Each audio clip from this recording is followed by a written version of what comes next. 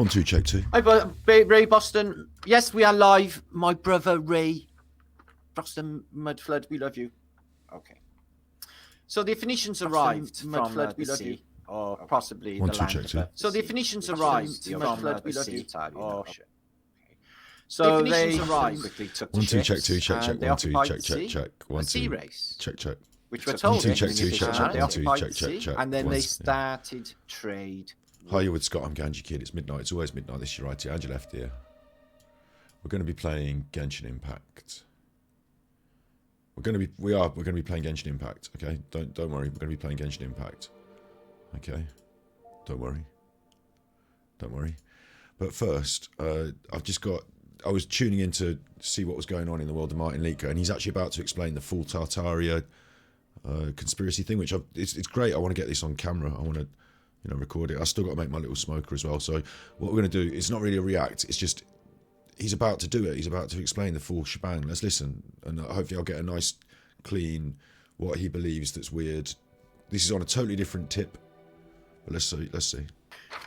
Hi, Ray Boston. Yes, we are live. My brother Ray Boston Mudflood, we love you. Okay. So the Phoenicians arrived from the sea, or possibly the land above the sea, which is the ocean above us, the Tartarian Ocean. Okay. So they quickly took to ships and they occupied the sea, a sea race, which we're told even in the official narrative. And then they started trade with Tartaria. This lasted, there was symbiosis. This lasted for who even knows how many hundreds of years, but this lasted for quite a while. But eventually there became a pricing war, and resentment grew and jealousy over these Tartarians. They introduced drugs, alcohol, and other subversive natures to try and undermine, a bit like Marxist communism, undermine Tartarian. Eventually, a war broke out. A vicious war, the worst war in the history of all wars, a war of extermination.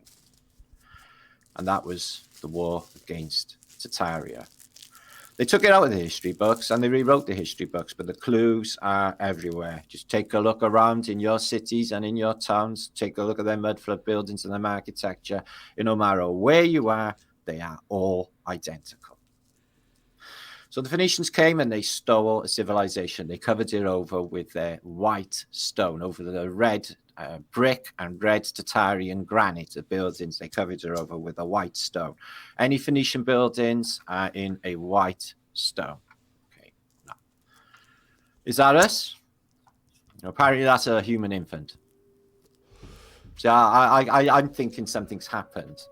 It's not a very nice image, but that is the reason you know it's an infant is because all the teeth are still in there, and that's what you're born like. It's a bit gruesome, but that's what you're born like, with all your teeth in there, and then they grow out, and then new ones grow through. It's true. That's how it works. I'm thinking that we are, not what we think we are, because we're looking like a bit like Alien at this stage of the game. So Martin's going to continue to talk about skulls and weird shit on his channel. Like, he just goes from thing to thing. It's not really what we're doing today, but because it happened to be on and I happened to be about to start streaming when I started live, I just thought I'd catch that bit because he told you very clearly what he thought about people living up above the sky and coming down and trading with people and all that. I'll use that later. Anyway, today we're playing Genshin Impact. Got some more little bits and pieces to tell you about before we do though. A few little bits and pieces to tell you about before we do.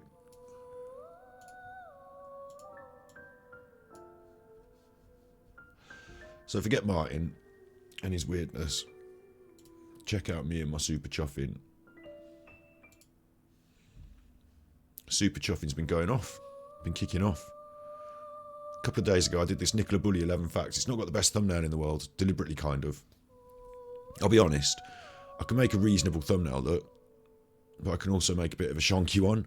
On the computer I'm using at the moment, I haven't actually got any image manipulation software, no Photoshop or anything like that. I haven't bothered to download it yet. Not really using it for the artistic side of the things that I use my Mac. I used to use my Mac. I'm still using my old Mac for that because I'm used to it. It's like an old system that I'm used to. So I need to start updating my new system with some software that can do the editing and that can do the Photoshop. But until then, I'm just using PC Paint to just knock together a thumbnail. And what's nice about that, what I think is, well, personally, I don't know if anyone else understands this little joke, but if you go to Moist Critical Penguin, oh, it says Penguin Zoo, Penguins, like what Moist Critical is kind of famous for doing in his videos, and I notice it's a bit of a cheeky way to do the titles. This needs to stop. What? I don't know. Well, then I better tune in and look at it and see what it is then, eh? Not going for the clickbait, but in a way it's clickbait. It's like anti-clickbait is clickbait. And then he does these videos where he puts the thumbnail, and the thumbnail is like a picture that's been stretched or doesn't fit properly. This one's really good. This 1.8 million views, embarrassing YouTuber drama, and it's just a really stretched and weird thumbnail. And he said the other day in an interview, or a little while ago in an interview, that on his editing software, it's got a button that says fit to screen, but don't keep proportions. He clicks that button, it does it, and then he just takes a screenshot. So I think it's kind of funny. Like, he's one of the most popular YouTubers, and yet he doesn't make a proper thumbnail and just a simple title that actually works. I Forgot Again, 1.3 million views. Obviously, by this point, he's built up to the I don't think you can just drop a video with no thumbnail and say, I forgot again, and hope you get a million views. I don't think that's how it works. You build up to that. But so, anyway, in my recent thumbnails, some of them are a bit like that. I don't really mind. But then we had this other one, this new one I did, look, with the proper thumbnail now. Nicer thumbnail now, a bit of a better thumbnail. And that one's got 740 views. Oh, we're pushing. That's a live stream I did yesterday, pushing to the 1K. It's a popular news event at the moment. There's a woman that's gone missing in the UK. And it's a bit like a true crime. Well, there's no announcement of a crime, but it's a bit that sort of tip. It's that sort of tip. So I've been talking about it a little bit. 2 episodes did. And the first one got a few views, and the second one's got a few more views. So that's kind of cool. If you want to check out the Super Chuffer channel, on Monday we're doing criminals who publicly appealed for their victims. So people who were like on the telly going, oh, you know, I hope you come back. If anyone knows anything about where they are, can you just come forward? And it turns out that they know exactly where they are because they were the criminal that did the crime. Those sort of people. We're going to be doing a special with the criminal psychologist, Steve of the Dead. Criminal psychologist? Forensic psychologist, Steve of the Dead. That's going to be cool. So make sure you're checking out that channel, keeping up to date. I think we're going to bin off the Red Dwarf stuff, which, okay, it was an idea. I don't think it's taken off. In fact, it got less views the second time than it did the first time. So that's like fewer people turning up for it than more people. So we're just going to turn that down and knock that out. Next week we're going to do, so we're going to do this one, Criminals Who Publicly Appealed, and then after that we're going to do a Dark Side Phil special, narcissism quiz special. That's going to be quite cool. So keep up to date on that. And I am starting to pop in the live streams in the week as well. So in between thus episodes, I did a live stream. Look, starting to get up to it now. Starting to build up to it there. It's going to work. It's going to be going fine. Need to get the guests in, of course. Need to keep pushing myself to push that. But we're getting up to speed there. That's good. Check out the Super Chuffer channel. And I think I did another thing on Battery Exhausted this week as well. Was it a video or a live? I did a live 8 days ago about DSP and shorts, and I did drop a video, didn't I? Yeah, Burger Kitchen, of course. Burger Kitchen. So if you haven't seen Burger Kitchen, then I'll force you to watch that a bit later. But what we're doing today is Genshin Impact. I want to do this Octave of the Malshiro. Got nothing really specific on the list, look. I'm in the middle of doing some... should have done this first thing on the episode. This is what I had set up for the episode. I had that set up. All set up for fun. What am I doing chuffing on about all this other stuff? If anyone watches, they'll be like, oh, that's boring. I don't want to see this. I should have gone straight into this.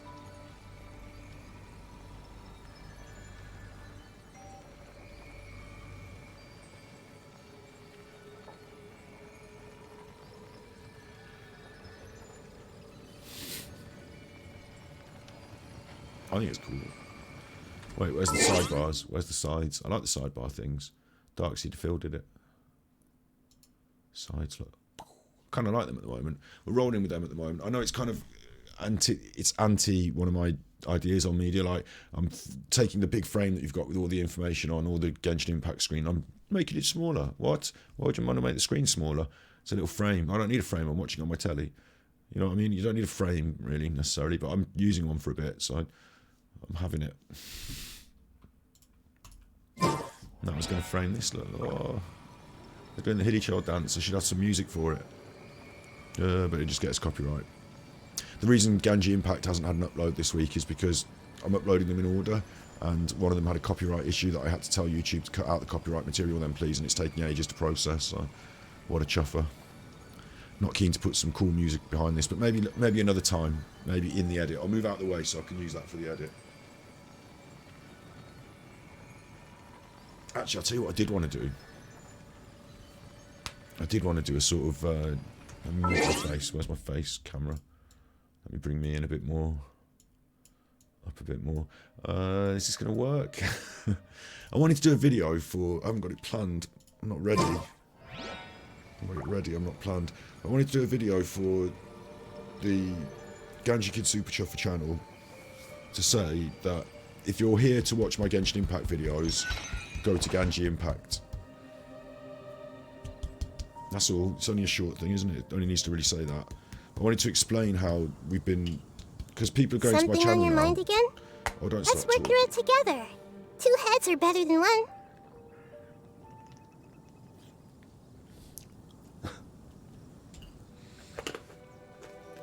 I haven't got it in my head exactly how I perceive the video to come out.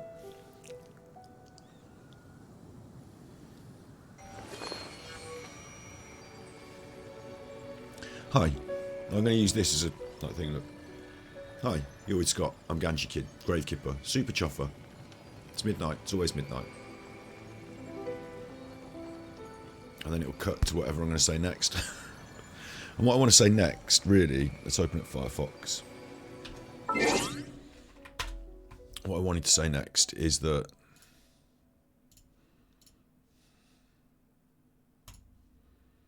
I mean, maybe I should just turn off the...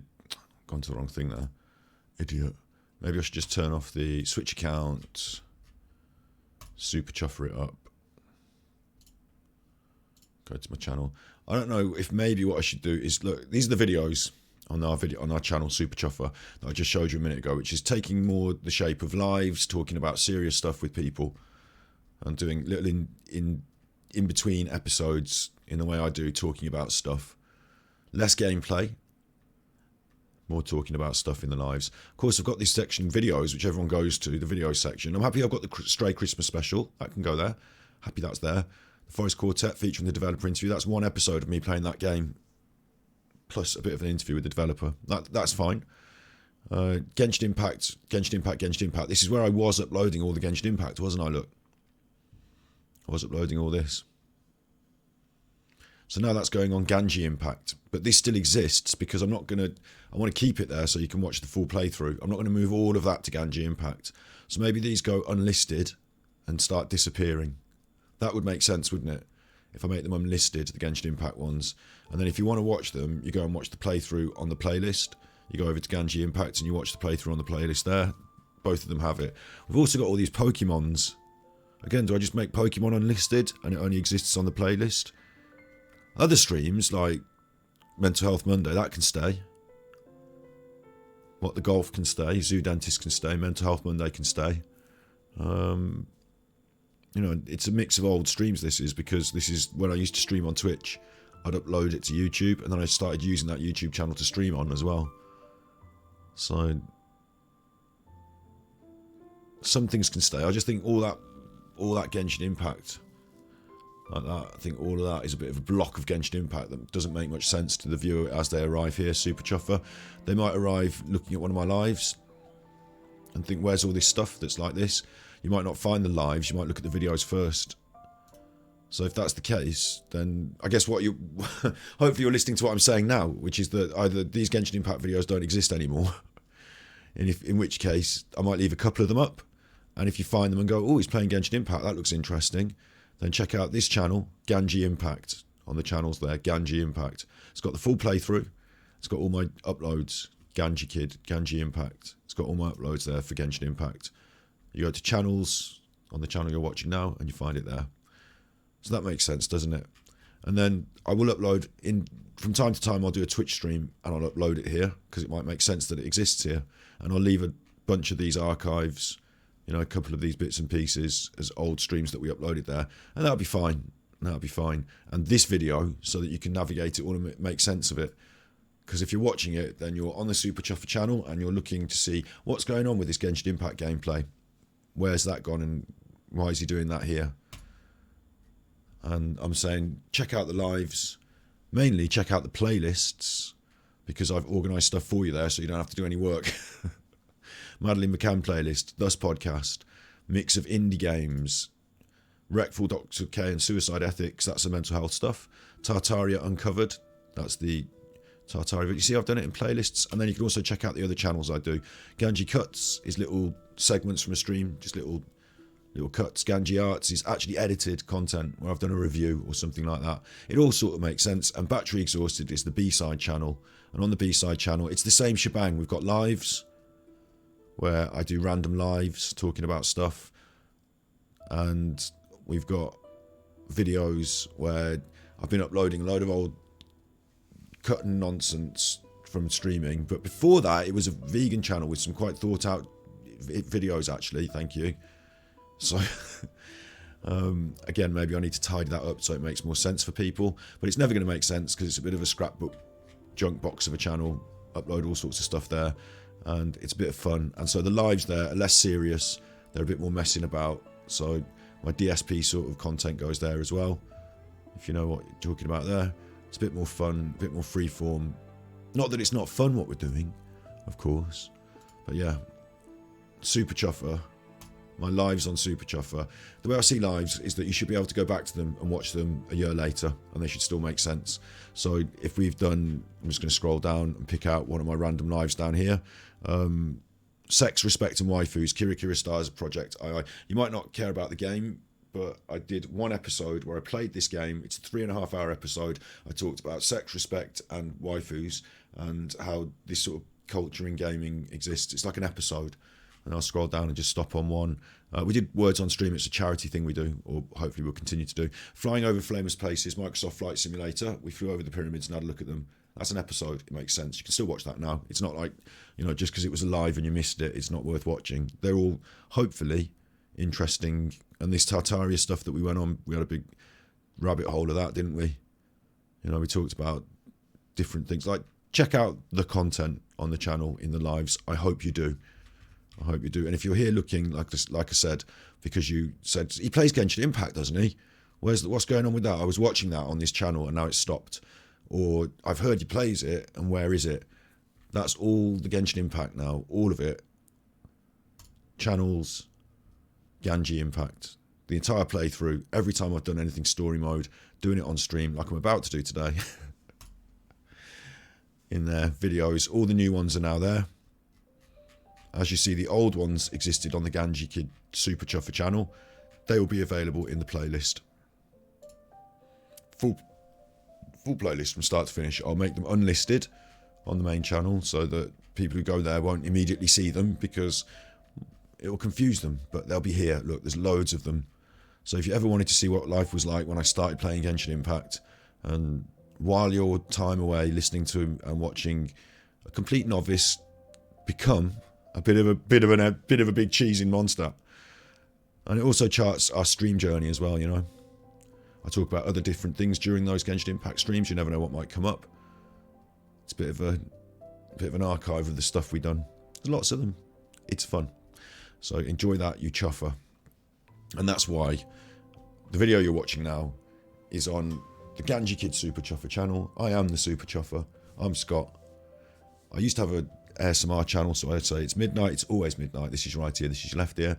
And at the end of every episode, which I'll say now as well, at the end of every episode, I say, if you can't be good, you're naughty. I was going to press something then, but I don't have to press anything. That I'm going to cut that and just put that as a video on my channel to explain all that crap that I just explained. So thanks for bearing with me. I can now make Firefox disappear. Way. I'm here. It is nearly 9 o'clock on a weekend evening. Bit of a quiet stream. That's okay. People might be busy. You know, it's a quiet stream. It's fine. I've been having busy ones this week. I'm here for the chill. I wanted to use more of this. Is there anything else I wanted to say about... I should have said some of those things about, you know, if you're here for the channel, check it out and all that over this instead, shouldn't I? This is the cool thing.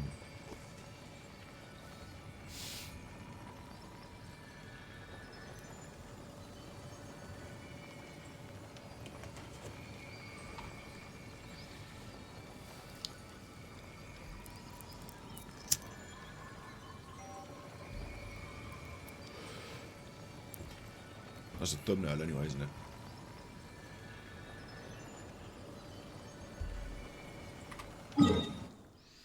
Let's carry on with what we're doing, which is commissions.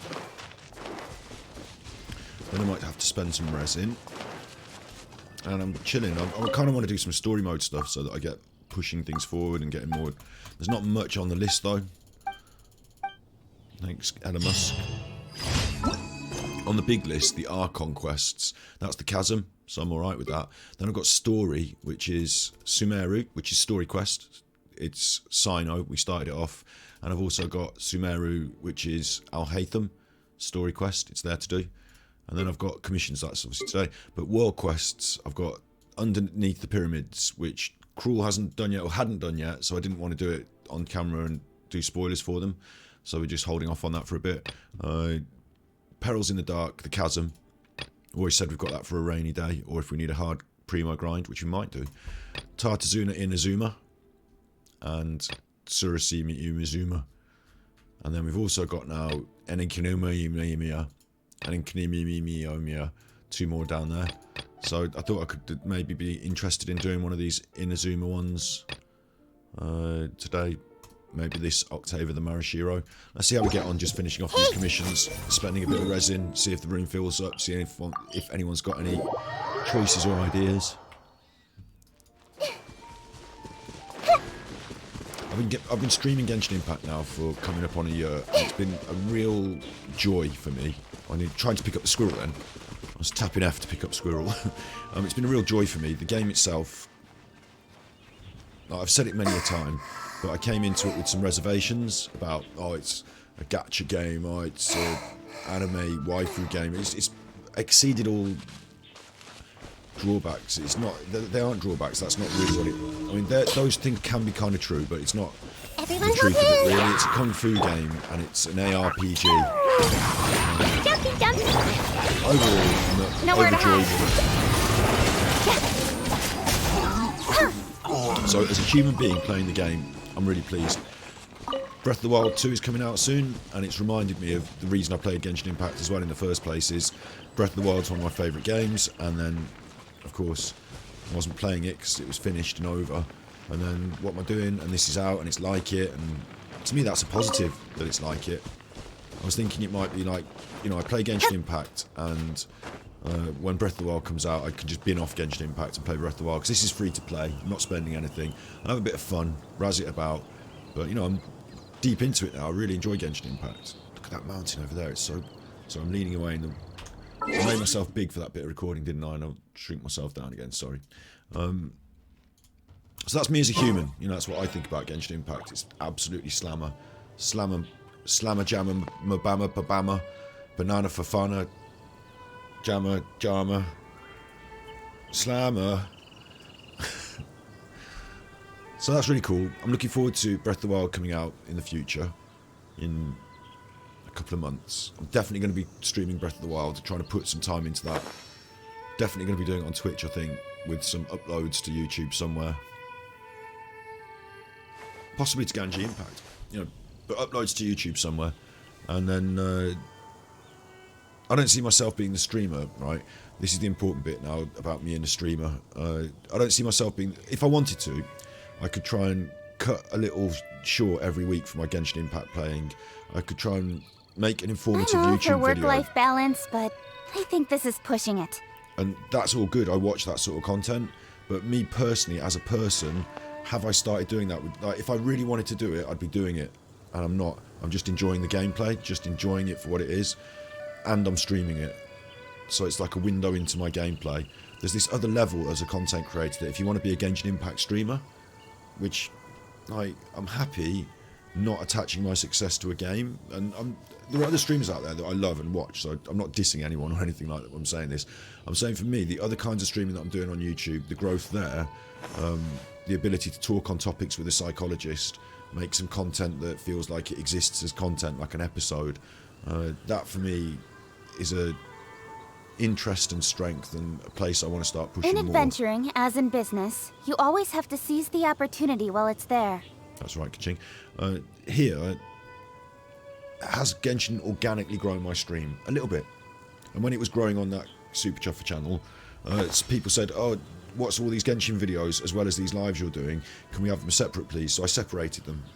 And we didn't have the same organic growth on Genshin Impact. It's not like all the people went over there and started watching it. It's a bit interesting, that is, actually. But in terms of if I don't push, does this grow? Not really enough. I'm still going to want to play Genshin Impact all the time, but as a streamer, is it sustainable for me to be a Genshin Impact streamer if I don't put more eggs in this basket and push and do an edit Come on, every enough week and a short every procrastinating. week? Let's go. Clearly not. Clearly not. It's not just the case that if you just sort of stream all the time, and well, not all the time, I'm not on as much as other people maybe, but you know, if you're me, this isn't the growth area of my streaming, and that's fine. I'm still going to play Genshin Impact and still going to enjoy it. But what I'm saying as a conversational point here, I'm looking forward to Breath of the Wild coming out. I'm also looking forward to playing more variety of games on Twitch. I'm really comfortable on Twitch playing games. It's a thing that I like. You know, I will play a variety of games. When I do, I might as well switch the Twitch on and play them. Like, sometimes I want to play offline just for me, I guess, sometimes. What was the game recently that I thought about doing that with? Oh, Oblivion. I'm not sure if Oblivion will make a great playthrough or not.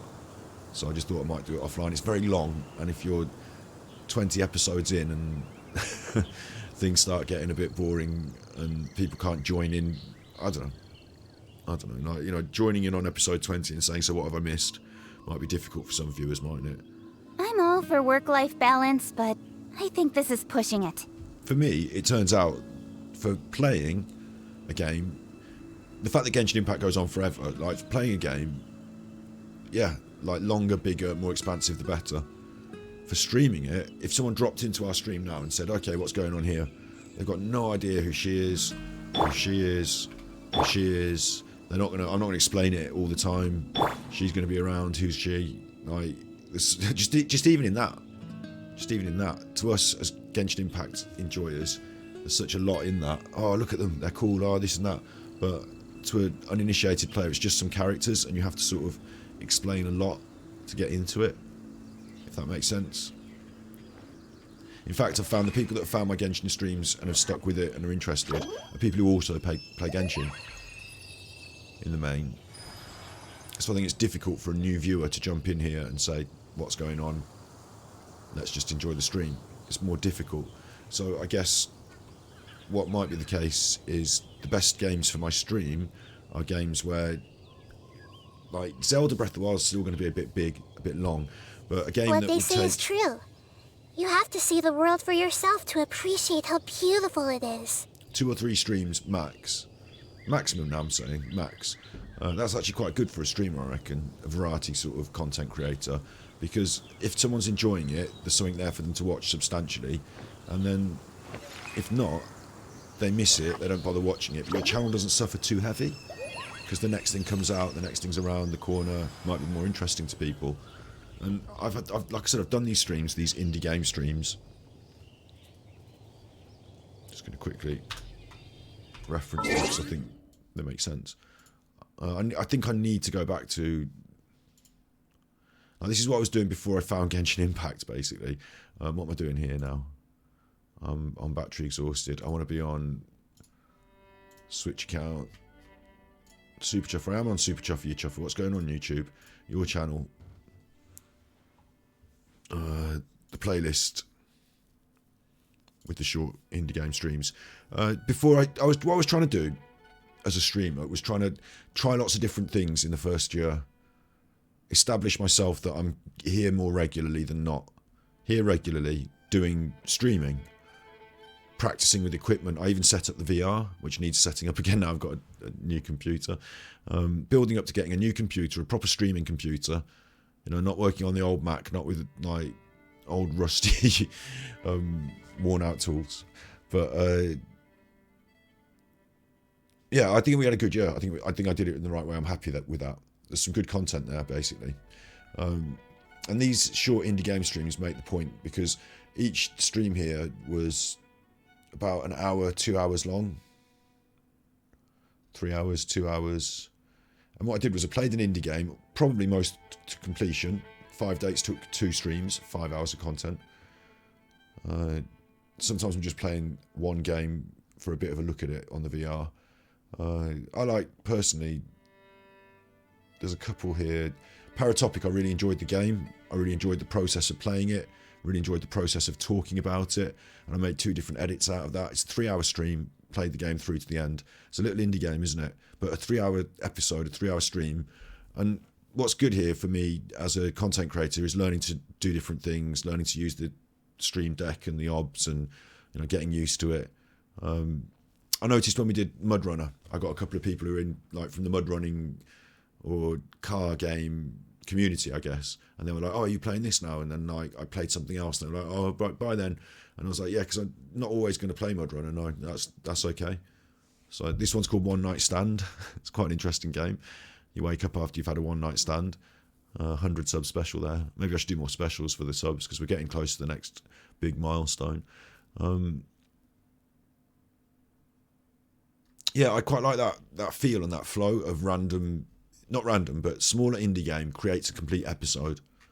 And I went completely away from it when I started playing Genshin Impact, because Genshin Impact is not one episode, is it? It's the other thing. It's you're here all the time, regular, Genshin.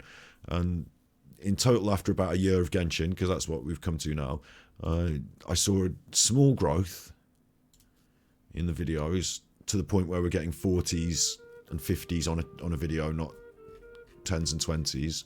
But that's not a lot of growth, is it? 40s and 50s. And I did get some little cheeky edits out of it, and I saw how I could go with the edits and where we could go with it. But I wasn't prepared to go full Genshin Impact on my channel, so I moved it to its own channel so it could go full Genshin Impact over there. And that channel hasn't really like taken off as well. I haven't done as much work on it, if I'm honest. And like I say, I think that's fine. I think I'm still going to have this, always going to enjoy it. Going to long form play Genshin Impact. I think for long form games as well, when I play Zelda Breath of the Wild, coming up, not Breath of the Wild, is it? It's Tears of the Kingdom. I think when I upload them from Twitch, I might upload them over here. Genshin Impact. Long form gaming. It's like full streams. This one that we're doing now, if I get doing anything important, we'll go on Genshin Impact. If it's not anything important, it just goes nowhere. But yeah, that makes sense. But for the indie games, I want to keep doing that. I want to bring that back. So yeah, I'm just having a thought, thinking to myself there, just thoughts after playing Genshin Impact for this amount of time. Something on your mind again? Let's work through it together. 2 heads are better than 1. If you've got any thoughts, you can put them in the comments. But I think my strategy is clear. I'm never going to give up on Genshin Impact. I'm always going to love it. I'm always going to play it. Quite hard as well, because I want the primos for the next grind. I'm looking for them. I want to do some wishes as well, actually. Have we got any wishes in the can? I bet we have. We've got 8 freebies. And what's the history here? Oh, we need 2 more to guarantee it. So let's work towards 2 free wishes today. And let's get them in the bag. And I also need lots of primos, because I'm only at 2,000 primos. I'm going to need loads more. I'm really worried about the next banner. I've already wasted 4 days on this one. And I've only got 2,000 primos. I need like 20,000 to be anywhere near it. And if the next banner's dear, we're in trouble.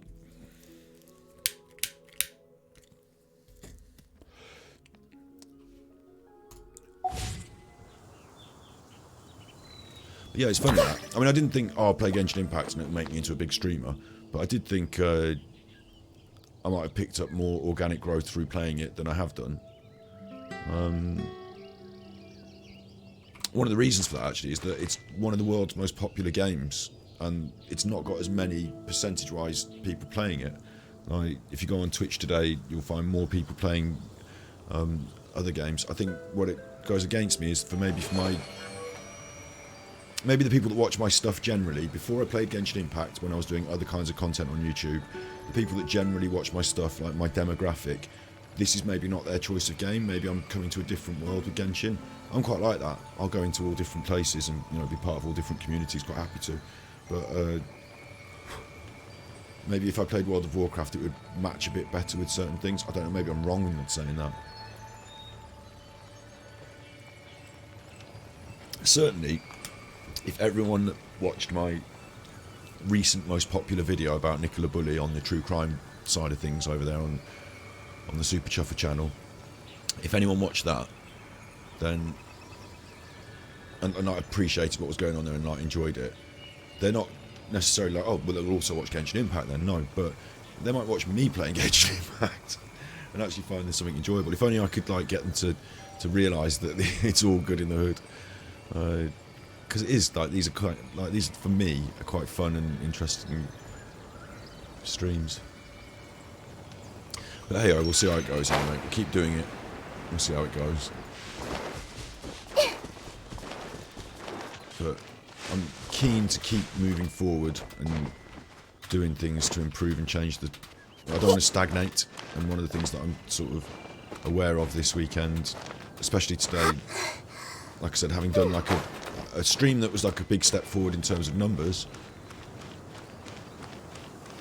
and then coming to Genshin and being like, oh, it's quiet again, you know. Maybe I just need to change the day that I broadcast Genshin on, or the time. Maybe that's it. Or maybe maybe it's about rather, you know, shit or get off the pot, as they say. Maybe I need to commit to Genshin, like, you know, make these little shorts and be here on. Is that Quick, let's find shelter. Surely Or that's mushrooms there, will it's start not growing there. on our heads. Yeah. Maybe I need to commit and actually make the shorts. Actually, on day one of content, be there as it drops. Maybe. What else do I need to do? Like, might be spend money and get everything on day one so that when it pops, I've got the thing. You know, like new character comes out, I'm the first one with it. You know, maybe I need to be on that all the time or something. And if that's the case, I just don't feel like doing it. The So. weather is lovely and warm. No, I've lit that. Things I've are lit about that. to Why is start this one getting not lit up lively there? again. I don't know if you can see that. I'm looking at a totem on top of a thing and it's not lit. Up there, look. Cryo. Why is that cryo one not lit? I can do this with bow and arrow. I've got a character for that now. Give me a cryo bow, you. Cryo bow? Yeah, give me a cryo bow. I'm sure I've got a cryo bow. No, it's Diona. Where is she? She's hiding because she's little. There she is. Need my help as usual? Yep. I'm going to want you to shoot that. There you go. That's lit now. Well, that's got to be a step forward, hasn't it? What happens? What happened? Where's my chest? Am I missing something? Am I tripping about something? It feels weird that there's a totem that's not been illuminated, and there's one there. Is there going to be one over that side as well? You'd think there would be, wouldn't you? Get up there, you. 1, 2, 3, and we've got cryo, electro, ice. So we're going to be looking for something else. And we're in Mondstadt. And in Mondstadt, you didn't have, like, you could only have, you couldn't have Dendro. So it's not, it's not Dendro. It'd be Geo. It's not, I just want to find out if there's one higher up and go to the highest point here. And see if I get a better view on it all. The next one that I'm looking for is not, I mean, that would have made a chest appear. Unless I'm missing something. So it's either higher up there or over there. I can't see anything there. So it goes dirt, dirt, and then there's this one here. Which I can't see anymore now. It's underneath me. Don't fall off. Just dirt, dirt, dirt. So where's the next one then? Over there somewhere? Or is it over there somewhere? But there's something I'm missing, isn't there? There's people over there, I think. How come I'm missing one, you know? It'll be Hydro, won't it? I'm thinking there's a Hydro one somewhere around here. I've got a feeling like that in my bones.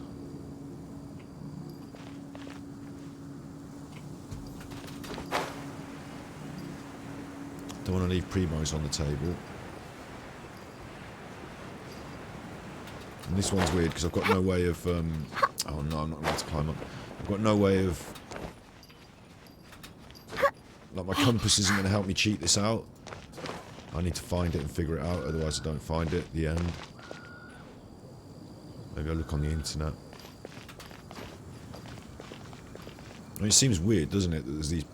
I've already lit up two of them and then... Oh, Gichuffer! Right. I feel like it. I'm the can man. Those that can what... Can... If you want it, you can have it.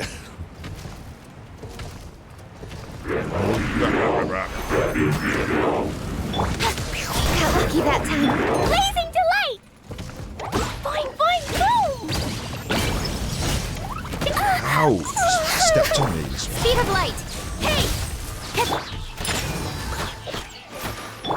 Life goes on. Life goes on.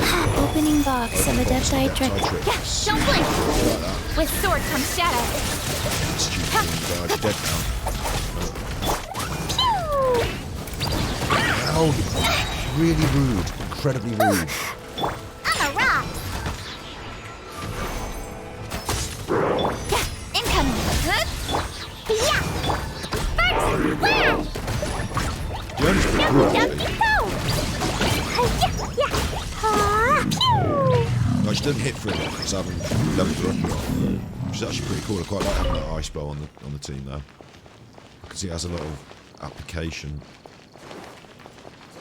What about down under these bits then? So I'm not going there. I remember when I first came here, I thought this is cool. There's a ruin guard. It's like an arena. And I thought maybe there'll be like a quest and I can come here and have a big fight and these things will open and there'll be all sorts of things coming out and fighting. But that never happened. And so... Da da da! La la la! La la la. La la la, thanks. Get up there, you. Oh no. Clee finds it harder to climb, she's got that bag on her back.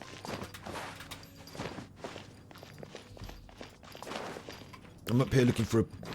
Like, I thought, right, for a start, I thought when I was over there, I looked over here and there was people. Like, where are the people? That's weird. Oh, here they are. Not so weird. What are you doing, you researchers? Have I ever met you before? Doolan? Patchy the Curious, I think I met you. There must be a better point of entry. Hello, traveller. What happened? I'm a researcher of ancient ruins. You want to try and get inside? After hours and hours, I've made no progress. So, Doolan thinks there's no such... She's been cautious. They're not happy friends. Okay. But... Let's go, let's go. Let's go, let's go. What I'm asking is, where's the other chuffing... Like, there's clearly one more of those totems that I'm missing. I should be like, have you seen another totem? Like, pretty totems. It's a hydro one, probably. Because I've done cryo, electro, and pyro. It could be geo. And they'll be like, what are you on about? And I'm like, you know about that stuff. You're from around here. I can't cope with not knowing. It's making my brain unchill. It's like leaving something undone. I feel I'm... Maybe earlier in the game I would have come here and found that. Thought, okay, maybe later I'll come back and do that. Now it's later and I'm back here. And I know all the things and I'm quite powerful. So it's time to sort this one out. But no, maybe if I use my elemental side.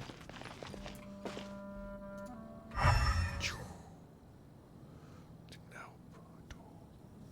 But they light up different, but it didn't help at all. Let's go, let's go.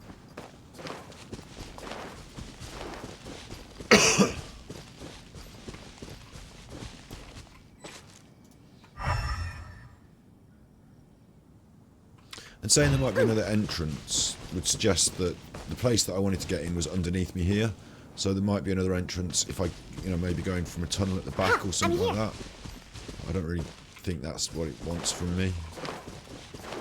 I feel like it goes round in a circle. The fire one here is the first one. Even though I feel like there might be one more up there. But the fire one here is the first one. And we go pyro. And then you go down electro. And you would carry on, wouldn't you, running in a circle like this.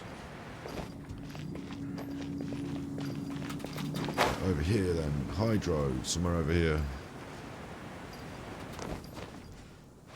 Get up there, you. No hydro one over here. Why no? And there's one cryo there. And then we're back to the start. We've been around all this. Had a look at all this. Let's go. Where's my totem? Why am I not solved? What is missing? Go. Okay, I'm going to have to ask the internet because I can't spend the whole of my life just doing this. It's not worth it. I'll stand on the middle here and have a look. Most things I would, you know, play and understand. Like, when you watch me play Breath of the Wild, I will not be using a guide. I'll be doing all that. But I've played enough of this now to... I deserve to be able to... Oh, that one's fallen down there, has it?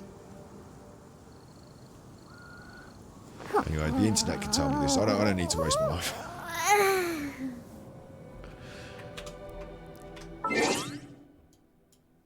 Let's have a look.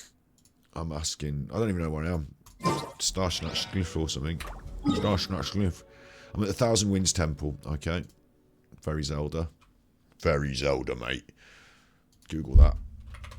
Thousand Winds Temple. Genshin Wiki. Hangout events, commissions, domains, enemies, normal bosses, elite enemies, common enemies, interactables. Patchy Dooley, Henry Morton, no. To the east is a large sundial that can be interacted with. Yeah, I've seen that. What about the totems? What?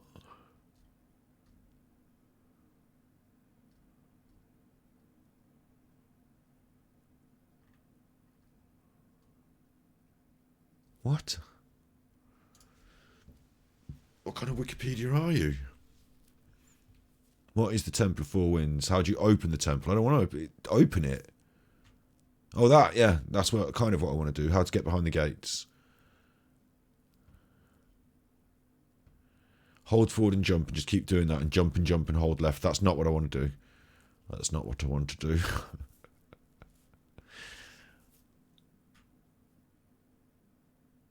You know, I'm not trying to break the game. What I'm trying to do is I'm trying to just...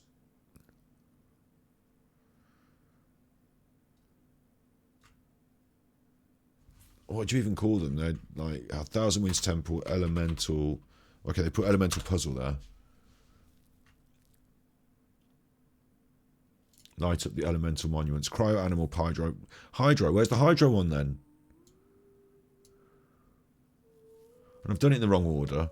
Where is the pyro? Okay, purposes, leave me alone. Meniscus Isle, what do you want about here? I'm not on Meniscus Isle, this is something different.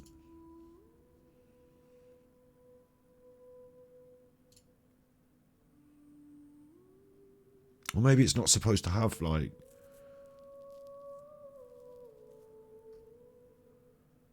Can't seem to find the first fire pillar. No, you found the first fire pillar. It's the Hydro one you can't find. They've stumbled on that one. They've got a chest, look.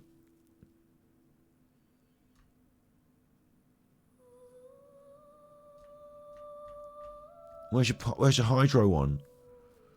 Oh, you cheeky chuffer.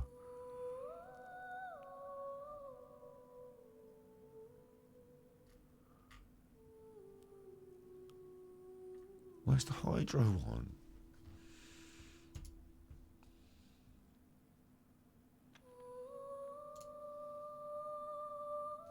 It's making me cross. This one's just going to say do the things. It's not going to show you a picture of the things. Okay.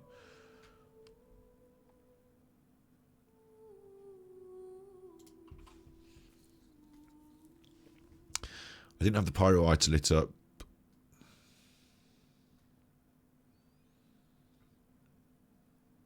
Pedestal that's underwater on the coastway of Leeway. That's not.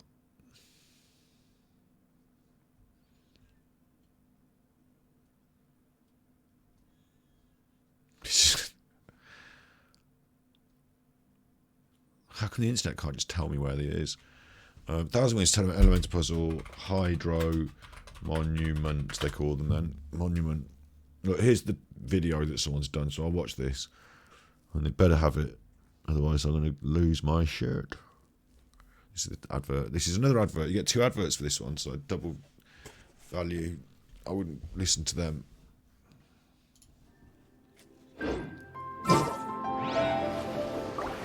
Diluc. Yamato Impact here.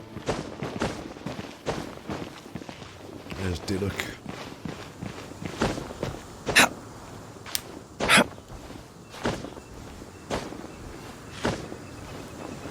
Couldn't even climb up on the thing. There's fire. Where's your hydro?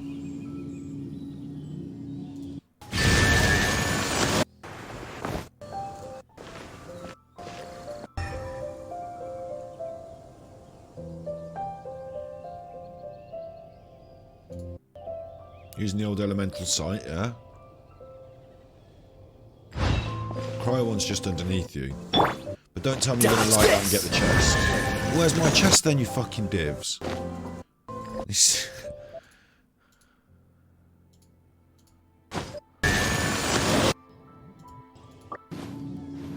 Fire. Electro.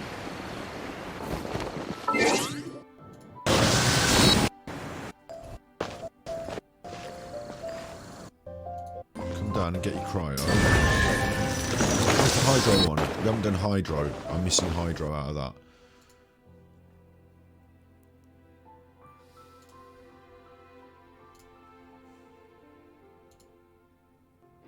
Evernight Temple. No, that's not what I want. So I'm really not liking this.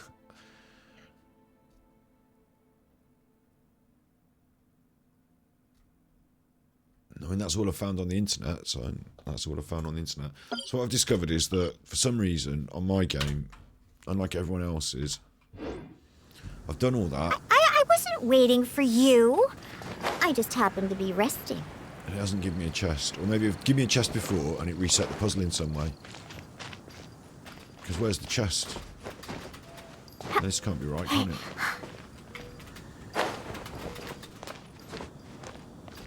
What the fuck? Where's my chest?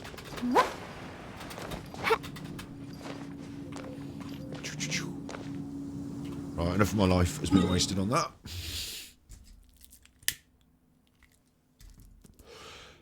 What next? Let's spend some resin. The quickest way to do that is to cast it into... I need to go down my teapot as well, I haven't been there for ages. Let's condense that chuffer. See how much we can do. None, apparently. Why is that? I've got none. I need crystal flies. Can't believe it. Because I was harvesting crystal flies since before I was condensing resin. And it's not like I don't pick stuff up. But it's funny the way that I've come to the point where now I have exhausted all of my crystal cores, and every time I need them now, I'm picking them up again. I never thought that would happen. At one point I had hundreds. Hundreds.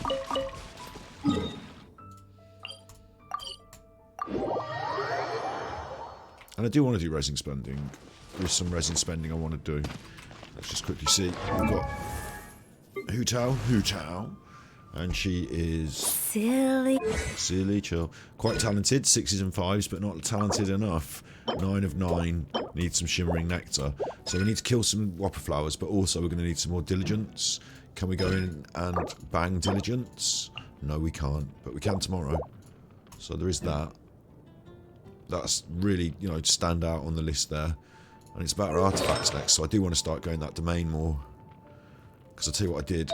I went the domain with the old Crimson Witch, and instead of giving me Crimson Witch, you know what it was giving me?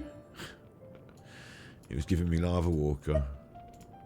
No, I picked up some more Lava Walker golds. Oh, good. Stupid chuffer. Gold lava walker. What are you messing me about for? So that's going to be a bit of a grind on that domain. I see it. I perceive it. No, it's not just you do it a few times, you get your items, you're done. You do it and you're not happy with your items, you do it more and more. There's a bit of that to come before we start upgrading her artifacts, which is a shame because that's a big part of how much power she's going to have, but it will come. But until then, those talents, they could be at top bins. I've got 2 of these, Shards of a Foul Legacy, just got them kicking around. So look at that, top bins. Maybe I shouldn't have used it on her standard attack. I should have saved it for her specials. But that's what we need to get to. 777s. And then when we do that, we're on to the artifacts. That's good. And then we've got these other characters starting to push through that I'm really quite pleased with. We've been playing a little bit of Ningguang. I played a little bit of Barbara the other day. I'm going to be leveling those. So there's reasons to go in the domains and bang and spend the res in. But I also want to be grinding primos. I'm going to have to try and, you know, balance things.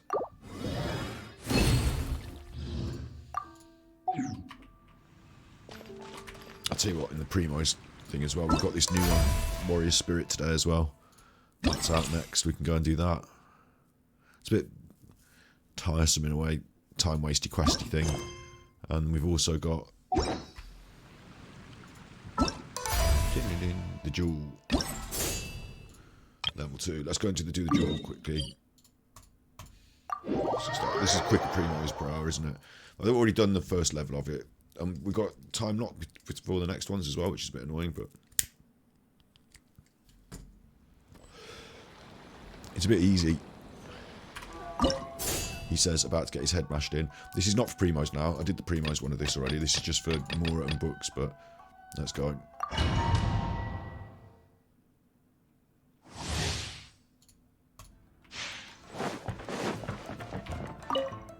I'm ready. Difficulty Pro. Come on then, you chuffer. It's funny really, because like, you know, whoa, I can just run away. He can't get me. Ugh, but hitting him useless. You hit me then? How do you hit me then? Ow. Right, I'll tell you what, I'll do this. Hang on. Hang on. This is not working. He's getting too close to me. There we go, I'll do that. Then I'll fuck him up. But it's the doing that that fucks him up more than anything.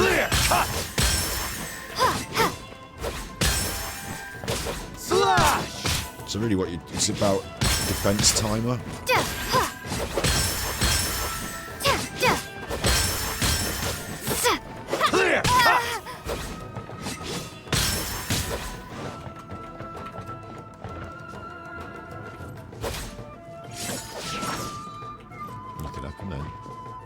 You've got to be close enough then, I suppose. Flash! You don't know our defense? I don't get it.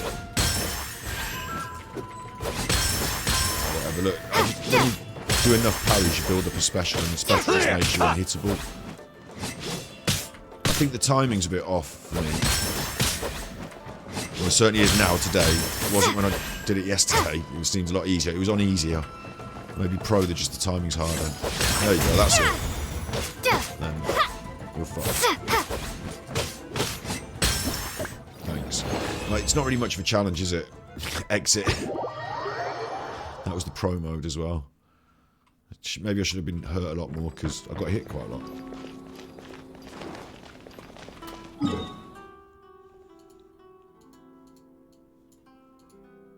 What do I want to do that's primo rich? I suppose there's 20 behind that. Let's do that. Go on then. I mean, this will just be some talking rubbish. Won't it take too long, so I might do some skipping. We'll see. Like, talking about somebody's outfit and stuff, it's not really my bag. Well, it is actually. It's right up my street.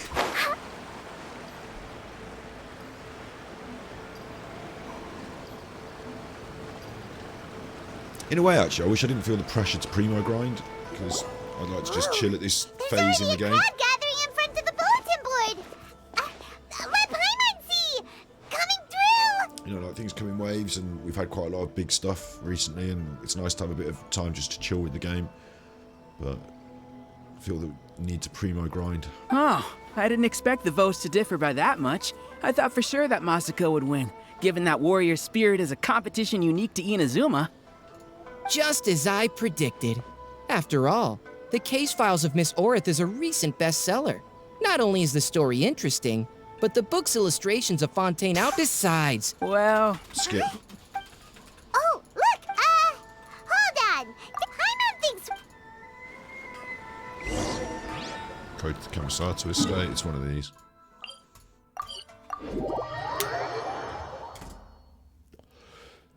What do you want me? What do you want with me? Let's go, let's go! I'm Just terribly gonna pull my sorry. cap down then. I was the one who mixed up the 2 voting boxes. in an No way! Something did go wrong with the outfit voting! Traveler Paimon, it seems you've also heard about the results. Yeah, and we're not the only ones. Miss I don't care. Kamisato. Please wait on it. The poll error. Moreover, since our... Wait, Yes, Yes. it won't be a problem. I'll try to get... wow. All right. The outfit we... Thank you.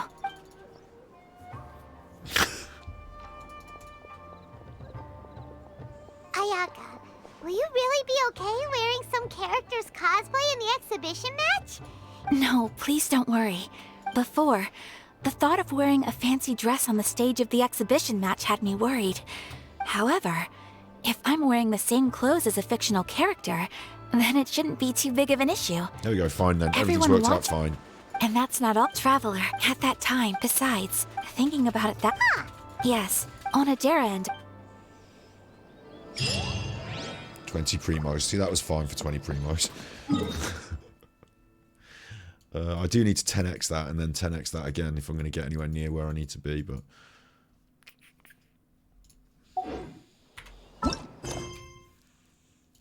I said about this, didn't I? October the Marashiro. I want to have a look at it. Let's go and have a look at it. Where is it for a starters? It's off down here, okay? And I need to start banging this Golden Wolf Lord as well for one of the characters to level up, so... We'll have a look around here. Go to the destination and use a feather. There's a bird there.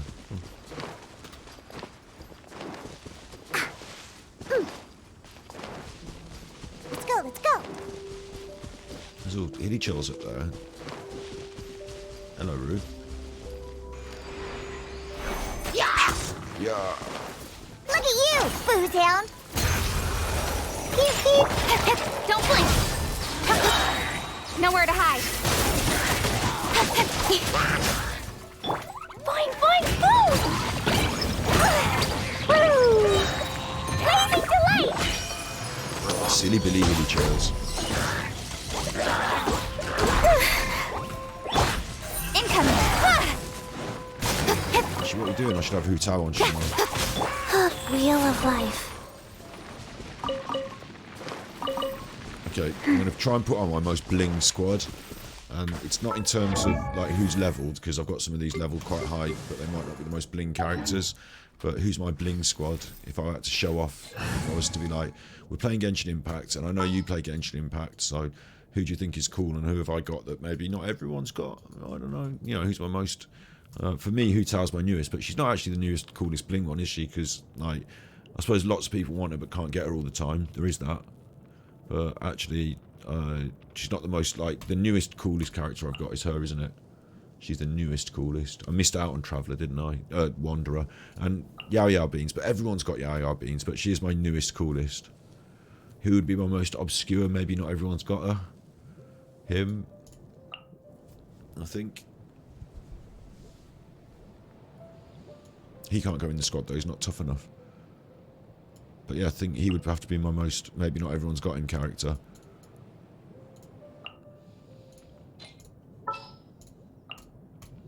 Oh, is it time for me to join you? Klee's actually one of my bling. Like, I actually rolled, they're the characters I rolled on, aren't they? Who else did I roll on? I was like, I really want this one, so we're going to get her. You. Stay close.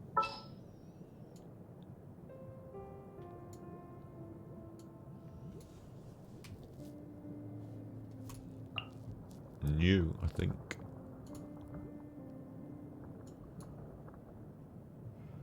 Yeah, that's true, isn't it? If I look down, I suppose you. Have I got you in already?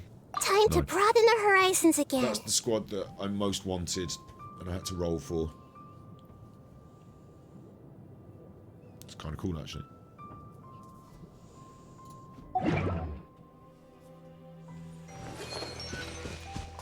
No healer. Use the feather. Do you know what? The other day I saw one of these. I was just doing some messing about primo grinding, and I saw one of these chuffers, and I thought, oh, do I need to use the feather on those? Or I didn't think that. I thought, I'm sure there's something I'm supposed to do.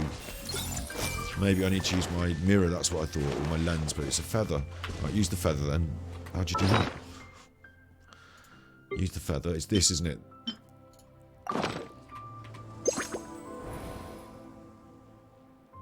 Okay. There's a ghost. Dusky Ming. It's Dusky Ming again. I remember that name. Talk to the illusions. Alright, we'll do. We're back talking about Dusky Ming. I'm glad I'm on one of these episodes where I'm pressing skip because, like, I don't know. Just tell me what it is you want me to do and I'll do it, and then we'll have the primos. That's what I'd like out of this. Sure. We'll meet again.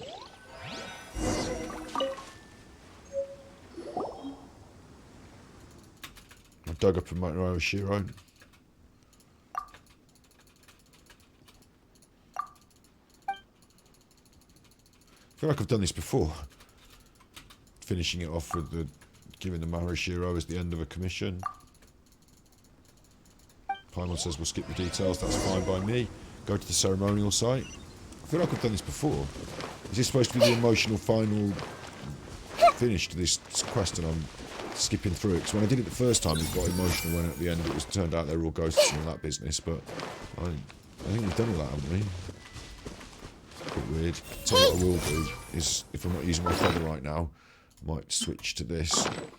Because it's got to be, there's got to be treasures here that I've missed. Oh, there's obviously one there, look. It's a bit obvious, isn't it, this one? Dang, dang, dang, I see everything. You don't care about that. La la la. Really? Oh, yeah. You! That's not going to scare you. Fingers. Do your worst! Candice, you're going to need your special charge, love. Maybe no healer. This may hurt a little. We haven't got The Temple of Wisdom. we haven't got a healer, so someone's going to have to get through these shields quick. Grow, grow, grow. Dumpy, dumpy, go. Shit, my squad's the worst. Leave. Now! Now what am I going to do? I have to keep feeding them food. What have I got here? Restores HP. Where's that come from? It's like some bread.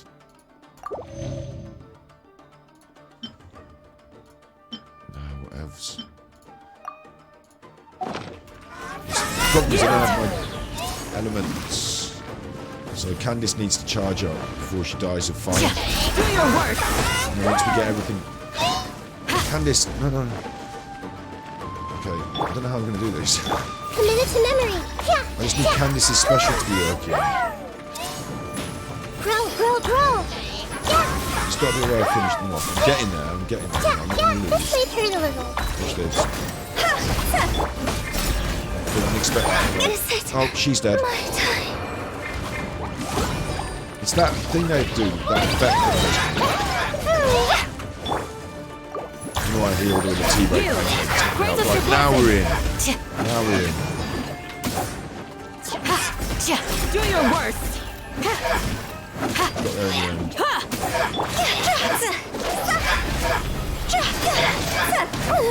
Dead again. Dumpy, dumpy, go. I'm stood in the fire. But I'm going to need a healer on this squad if we're going to do this. Maybe there's even more buried below. Yeah, there's more buried below. There is actually more buried below. Actually. I can see a chest down there as well. Okay, so I've not exhausted all the chests from here, so this can be a bit of a primo grind. I'm going to continue to the elemental ceremonial site, and then I'm going to come back and grind the primos. Maybe we don't need... Maybe I switch to a healer. It means Hu Tao's going to be dead. I'm just going to go and heal everyone up.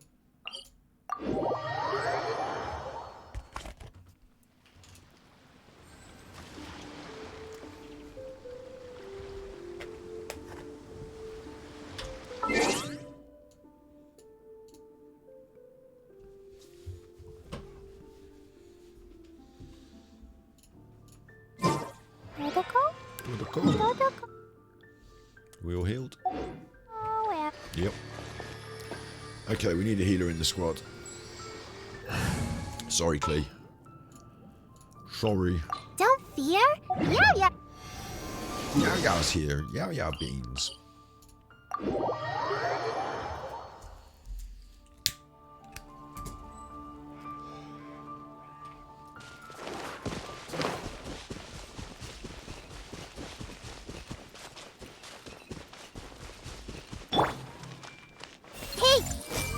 Didn't pick anything up. I thought we'd pick up whatever this was.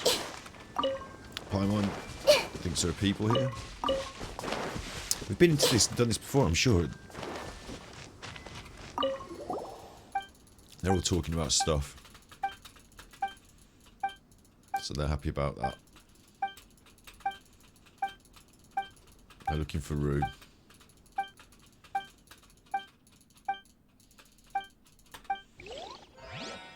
I can't really remember what was going on over here. It was something to do with people and it was ghosts of the past and stuff. I'm not going to get back into it by skipping all this, but I'd rather primos per hour at this juncture than whatever these two have got to say about it.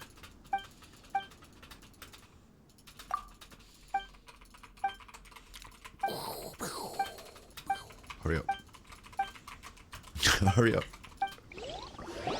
Okay, because Paimon will explain it to me again in a minute. Here we go. She's got to go look for Rue again. Okay, we've got to go look for Rue again. Okay.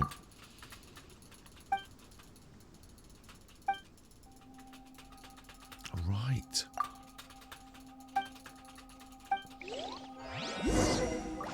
And there is a Homunculus that I have not got over here. So I'm going to mark it so I know where it is. Which is just here, I think. Homunculus. And then we're on the way. Where are you, Homunculus? Got a bit top of the tree, no? No? What? Did I mark it properly? There's a chest here, look. I see everything. Yeah. Sharing my knowledge. Ow. Gee. Go. Go, she said it. She's nearly dead again. Gotta be careful. Stay put. Hey, go away. Get. Tap.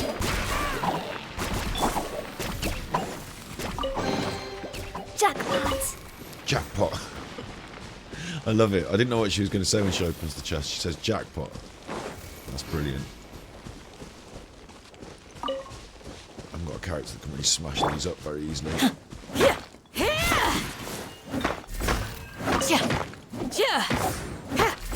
But we want them, don't we?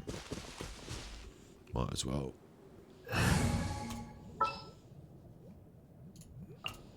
Drat.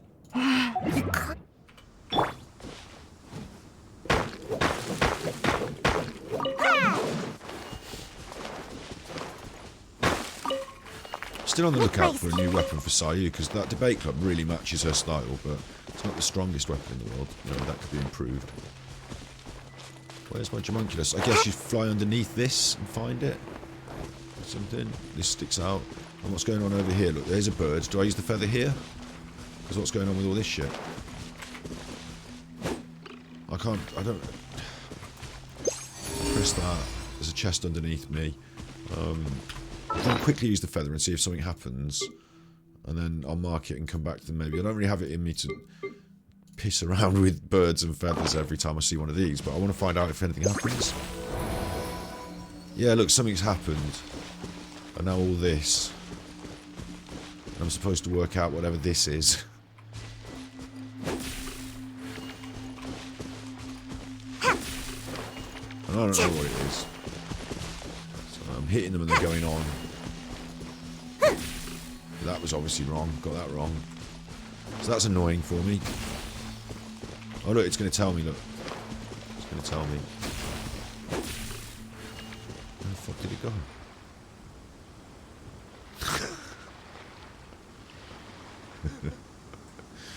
Well, honestly, where the fuck did it go? It's down there. Oh my.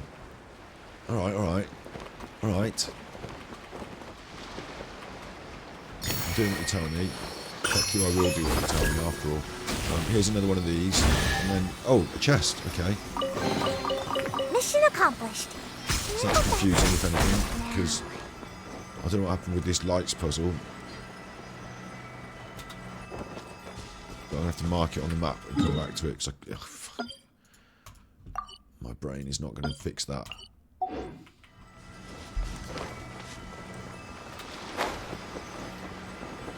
Look, there's more chest. Oh, I love it. I'm in the right place tonight.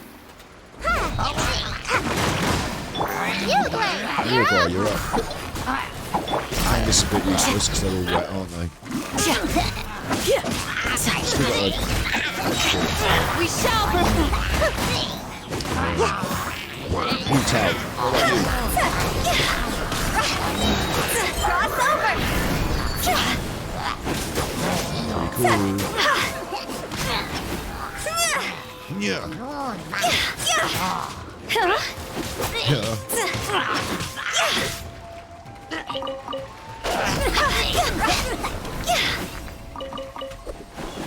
Good town, you mean? If we bury it, maybe it'll spring back to life. Maybe it'll spring back to life. What was another homunculus that I didn't get? You kidding me? I didn't that.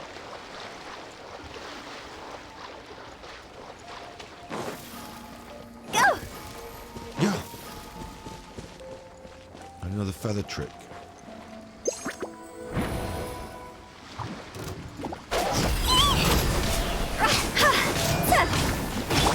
I'm out of here. Oh, you're out. We need your help.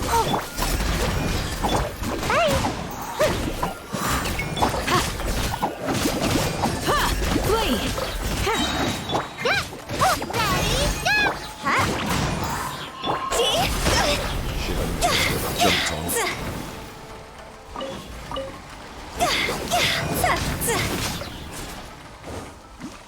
Nice. So, I don't know what happened there. I pressed my feather.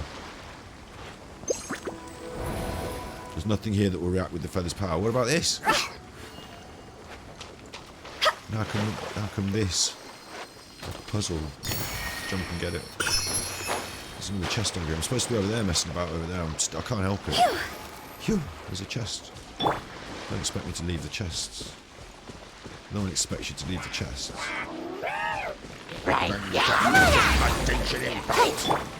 Yield. Hear my prayer.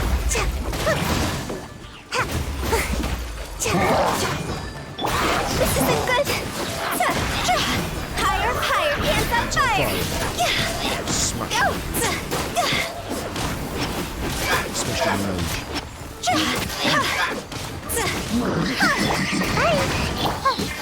Don't be scared.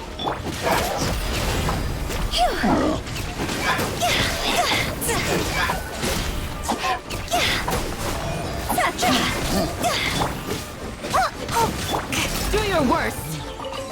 Candice is pretty solid. I don't know what this is. These Chest look there. surprisingly useful. I feel like if I carry on down there, there'll be more chests.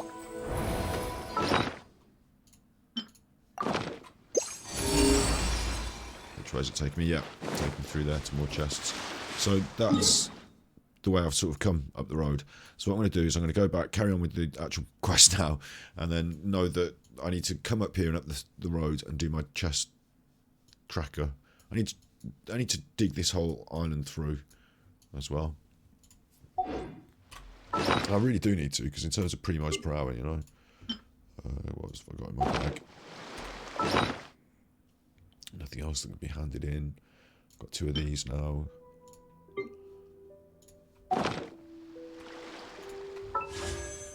Two, 4, 6, 1. Really need to push that.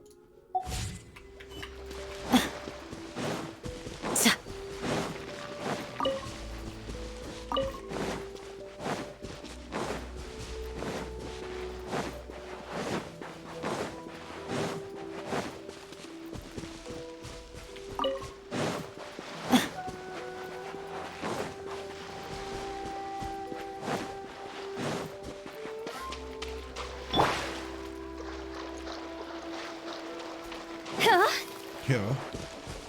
Statues like the last one. Let's use the feather.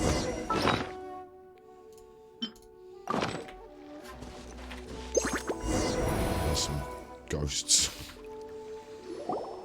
Just right for Hu Tao though. He's into fishing. The ghost.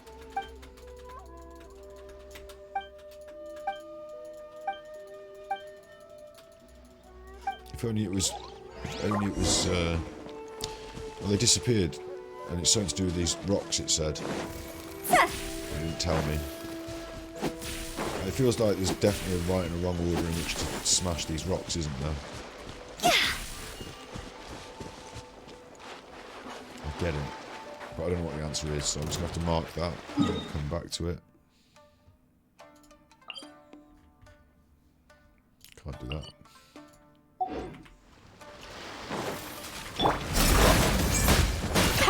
Too easy. I'm getting electrocuted.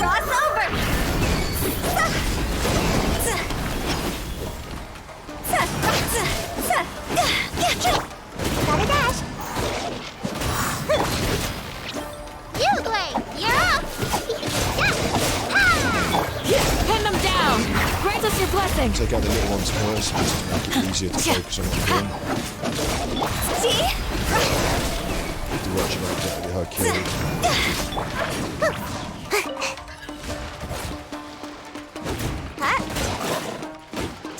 Gotta dash. 2 healers on, so you should be alright.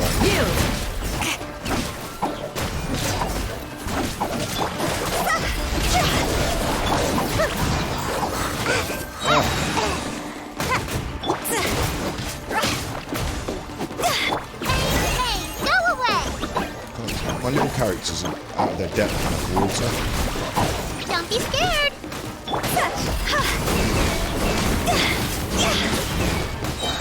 Time to go.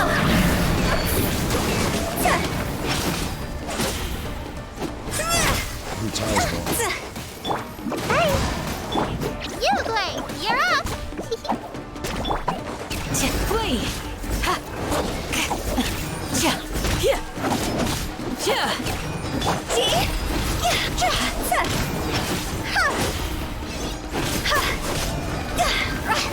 Hu Tao's pretty special when she gets going.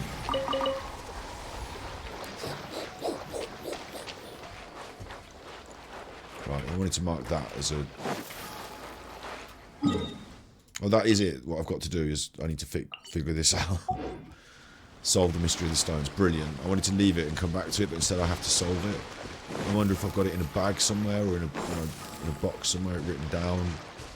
Whether it's written down in the environment that I should be able to see, and therefore I'll go, oh look, there's a thing. And that tells me. Feeling a bit tired, so I'm not really feeling like I'm gonna... not really feeling like I'm gonna get this.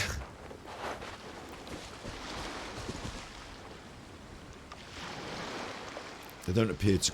I was going to say it might correspond to the elements. There might be an old way of deciphering the elements, but they don't appear to really... I mean, that could be pyro, maybe, because of the totems that I light up with pyro. Or it could be... I don't think there's anything... Well, I can go random.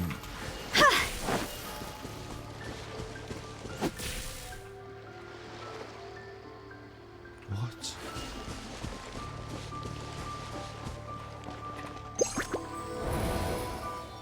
An Electro Sealy. Oh, I thought it'd tell me in order which ones to hit, but no, it's gone over here. And there's another one of them, look.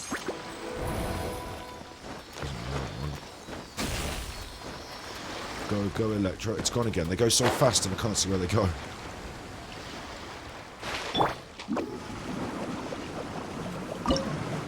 Wrong button.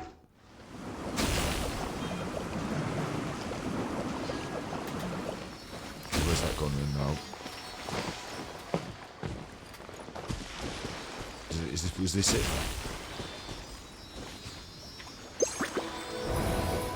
The symbols on the face of the mountain. Well, look, obviously that's the order. I'm glad I found that somehow. How am I going to remember that? If it was a word, it would be like Sai-Zao. Make my escape. See if I've remembered that then.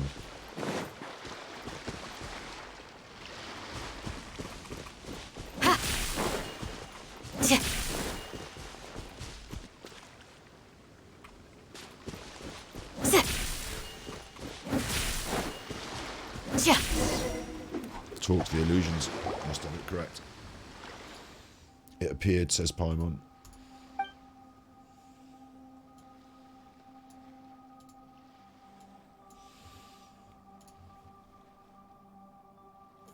Related to ley lines, he thinks.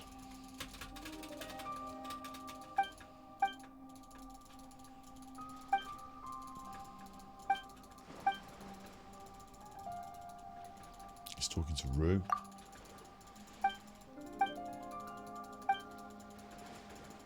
It's like echoes in the past, they're ghosts. I mean, come on.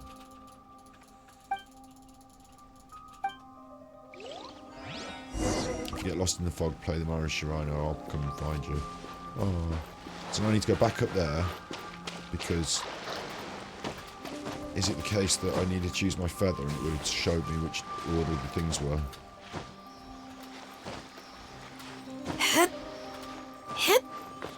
Isn't there words on the screen here then? Yep. And it's Sozoa, but it's that was a broken one. Sozua.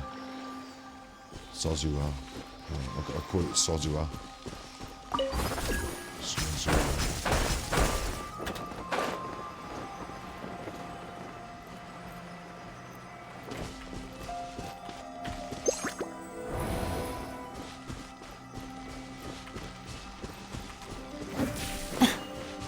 Soz.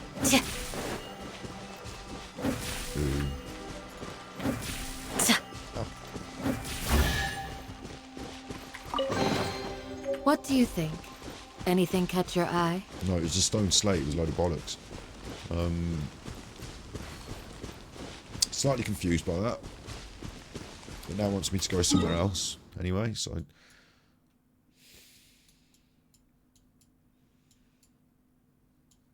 all the way over there. Tempted just to fast travel it, but I feel like there's loads of chests around that I'm not still getting.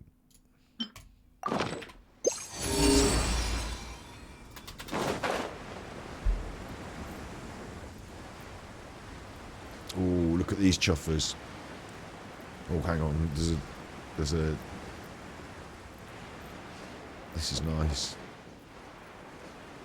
I might switch the squad around a little bit for this, because look, there's the ruin guards surrounding us. I'm assuming that we're going to get 1, 2, 3 ruin guards, maybe even.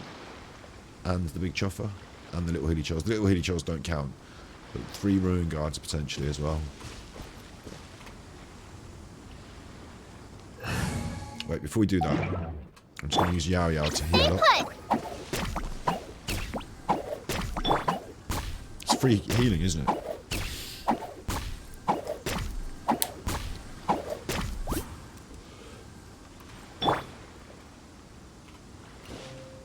Don't be scared.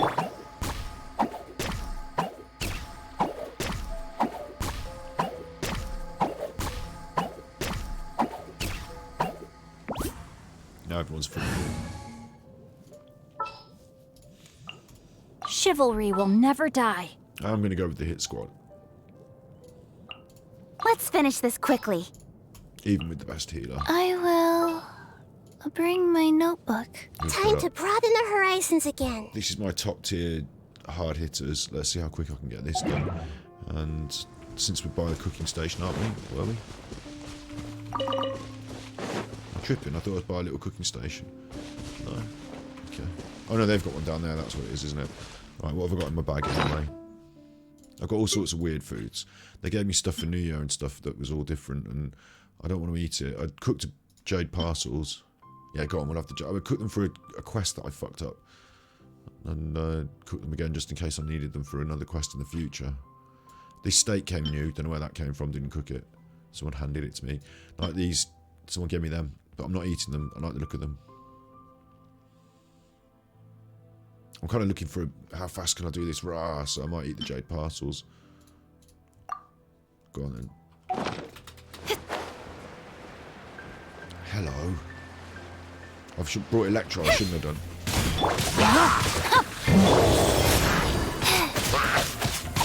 I know you're eggy.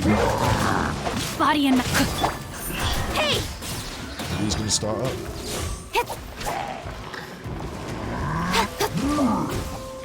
No? I'm a bit surprised they're not starting up. With sword comes shadow.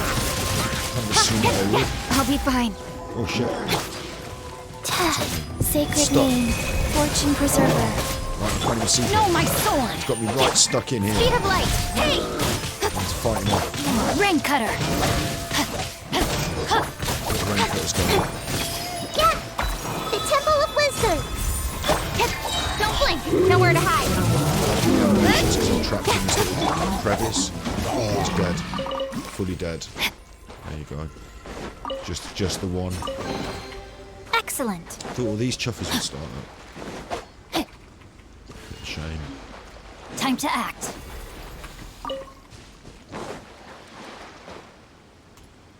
Yeah, no, we'll switch party back, won't we?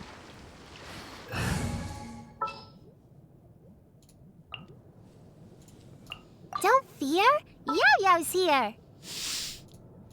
Stay close. Send one, send 'em all. I've been waiting for you for ages. I had 2 healers on, didn't I? Who was my second healer? Oh, it was Sayu, wasn't it? We'll go Doritos. Come on, let's go. There's a fortune to be made. Another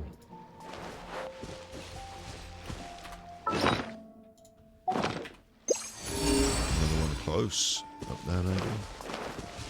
Through the other side. Maybe up the top, higher up.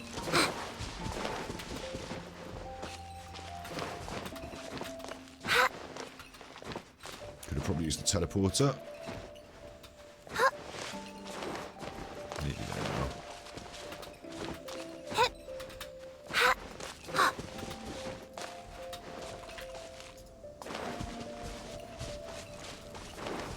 Oh, is that fog thing happening? Look.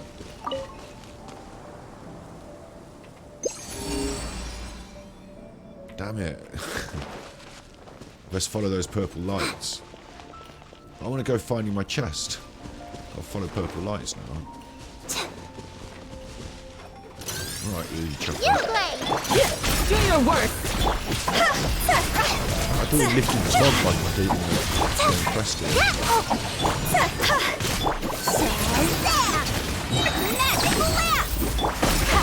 Too easy. We shall Cross over. See?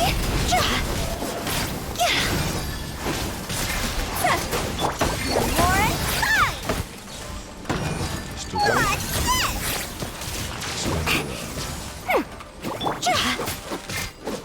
Don't be scared. Yield.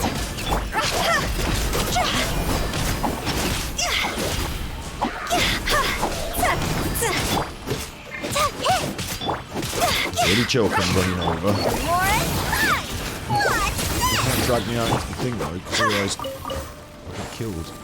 I need to stay within the purple lights.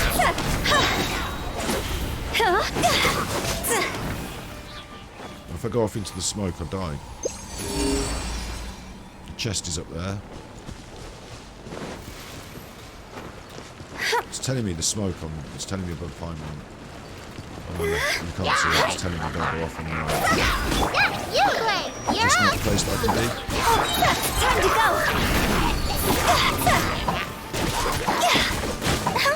Like the smoke's coming up around me. It's going to disappear me.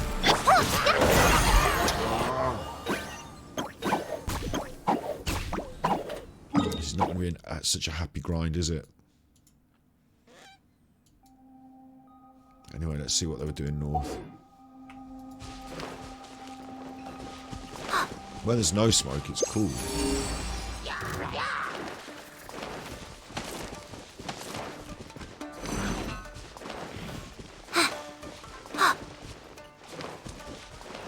One more chest, come on. I'm saying it's in that little house. Yeah. Can't just secretly get it? No. Gotta kill everyone then, yeah?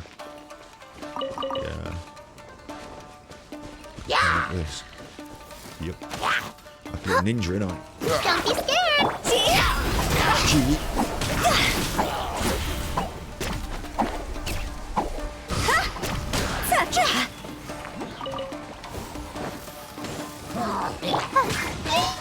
Ow. Do your worst.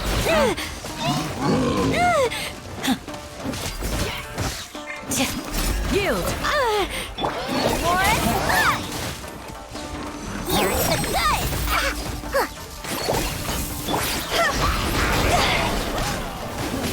Yes, but Quit it! Grant us your blessing. getting really close to dead here. Be careful. Can't see properly these trees. The mage appeared out of nowhere and got me. We'll be okay. You play! You're up!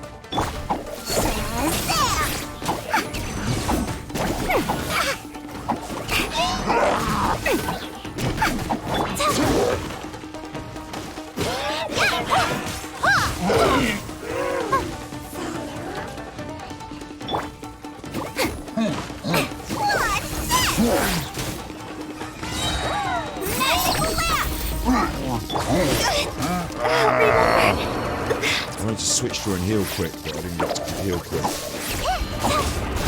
I switched to her and she's dead. It's nothing.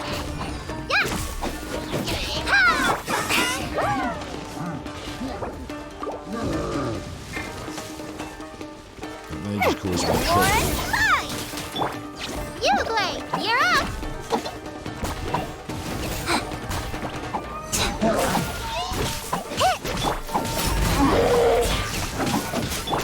I can't even get this shot. Another mage. Ah, I got killed again. Talking Don't be about scared!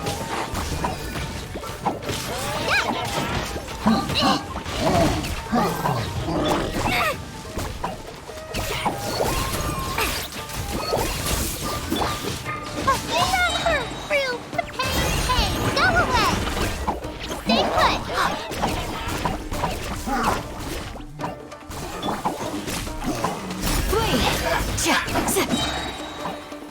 We shall prevail. Let's sweep the deal! Warren!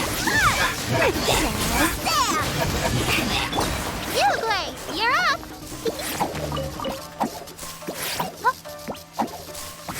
There's still two. Oh, there's still two over here that shoot. Who's how dead? 40 seconds on the pancakes.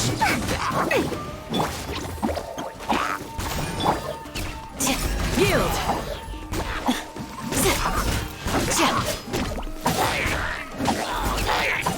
Do your worst.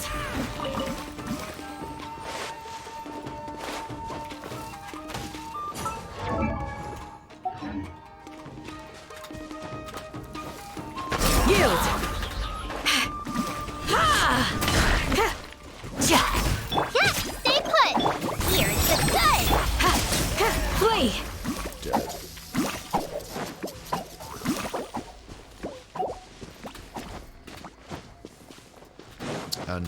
Homunculus here somewhere. These look surprisingly useful. Right about there. I'm guessing you can go underground because it's not here, is it? Usually, like in Inazuma thus far, it's been I fly underneath a rock or something like that. Right, maybe under there. Under there. Yeah. Got it. I hope. Hit it. Yeah. And the sea leaf for my troubles. Lovely. Don't be scared! Sam!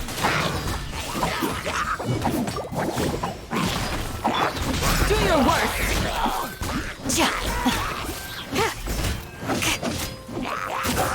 Grant us your blessing! Where's the sea leaf?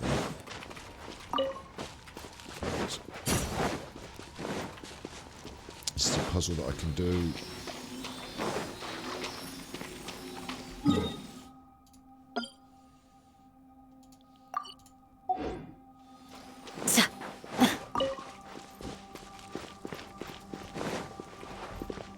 I can't be asked to do it now. I'm mark it and come back to it. I've marked it already. Where's the Sealy gone? The thing is, I didn't want to lose the Sealy. There it is. I nearly lost it.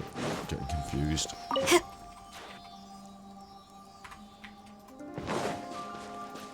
thought it'd take me over there for a fight, move up the river, but I thought it'd take me up the beach, but no, we're going this way now.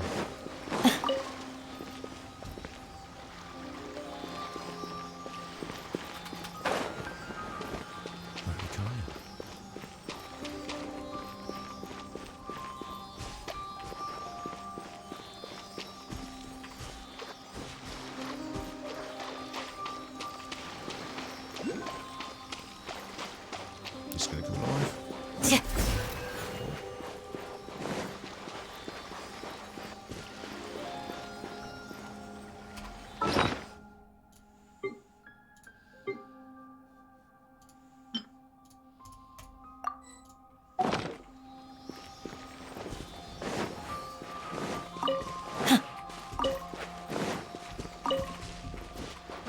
Can't seed box the fungus.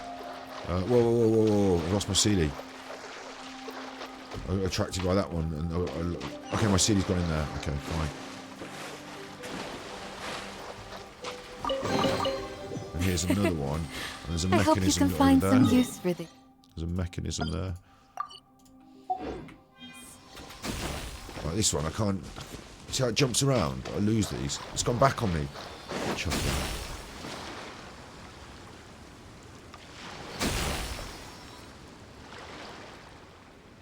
Something's wrong with this one.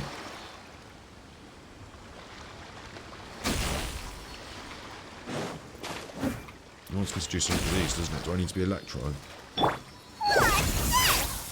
Yeah, there's one. Oh, we should pay attention more. 1, 2, 3, 4. Okay, so it's like a line like that.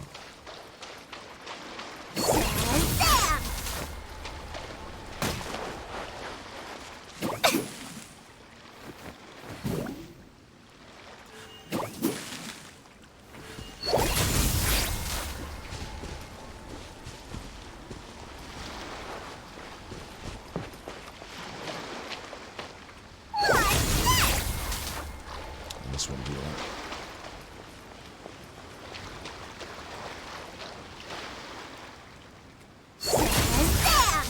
Thanks very much. Show me the goods. And then there's a Homunculus in there, and I need a...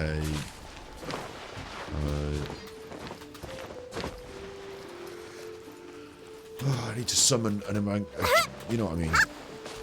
Either you know what I mean, or you're not going to... You know, 'cause, like, I can't explain it any further. I need to summon a chuffing thing, and then I'll have it waving around me and jump into that. And it should be around here somewhere, because otherwise... You big bully! Stuck on that now. I slid off that on my bum then. You need to get in there, so it needs to be close to there, and I would assume I'm going to be jumping into it, so... Because the Homunculus is at the top there, so I'd assume that what it is, in fact, where's that? That's at the top, and I'm stood about here looking at a Homunculus, yeah?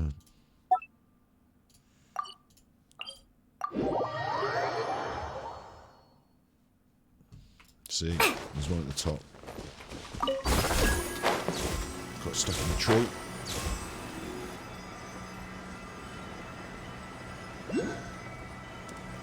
Actually, there's one here. Look, this is the one you're supposed to use.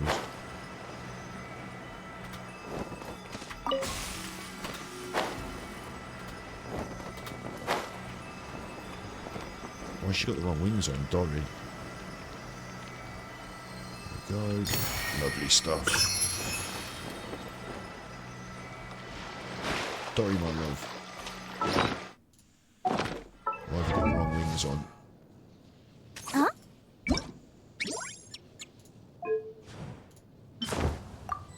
Purple.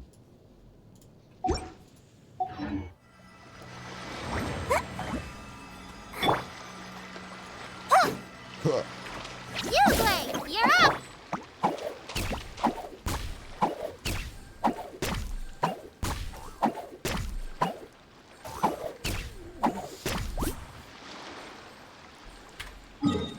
I'm going to my teapot.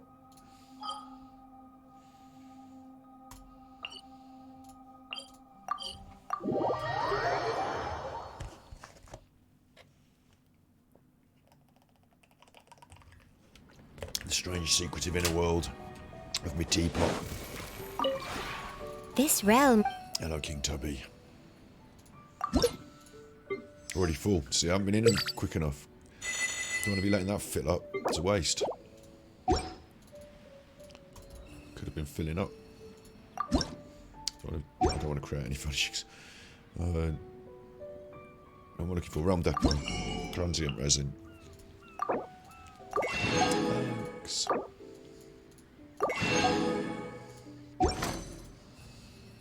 If you ever have any. Thanks, Tubby. Oh wait, I didn't check the things are growing. Actually, they probably haven't they? Yeah, look. That's all things growing.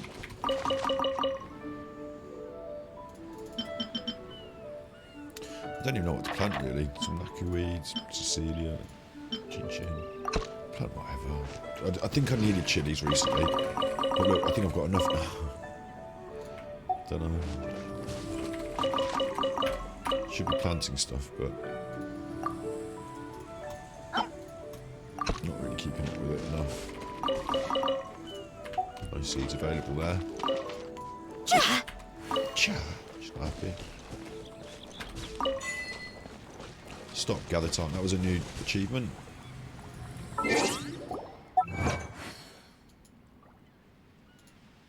Stop. Gather time. Gather 200 items in a Path of Valor Ordinary Mallow. So, and there's the other one, a Path of Value Luxuriant Glebe, whatever that is. These are my meadows. That I've got 200 items out of the one box thing there, so it gave me 3 of those. So I need to need to do more planting. Look, I need to plant them in the Orderly Meadow and the Luxuriant Glebe. Toodaloo. Toodaloo. But these other ones are completed. That one's 200 of 800. 800.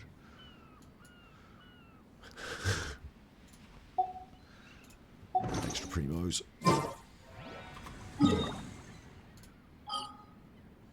It's the shop. Look, the shop's there. Whoa, Silly churl, Billy churl, silly Billy, hilly churl. Woo! Literally don't care. And I'm back over to here.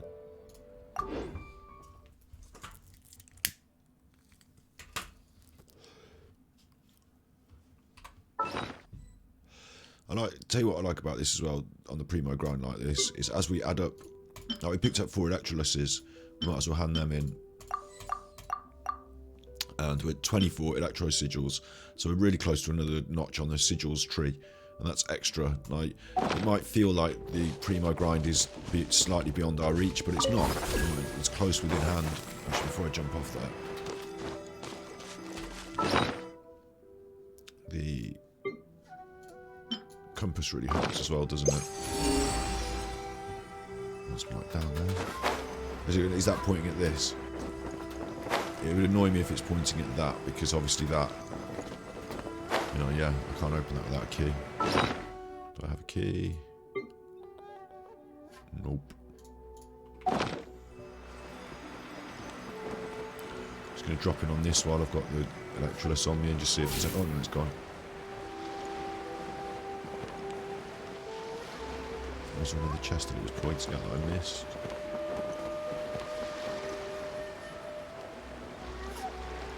There's some stuff going on over here. Yeah. What is that going on? I mean, some way I feel like that can help me to make the whole thing. So I leave that there. I'm not going to mess with it. I'm going to come over there and get this. Relay stone, thanks. Hello. Have you considered Don't be what you might want to do? Just hit tower sword. She also accepted that. I need that nectar. Get off, that's mine. Right, so I picked up a relay stone, and that's good. And I know that that's making a link between that and that, so that's good. So I'm going to go over here with the relay stone, sort of. I mean, I don't know how much of it needs to be lit up, but if I put the relay stone here, hopefully, I was going to say hopefully it'll link up to that one over there as well. Maybe if we put it here. It's just not far enough to get to either of them. Just not ideal, is it? So maybe I put it where this thing is.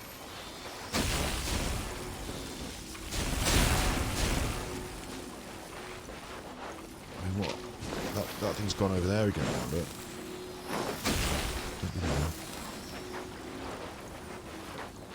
Like, they all need to link up, don't they, or some shit? And they're not all linking up, but I'll tell you why. I'll tell you for why, because it's this last one. So I'm just going to go over here and put this for the last one. Like that. That's the last one. And then I'm going to be like where the relay stone was. And I send that... And I send that... Yeah. Like this. That's it now, isn't it? No. Somehow no.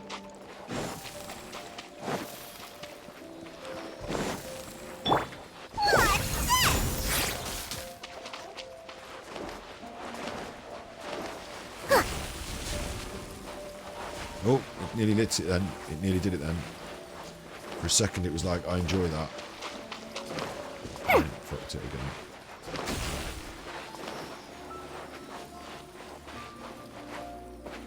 Right, they're all lit now, aren't they? Yes, that was going then. Had it then. See then? Yes. Got it. Show me the goods. Next chest is this way.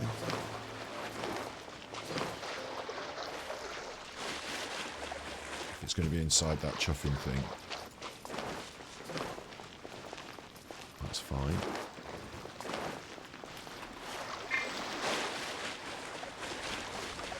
She goes like a little boat. That's fine if it's in there. We'll see.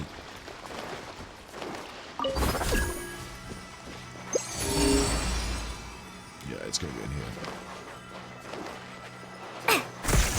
So now I'm here, and there's the chest. What's that? I'll take it all. Piggies here. Some people might be like, oh, I'll kill the piggies. I'm not going to kill the piggies. Let the piggies live. I'm going to go over here and get these crystals, and I'm going to check for any more chests with my special compass, which has a 30-second cooldown on it.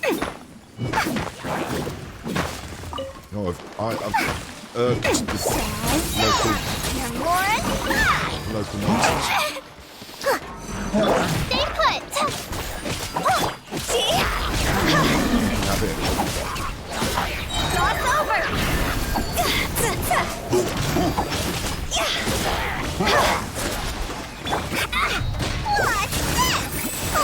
What's the deal? Dory screamed when she did the diving attack. Which is pretty funny.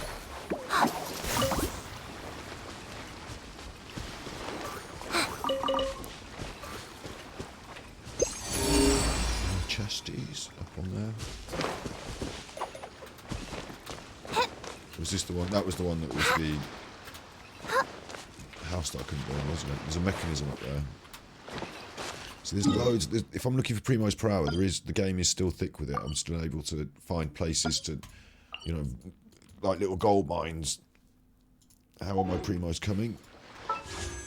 2496. I'd hope to maybe push 3 by the end of today, but that's a big hope, isn't it? 200 a day with 10 days would be 2,000. With another 6 would be, you know, 3, 4. We might be getting up to 5, 7. Plus on there, what I've got already up to about 7, 10. That's halfway nearly near to it. Like, you need to think positively. Halfway nearly to where we need to go. So I could up that speed of primos per hour, please.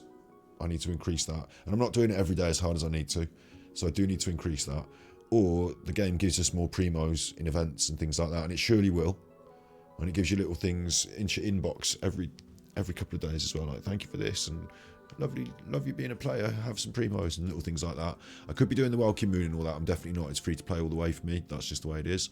So, yeah. Is there any other way? In the shop, you do have the ability to get these fates.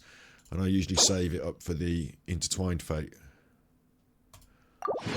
Spend that on that right now. You know, Stardust. You get it when you make a wish. And sometimes you get a wish and it's a thing you've already got and you get extra Stardust. And then you come in the shop and you spend it on more wishes, of course. Or you could spend it on other stuff, but spend it on more wishes. You can actually buy characters out of the shop if you save up your Stardust from your failed wishes and wait until the character comes around that you want. Never a 5-star, always a 4-star, but you know, you can do that. So I usually save it for the big wishes. And at the moment, I've run out of Masterless Star Glitter, the big stuff. I've got loads of the cheap stuff, the Masters. What is it? Masterless Star Glitter and Masterless Stardust. I've got loads of Stardust, not a lot of glitter. But there's still those in the shop from the glitter.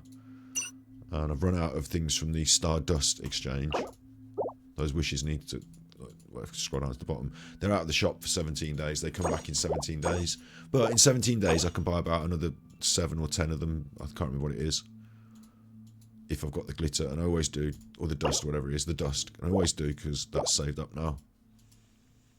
So we can expect a few more wishes on there. So there's lots of little ways that more wishes can go into the kitty. We might get nearer our target than I think.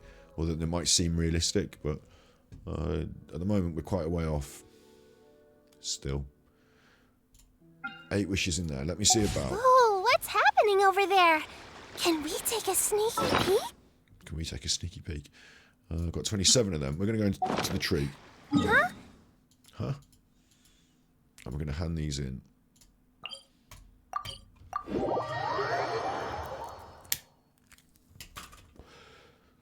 Going to see what the tree gives me.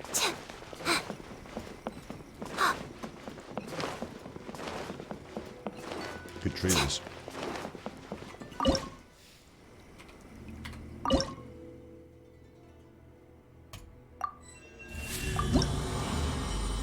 Two of those wishes. That's perfect, isn't it? The next one's that key for that shrine.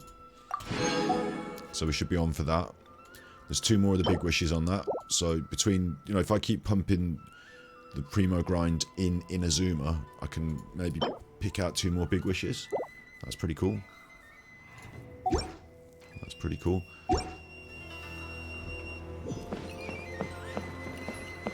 And with that, I wonder where we should go wishing now.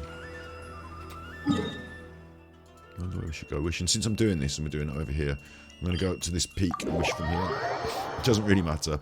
Although, it was funny in the last set of wishes we did that Cruel said, why don't you go over to where she lives, meaning Hu Tao, you know, go over to the funeral parlour for Hu Tao. And because I'd already done like 70 wishes, it was pretty likely she was going to turn up. But we went there and she turned up. So, like, that goes in the tick of the box of go to where they live and then wish for them and they'll turn up. But really, I don't believe that. But we're going from over here anyway, even if lucky or not. We're about to jump down there and continue our questing. But for a minute, we're going to pop off a little couple of wishes because now we've got 10. The full temple. They have to give us something. We can't fail. We're on the pity, and I don't keep track of this history, so we don't know when we're due a 5-star. It just happens sometimes, and I like it that way. And I'm going to just do them one at a time and see. Our last 5-star was Chongyun 4-star, sorry, Chong Yun, which was a joke because I chose him as my free character because he was one that I didn't have. Chose him, and then they gave them me in the wish recently. The one I'd like to see is Yanfei. I don't mind a cool weapon. Ideally, a weapon I don't have. If we're going to get a weapon I don't have would be nice. But don't mind it so much at this stage in the game. But realistically, we're looking for a character. Yanfei would be the one we're looking for. Or the 5 stars. Diluc, Jean would be nice. Tignari might be okay. You know, the 5 stars we don't have, essentially, out of that list. We're going to get something. Will it be in the first one or the first 10? How many? That's a crappy spear. I'm expecting you have to push all the way to 10.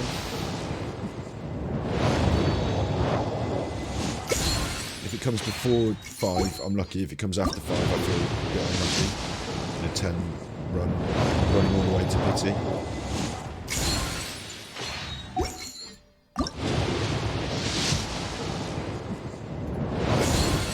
That's how quick you can burn them. That's 4 of them. Wish number 5. It's just a crappy book. It goes in the bin. Wish number 6.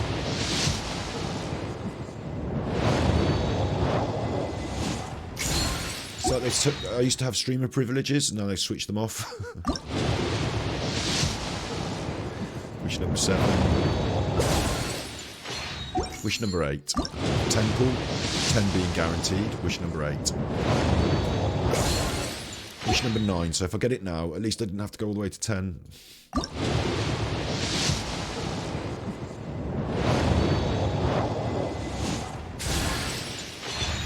Another flute. You can't have too many flutes. It's not awful. You can't have too many flutes. Of course, Wet Boy rocks the flute. And he's rocking the flute at the moment. And we've got a spare flute that we haven't done anything with. It's just sitting around, spare flute. Why have we got 2 spare flutes now? Well, you can refine them, can't you? And now's the time to refine it because I've got 2 spare flutes. I don't really need 2 spares, I think. I'd rather start refining this as we pick up any further flutes. So let's enhance this. Oh wait, I need to unlock that new flute. Let's unlock it.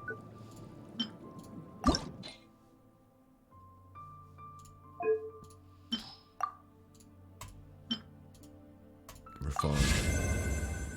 It increases the power of the weapon, basically. Normal or charge attacks grant a harmonic on hits. Gaining 5 harmonics triggers the power of music and deals 150% attack damage to surrounding opponents. Harmonics last up to 30 seconds, and a maximum of 1 can be granted every 0.5 seconds. So it's upping your attack damage. Yay. I don't actually have him on doing the hitting as much as I do with other characters, actually. But I like it. I think the sword really suits him. It's now gone up from 120 or whatever it was to 150. Next rank is 175. If I wanted to continue, I've got 1 more flute I could put into that. But I mean, we are getting to a point where we've got lots of these cool swords now. Quite a lot of them. I've got 3 of these. 3 Lion's Roars. So let's do the same thing here. Let's just trim down our...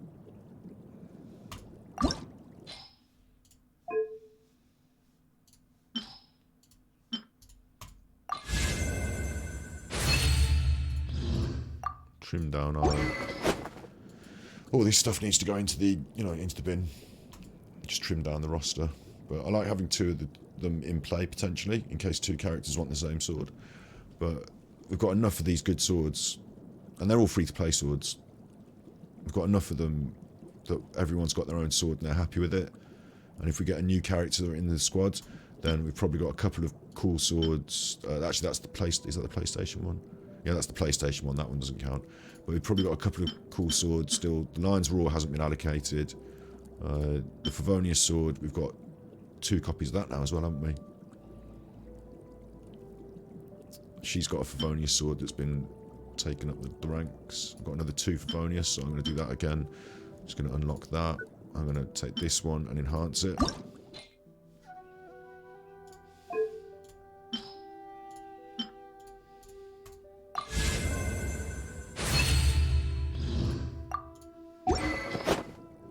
So we've got quite a lot of good swords.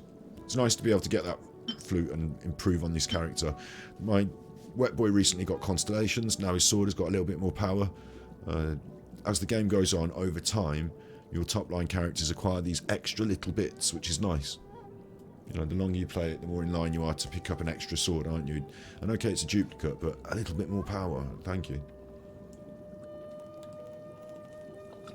I see there will be a time where I've got all the swords to the maximum power and another sword is just useless. Like, there must be a time where that gacha system just becomes sort of useless, doesn't it? And the only thing you... Like, if you've been playing from the day one, you're more likely to have got most of the stuff. So it really is... Like, it's a funny thing, the gacha system, because... Okay, if you had loads of money, you can get a C6 on everyone and all that. But other than that, like, a little bit more here, a little bit more there. It keeps you rolling, keeps you playing. But really, it's about the game. It's not about getting an extra 3% on my sword. That's not really what I'm here for. It was nice to do it. It was a nice little thing on top, like, but... You know, if you notice in today's gameplay, that's just a little part of it. And the rest of it's all this stuff. Silly Billy, hilly churl. Not a good example.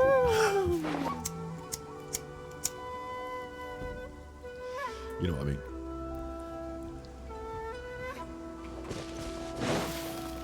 Where's my quest?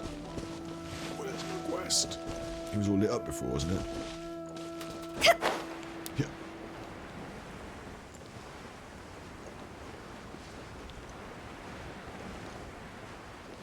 Go to the beach. I'm going. Here's the beach.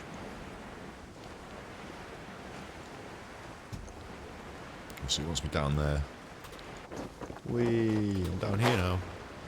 It's a bit of a strange markings in the sand with all pillars. Oh, it's not another puzzle, is it? I've got to use the feather and search for clues. Ja! Ja! Where's my feather? Show me the feather. Equip. I've got to talk to them. Yep, okay. They're doing it automatic.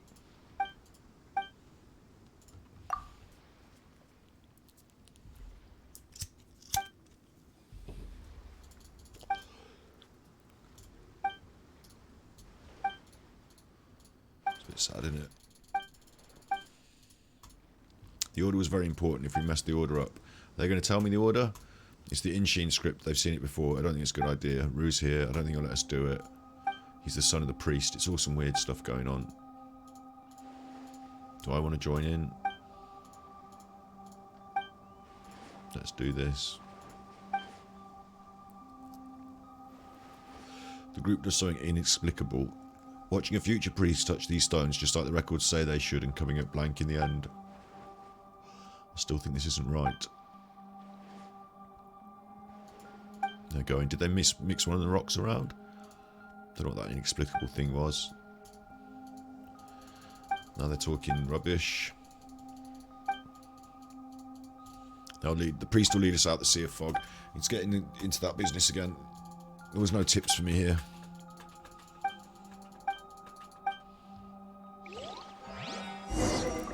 Restore the stones and solve the puzzle. I missed what something was being said by Paimon, and I missed it.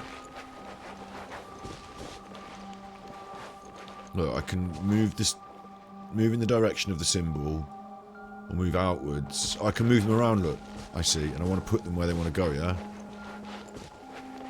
Don't I? That makes sense. So, show me the Y one. I'm going to put the Y one there. Yeah. And this one is not going to go here. I need to get this one out.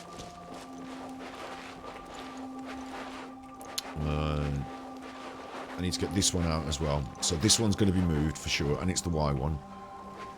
So, and this one's going to be moved for sure, and it's like once I've got these out, it's going to cause a problem because they're going to be out in the system, and it's going to like start clogging up the system.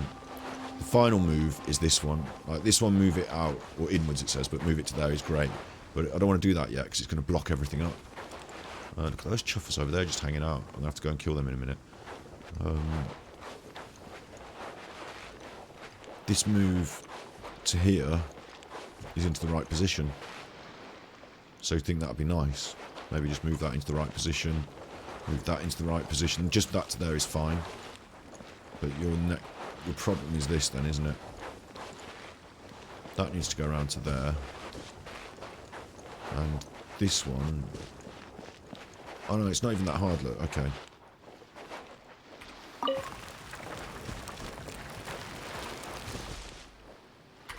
That's fine there.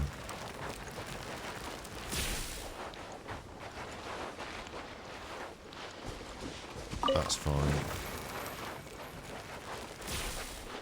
That's fine. That's fine. I thought they were going to have me moving them around in a circle, in a complex circle, but instead, just getting them all in there.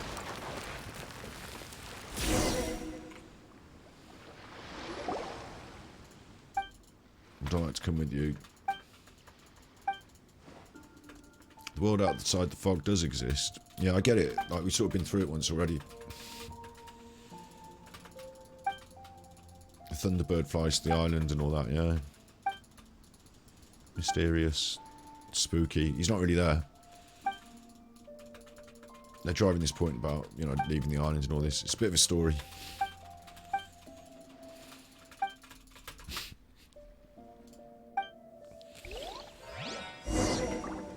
Go to the Akataki Plains. So go somewhere else and solve another puzzle. Okay. I understand. I get what you're asking. But first...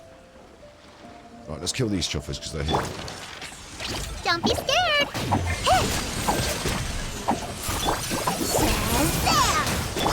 Do your worst! We shall prevail! Flee! Uruguay, you're up! Go get him, Uruguay! Yield!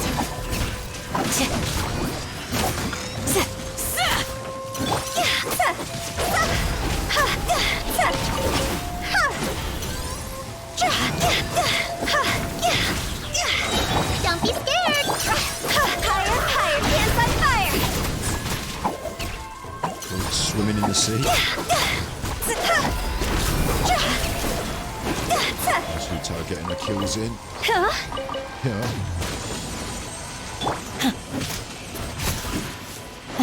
Flee! Uruguay! What's this? Morris, see?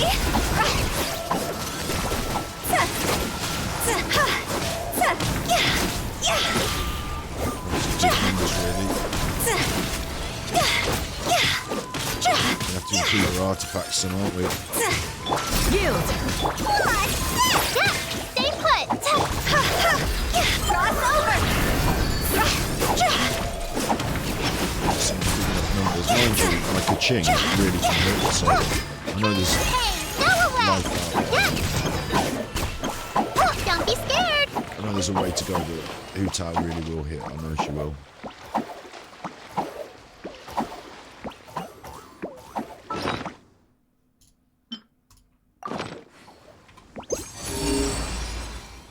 Okay, it's taking me up this way. I'll go to the Akataki Plains in a minute, but I'm just going to look for some more chests if they're in the near area while I'm here. Primo grinding.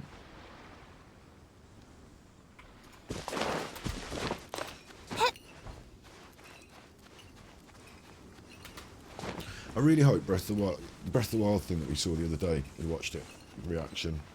I really hope, not Breath of the Wild, sorry, Tears of the Kingdom. I really hope Zelda, Chuffer. I really hope Zelda takes as many tips as possible from all the good things that Genshin's doing. Like little tiny ideas might become really good bits. I don't know, there's a lot of crossover, I know people might get eggy about it, but at the end of the day, like Breath of the Wild is going to be Tears of the Kingdom. It's going to be awesome. I'm not so bothered about the car that he's got going on, but some of the things that we do in Genshin are awesome too. Wouldn't mind if they just, you know, took the best bits. Okay, these annoy the piff out of me. I'm not very good at these. You need to be electric for a start. Who's my best character for staying electric? Being and staying electric.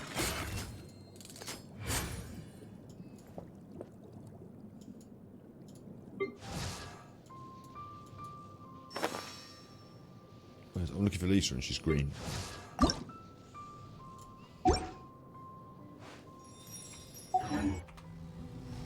don't even know if I'll get this one. Doing it like this. Ooh, you're taking me out. So I need to stand, what, like here?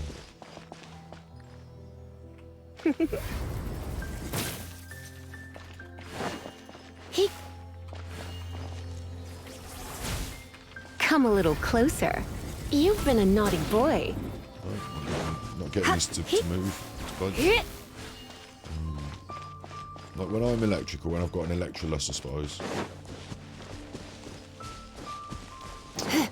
It's annoying. I feel like I should be able to do this. You're in for a little shock. Just gonna mark it. But I'm assuming this is what the chest thing was calling me towards. So. No, it wants me to go over there. Oh, there's one over there, look. Okay, I'll go and do that.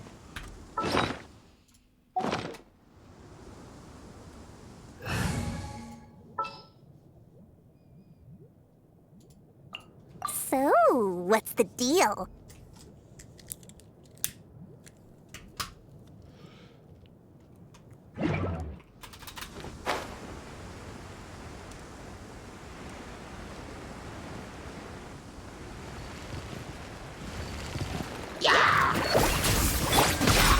You're exposed! Grant us your blessing! You play!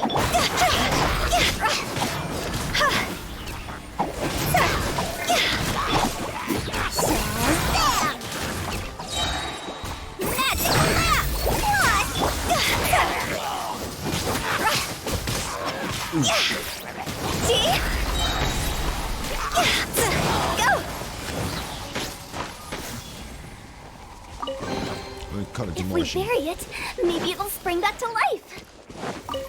demolishing hilly churls, aren't we? But they're only hilly churls. Here's another one. Jeez. Let's go out.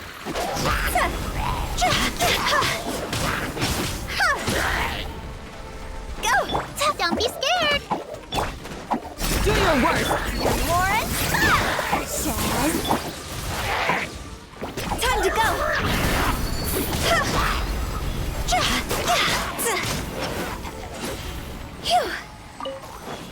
Still nice killing hilly churls. If we bury it, maybe it'll spring back to life. Yeah! Stay put!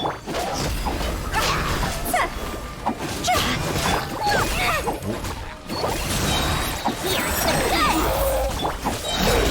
We shall Go! Yeah!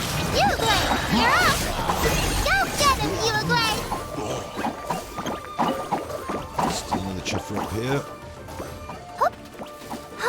Hello. Am I getting the chuff off again? Don't be scared!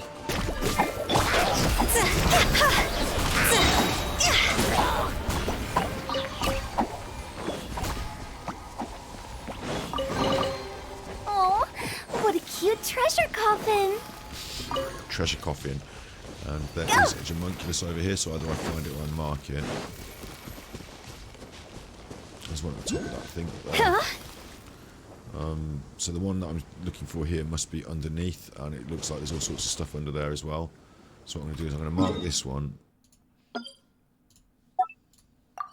going to go and grab the easy one at the top of that. And that mark will mean I'll come back here to get the harder one, and then notice the stuff down there. Use the compass. Oh, not one of these. It's this one that I haven't done. And the smoke's coming. Bad chuffing, bad times. I'm done with the smoke. I've got to run away. With the wind. I need to unlock that area before I can go up there and search and dig around, it seems. It's a shame. Obviously, I'll do that, unlocking it, I'm assuming, by doing the quest that I'm on, but... Right, yeah, problems. Need to stick by these purple things. Here's a chest. Higher, higher, hands on fire!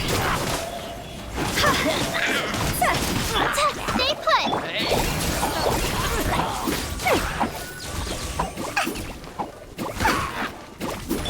Yield! We're still going. We're still going. Do your worst! What do you think? What do you think? Anything catch your eye? Use the feather. Oh, great.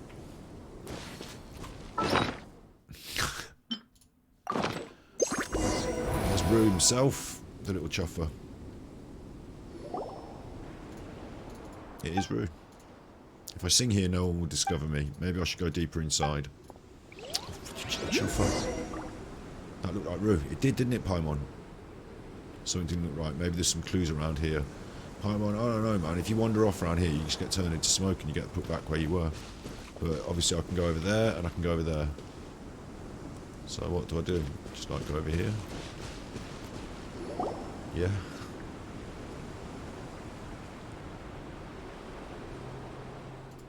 There's another Thunderbird. Come on, let's use the feather. We find the matching stones and return them. Okay. I'll use the feather first then. Whoa! Sealy time. And that one Sealy's off on its own already, so I'm going to follow this one. It's going to take me somewhere and I'm going to get a stone and return it. This will be fine. It's going to do what it tells me. It's quite relaxing following Sealy's.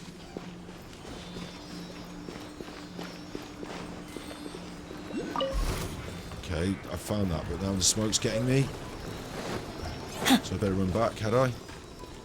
But the smoke's killing me. I'm running back. There's a fight going on up there with one of the... Oh no!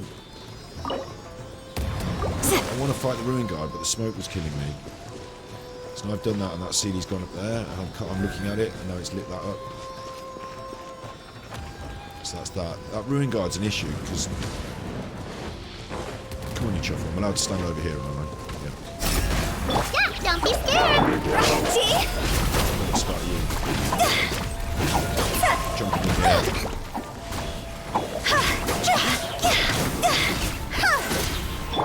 Yield! Grant us your blessing! Sweet the deal! Shazam! Time to go! You, Blade! You're up! The arms is going to kill her. I can't look after you anymore. Delicious tea bags and cakes.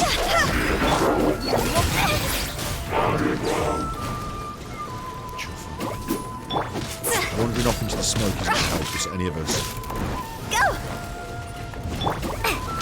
Shazam! You're more inside!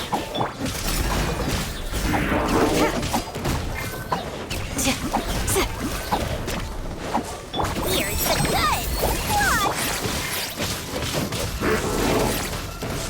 Don't be scared! Oh, stay alive first. I'm not going to chop out the chopper. Warren? Ooh, got a shot in there. I win. It's actually quite fun using a slightly different squad and being less certain. Like, if I was using my hit squad, I'd kill them quicker and heal quicker, but it's quite fun having the element of danger. And with Hu Tao as well herself, like she dies, she's a little bit of a glass cannon. She does bite to stuff because she self-damages, doesn't she? So, a bit more thought going into my battling, a bit fun. It doesn't feel like a self-inflicted hindrance, like, it feels more like I've got a different puzzle to solve with a slightly different crew. What's going on now? No. I'm losing my... I'm going smoke. Can't I live in this purple? This is purple. Let me live. Don't mess me. Oh no, how can that happen? I'm following the Sealy. Oh no. This is going to be an absolute nightmare. Where am I now? Okay, it's all well and good you attacking me. Where am I? Follow the Seelie search. I know that, but where am I? I think there's one of these up here. There's one of those flying around in the sky by this thing. Where's the fucking Seelies? Where are they?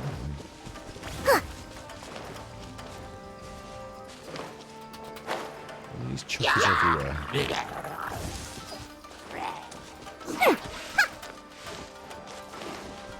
Where? It was on the map before, now it's gone.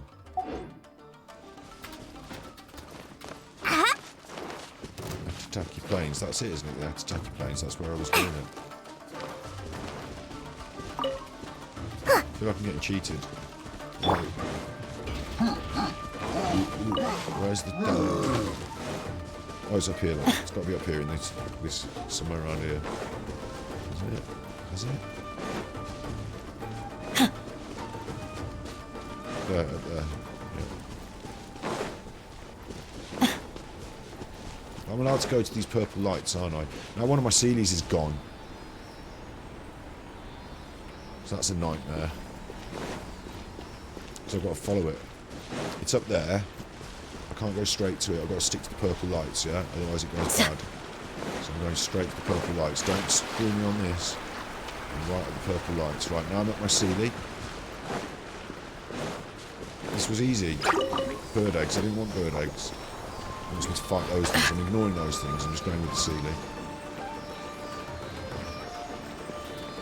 Why is it going all the way you can't go? Right, up here. I'm not supposed to be up here. Higher, higher, hands on fire!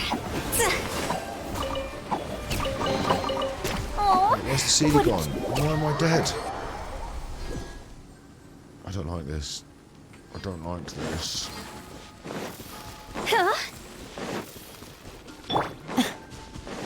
That'd be fine when you've uncovered all the stuff. Until you uncover all the stuff, it's an absolute shonky nightmare, this is.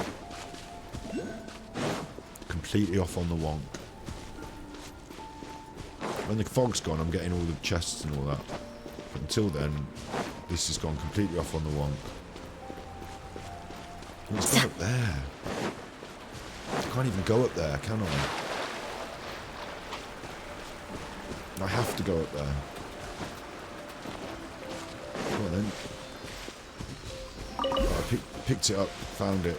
Apparently it's on its way back. But I can't go back that way because I'll die. Gotta be careful. I have to risk it.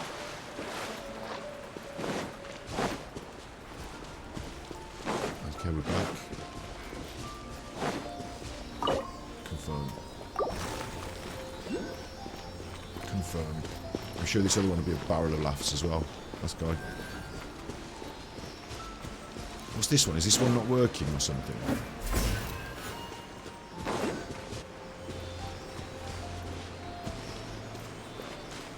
See, now it's doing my screen again. It's killing me. I'm gonna get nailed. Smoke. Bad. There's a pop of the tail. Bad smoke.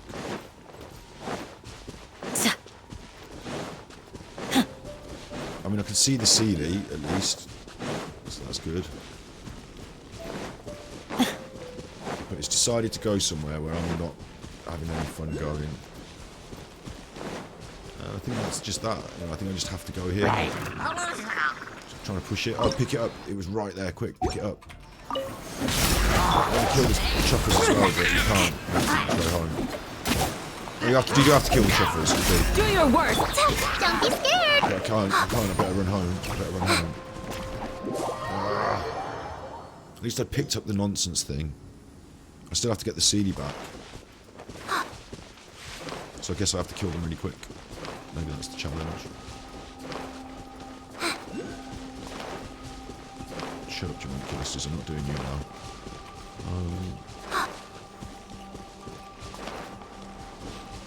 It feels like it's a bit unfair. Can I live here? Will it let me live here next to this purple one? No. Okay. Right, I'm fucking home. Not you again. Not me again. I'll kill everyone. I'm not able to. I'm going to have to go there with my specials all charged and a hit squad.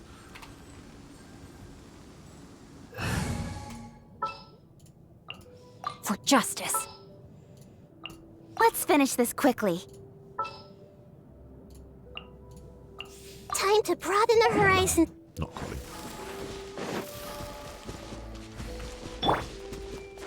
My little legs are going to run slower. Right, I wonder if there's another purple route that I could take that might be good. Right, this is a purple that's good. And this could be home base. Attack it from a different angle maybe. This is purple, looks good. I've lost sight of my Sealy now. Don't know where my Sealy is. It's up here. Okay. So I got in without being dead. Here's everyone.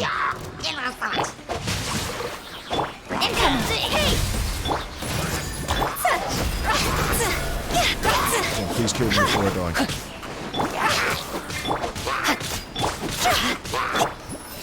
Did I like that thing with my electric? To the chase. Speed of light. Maybe that's what I should have been doing. Maybe I lit that one. Right, anyway, I picked up the stone and I've got the Sealy going.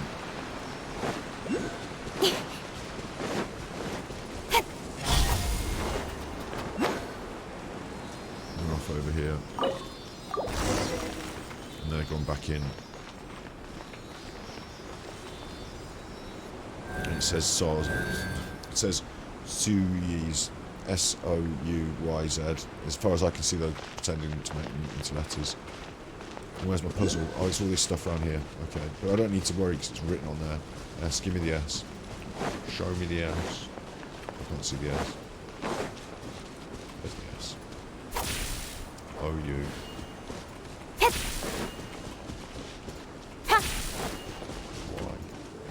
Why? I don't know. It's just, this is the puzzle. Right. That's the octave of the Marashiro. Tiny, curious tunes, tiny human. Afraid not of thunder and storms. Rue's talking to like the god of the mountain or some shit. Oh, that's a swing and a miss. Strange. It looked like Rue. It wasn't the Rue we were looking for, says Paimon. Paimon's confused. We should head back to the altar. Okay, and now I can still die out here. So not fixed yet. Wants me back over there. I'll do what it says. Slow down on the primos per hour. It was chests, chests, chests. Until it wasn't.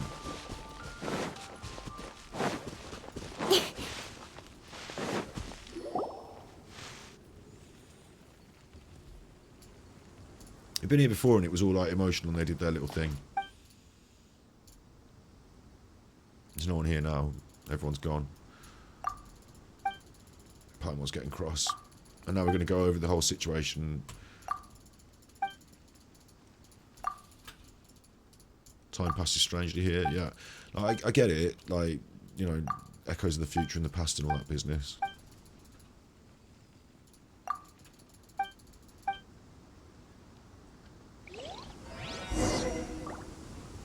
We just went there to have a chat. Now we've got to go back to Miss Sumida, all the way back in Inazuma City. So maybe that's the end of that segment of it, I don't know.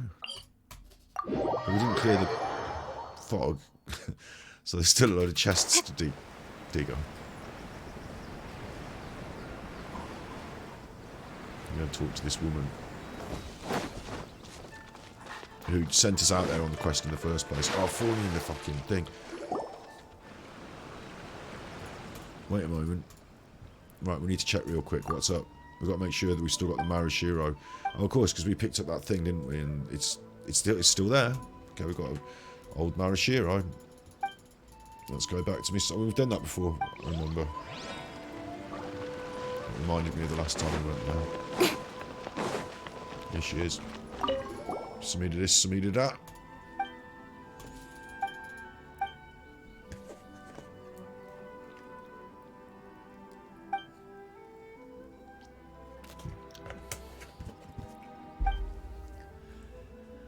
Oh, apparently we're finishing the commission.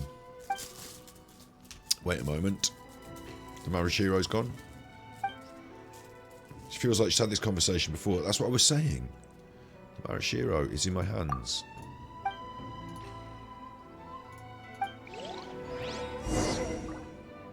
The Moshiro, whatever it's called, is the key to writing the thing. And there it is.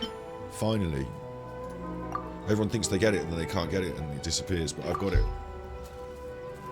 And now you can write your book. So this is a Moshiro. It's, if you don't know what it is, how do you know that's it? She's disappointed. You should be. Give me my primos and shut up. What? It lacks the sense of destiny. Well, it feels like we're not finished in that island still, but can't really explain that to you. Not in your book.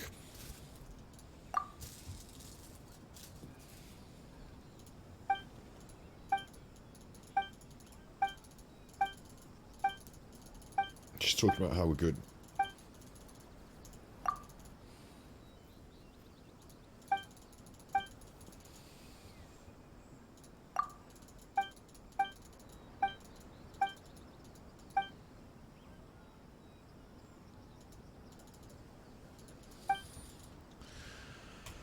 Oh, they're having a good talk.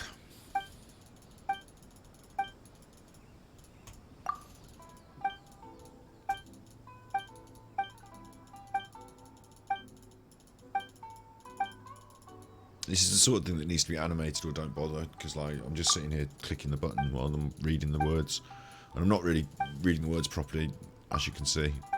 I'm fed up with that. And I'm not fed up with the quest though. I think the quest was 50 primos. Nice. I'll do that again. I don't think we're finished though, are we? It feels wrong. It feels like I'm not finished with that, because when I go there, there's chests and there's things, and I can't get them because of the fog. So we're supposed to have fixed the fog, aren't we? I don't feel like we've done that. That's a bit annoying. Are we finished, Samida, or is there some more? She's happy with her Marashimo. Maybe she'll like pipe back up again in a few days or something. I don't know. It feels weird, that does. It's done on my quest though. 50 primos. Put them in the bank. They're mine. Thanks, Battle Pass. We've got some resin to grind as well, haven't we? What's on my list here? Warrior Spirit Jewel. Oh, that's new. Little reward and a new one. Okay, let's go and do that. Trying to just keep up with the primos per hour. Not challenged. Number 2. Complete a duel on hard within 75 seconds. I haven't done that. I'll have to go back and do that. Not yet challenged. Alright.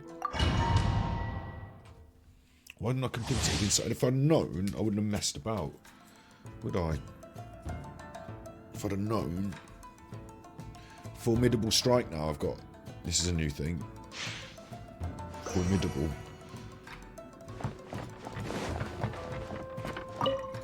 Are you ready? Yes. Formidable Strike is a new thing. I don't know what it is. Look at this chuffer. This was the chuffer we saw outside. Big old chuffer, this one. Look at you, you big chuffer. Wait till you see my parry. Come on. Got to make faces first. Oh. That was my thumbnail. I didn't get close enough to kiss her. Your journey ends here. No, it doesn't. Fucking fuck that up. That's what's going to happen. Can you do your thing so I can do my thing, please? When it's done, do I do it? I did it at the wrong time. Come on, do it again then. I've got to learn your thing, haven't I? I thought I did it then. No? I'm not getting it. This one's a lot harder than the last one. I don't seem to be able to get my parry in at the right time. Smashing my head off with it. I'm just going to stand here and press the button when I'm right. I thought that was a good parry, no? Alright, yeah, now I can annihilate him after I've done the parry. Okay, so on this one, the parry doesn't give me the... But the special gives me the killing power. So I need to get the parry in first to build up the special, like that. Insufficient spirit.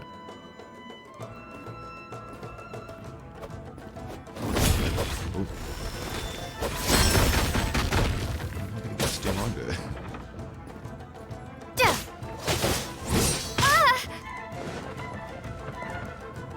Okay, I'm not enjoying this really. This is kind of rubbish. I always press it when he does his thing, and then I'm like, because I'm instinctively doing it when he's doing that, but actually what they're trying to do is telegraph his move. I'm doing it too early.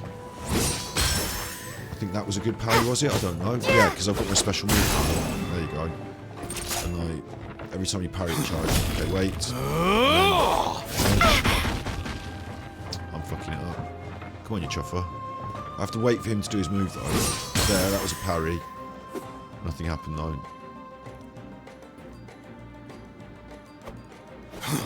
Do that.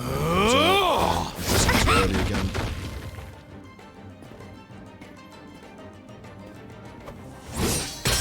That was a parry. I'm charging up my special meter. It's charging up slowly. That's in the thing, and it comes round. No. Fucked it up still, but my special meter should be nearly charged, is it? Yeah, there we go. Oh, he's dead. Just waiting for my special meter to charge, and then he's dead. That's the thing. I bet I haven't done it quick enough. I pressed return to the arena then, didn't I? There's the primos anyway. And then it's just dollars for the extra bit. On hard within 75 seconds and complete it on pro. It's just primos. Not yet available, not yet available, not yet available. But yeah. Not exactly top-notch gameplay. Maybe they'll build on it. Maybe it'll get better. I'm going to pop this one free wish because... yeah. 26 on the primos.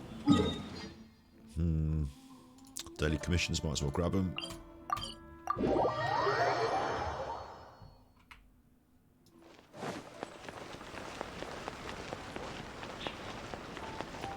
Ad Astra Abbott. Thank you for Ad Astra.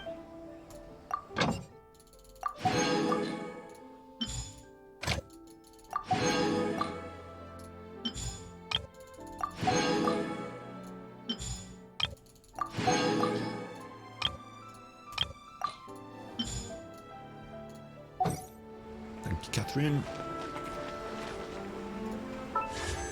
2633 on the primos. Kind of want to push for more. What have we got here that's good for handing in?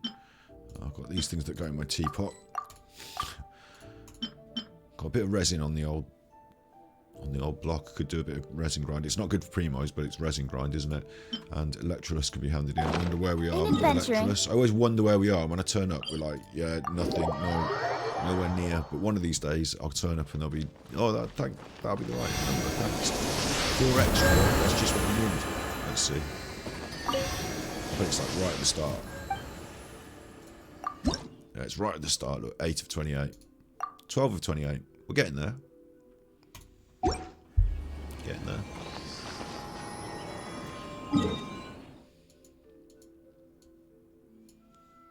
A bit confused about this. There's still this thing out in the sea which I haven't managed to unlock yet. And there's... like, why can I not... why didn't we unlock, you know, the fog over here? Bit weird. Which of my characters needs this as well? One of my characters needs Riftborn Regalia. One of my new chuffers.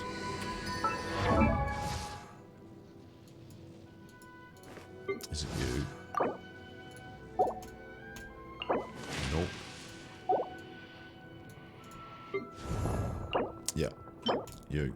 And I kind of wanted her in the squad, didn't I? Let's go and have a look at that boss. She's cool as fuck. Let's go and have a look at the boss.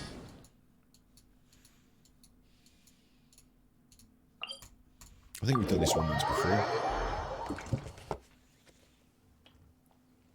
Come on, enough procrastinating. Let's go. And again, this is not going to give me any primos. Unless there's any chests around here.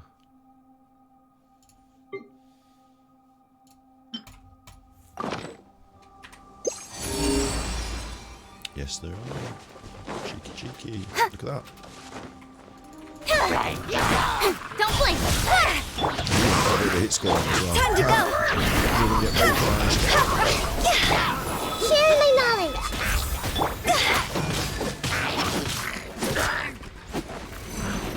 Witness the power of the one.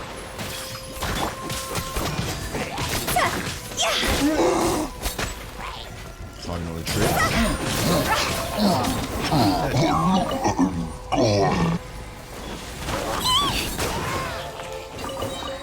She made a squealing noise. Again, I haven't got healing. Jackpot. Go! Yeah. What was I even doing? I was heading over to see the boss. Another chest. That direction.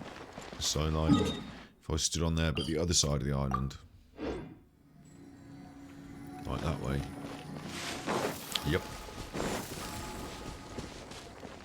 About numbers per hour as well, look.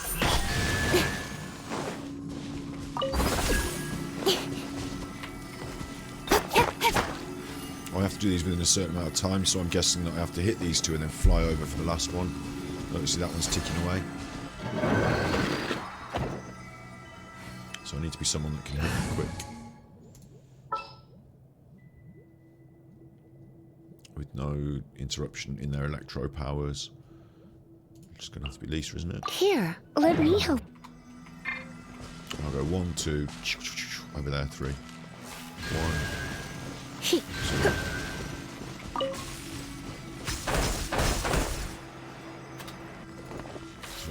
4.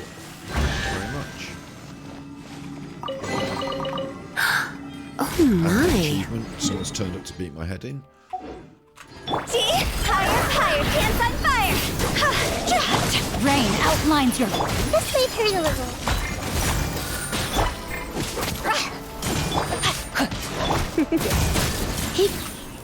Lisa's not be that useful here, is she? Grow.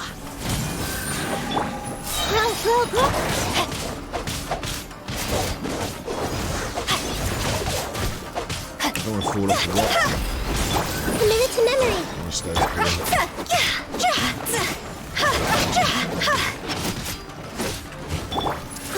Grow.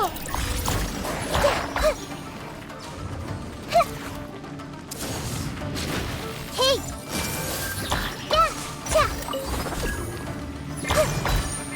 Make yourselves at home. Let me weave you over. See? Is it my time? Kind of got her killed there.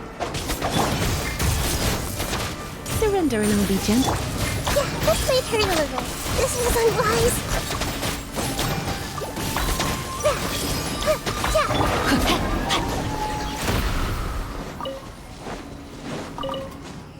Let's get a chest for something then. There's a chest over here for that.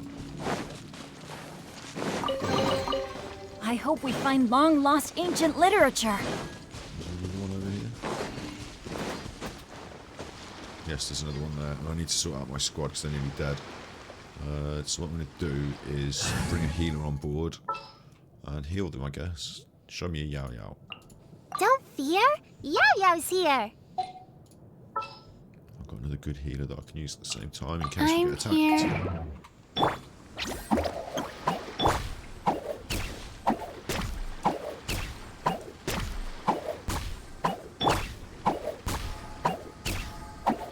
Come on then, you chuffer. Yugway, you're up. This isn't good. Go.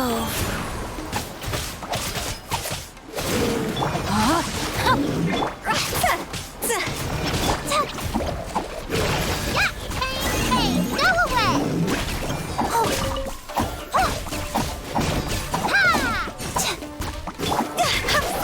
That's my shield. That's the benefit of Yao Yao Don't be having scared. the spear that she's got. Was she using the forest spear? Was it on the forest spear? She's using the bad spear. She's using the wood spear. She's got no attack. Whoops. Rain, outline, Rise.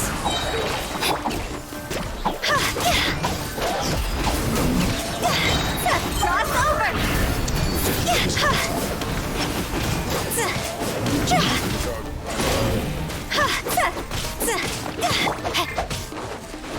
Orders given, orders received.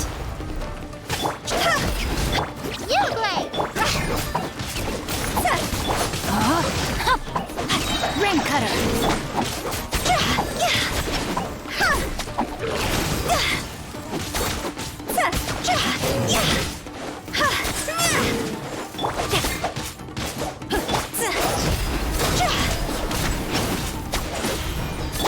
Stay put! Don't get it, you!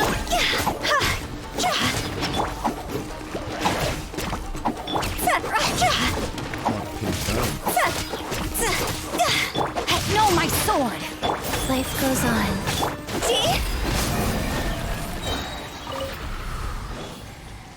Not even the end of it. Go! Too far. Higher, higher, hands on fire!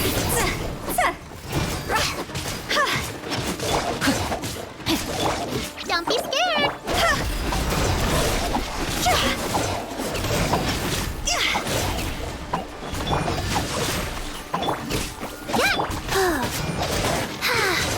Rise.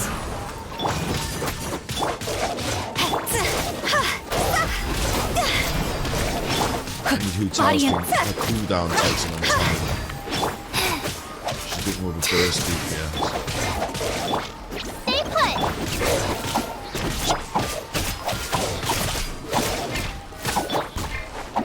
Rain outlines your fate.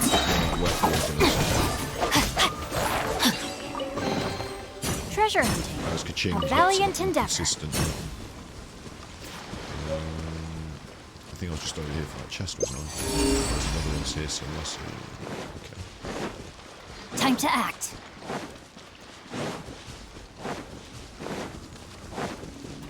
Where's it sent? What's this? Oh, this is where the wolf is. Yeah. Send, oh, hello. Body and mind. Let me weave you.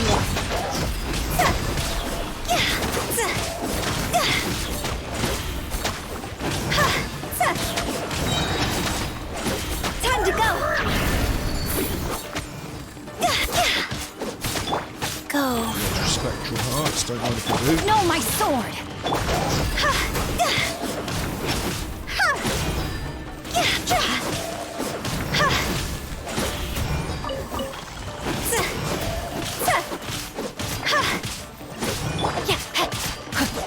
Opening box of Adepti tricks. Don't be scared!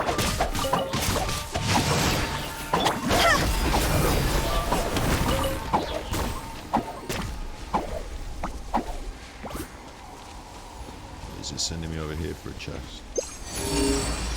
Yes.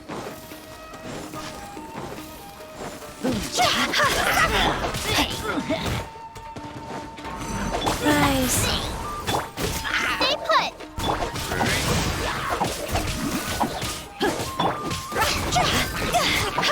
The bird's still ready.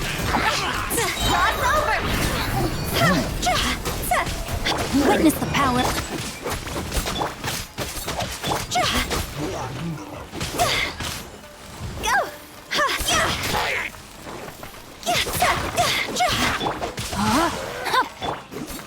Yuglei, you're up!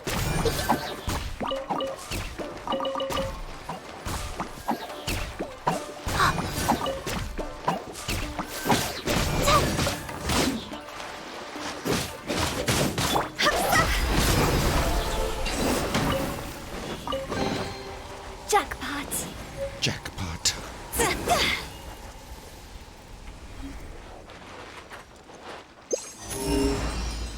No, no more chests in this area. Good. Clearing that out. Nicely done. Here. Can I have a little look at this wolf boy? Am I? I don't know if I've got asked actually. Oh, there's my headphones. You alright, Dudley boy? You're a good boy. I bet I've been on for hours now, haven't I?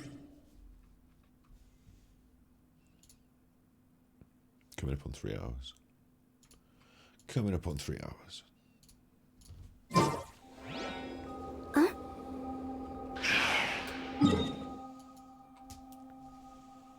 I just don't know if I'm in for a tough fight or like, I can't remember what the fight is, and like, if things started getting out of hand and I have to do it 10 times over and all that. It might just be a quick kill. Do I need these gems? I think I do need some of these gems. Let's just have a look at what we need. Let's go to my favourite place, Leeway, down here.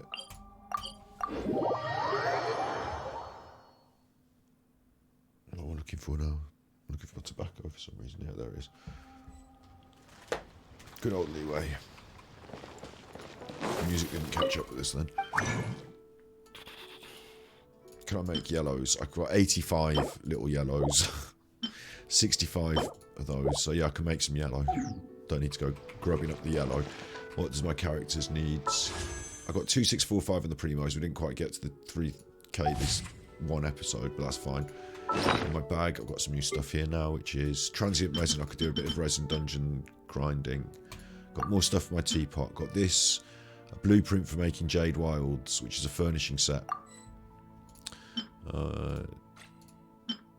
I'm only a few Dendro sigils away from another mark on the tree there. I've got a few of these key sigils for down in Nuka Nuka Buka Duka, and transient resin, which will go away in 8 days. So it's there all week if I need it, I suppose. I could think of it like that. These are back. Huh? Are they? What's marked? Oh yeah, one blaze lily there. Let's see who's up to what on the character list. Hu Tao we looked at the start of the episode, didn't we? It's about this domain not yet available. Diligence. She's up to the 7s. I was thinking of bringing Ningguang and like anyone from Collie down. Collie's on 6s actually. Why is she on 6s?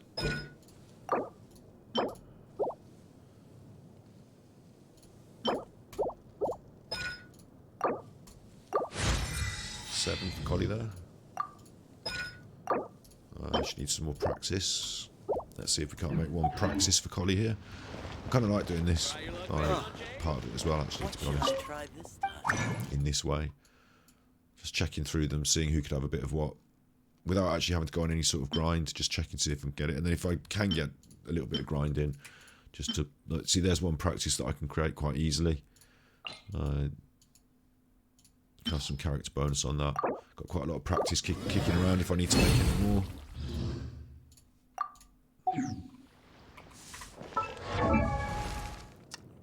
Show me Collie.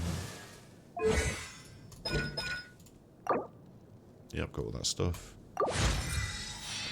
I'm happy to have my top line is all at 7s. I could make the practice. I'm just going to leave it for the minute, but because she's in terms of attributes, well, she's 70 of 80, not 80 of 80. But when she gets to 80 of 80, then it's all 7s, and then it's push her over from 80 to 90. And my top liners are 90s with 7s that could push up to 8s, I suppose, couldn't they? And then we're starting to get... Eventually, we're going to get someone crowned, and we're going to go all the way with them. It's going well. She's got an 8. Starwood Sword.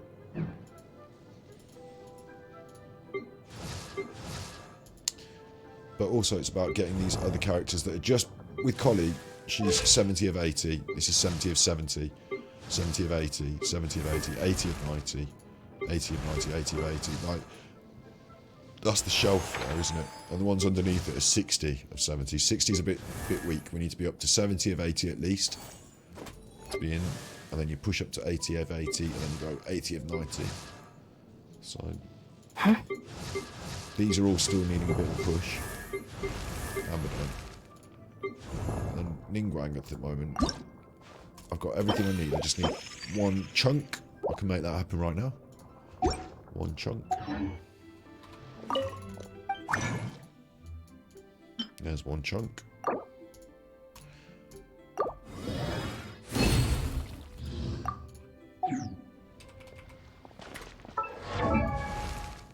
Where are you, Ningguang? Sit.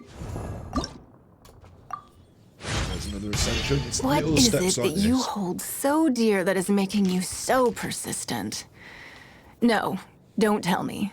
Give me more time to understand you myself. It's little steps like this with the what I'm going to call the like my second tier of characters, or like the support cast, that gets them there. Really, I haven't got loads of books today, but just throwing in a few extra books. Might actually just take it all the way there, might we? Look, 45, 60 of 70. Let's just hit 40.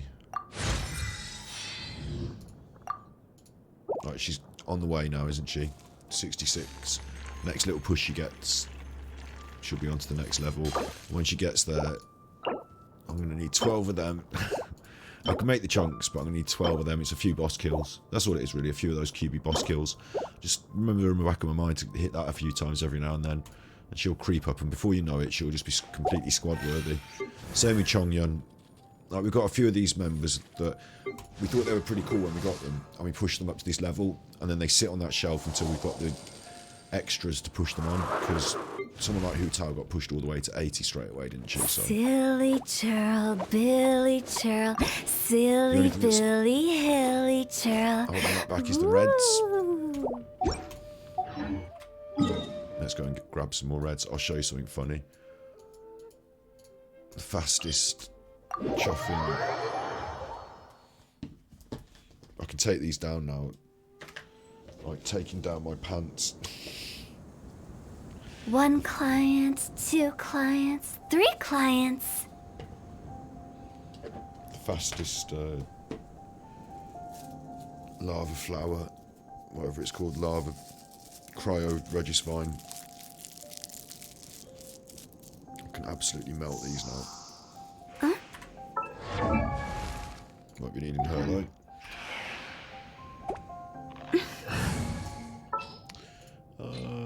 What did I take before? I just went a melting. Make sure to keep up. I can't remember. I took a crew. Let's go. Time is against us. I think it was this crew. I took a crew and I went in and I just hated it.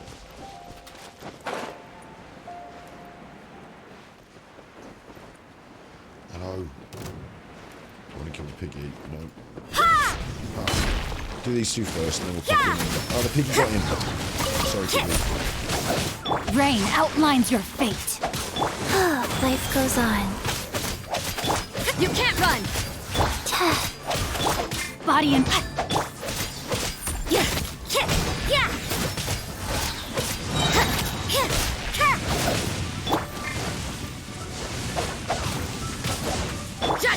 What? You can't run.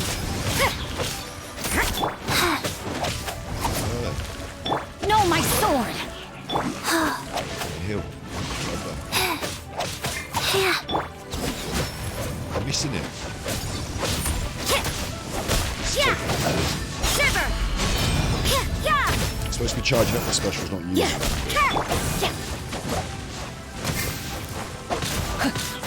Rain outlines your fate. Judgment.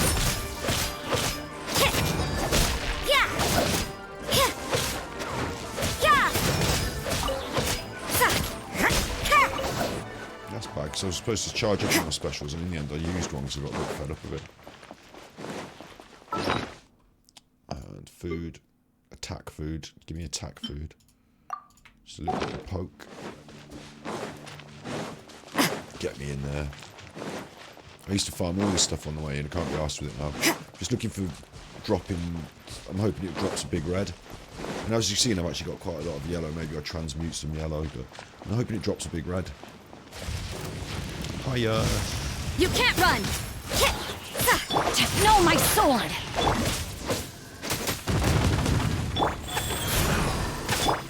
Speed of light. Let me weave you a verse. Sacred name. Fortune preserve. Nowhere to hide. Hey! Judgment. What's going? Yeah. Punishment. Incoming. Good.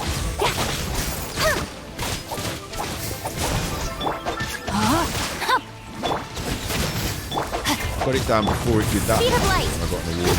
Cut to the chase. Special for it.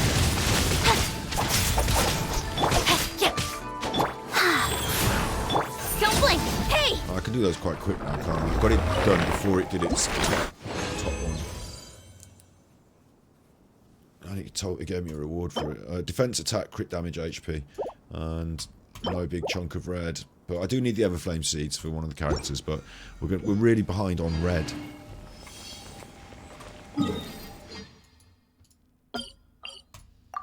I don't really want to start transmuting things because if I need yellow, what I'm going to do for yellow then next, you know?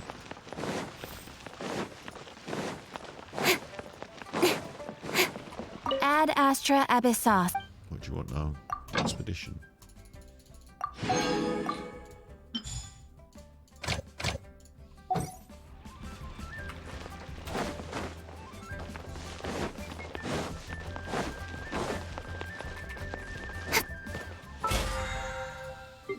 Use a total of 150 resin, claim that. What else have we got going on?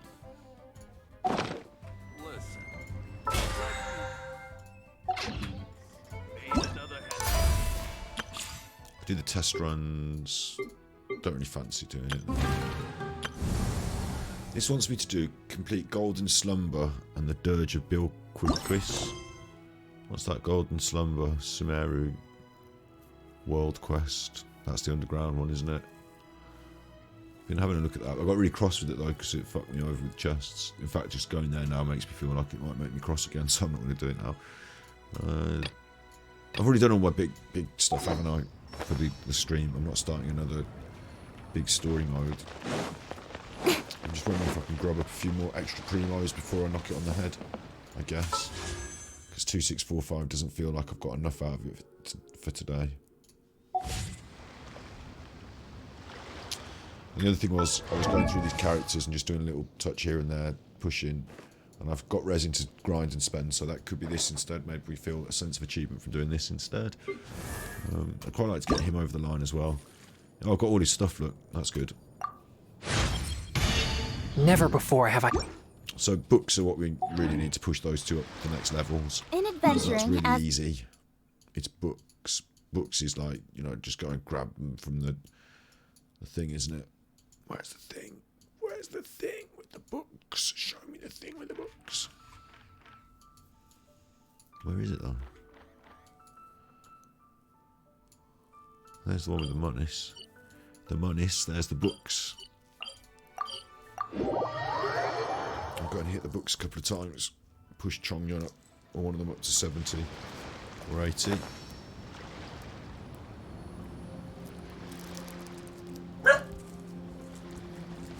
You're chuffing. Goddamn hair, got reefer. Are you chuffing? The cat, come on, the cat. What are you going to do? You can't go out there if the cat's there then, can you?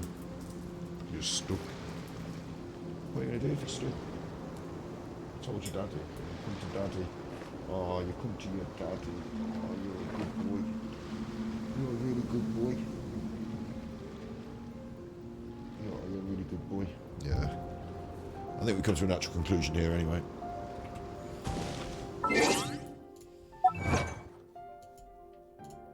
Chronicles of the Sea of Fog, 60 chests, there's another 10 primos, put that in your pipe and smoke it. Yeah, I think we come to a natural conclusion here.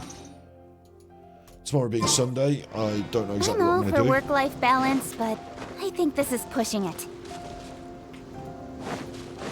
Like we've...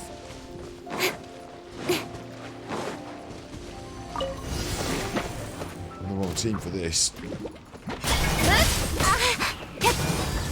No, my sword! You can't run! Incoming!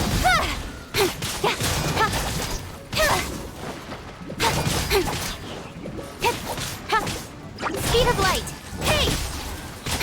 Nowhere to hide!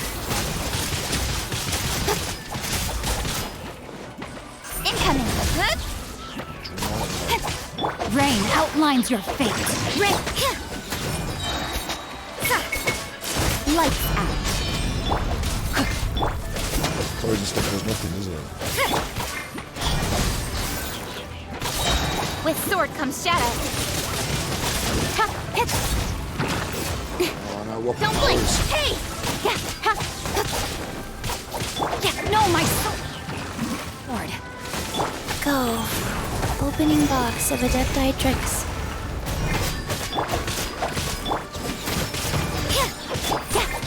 Incoming.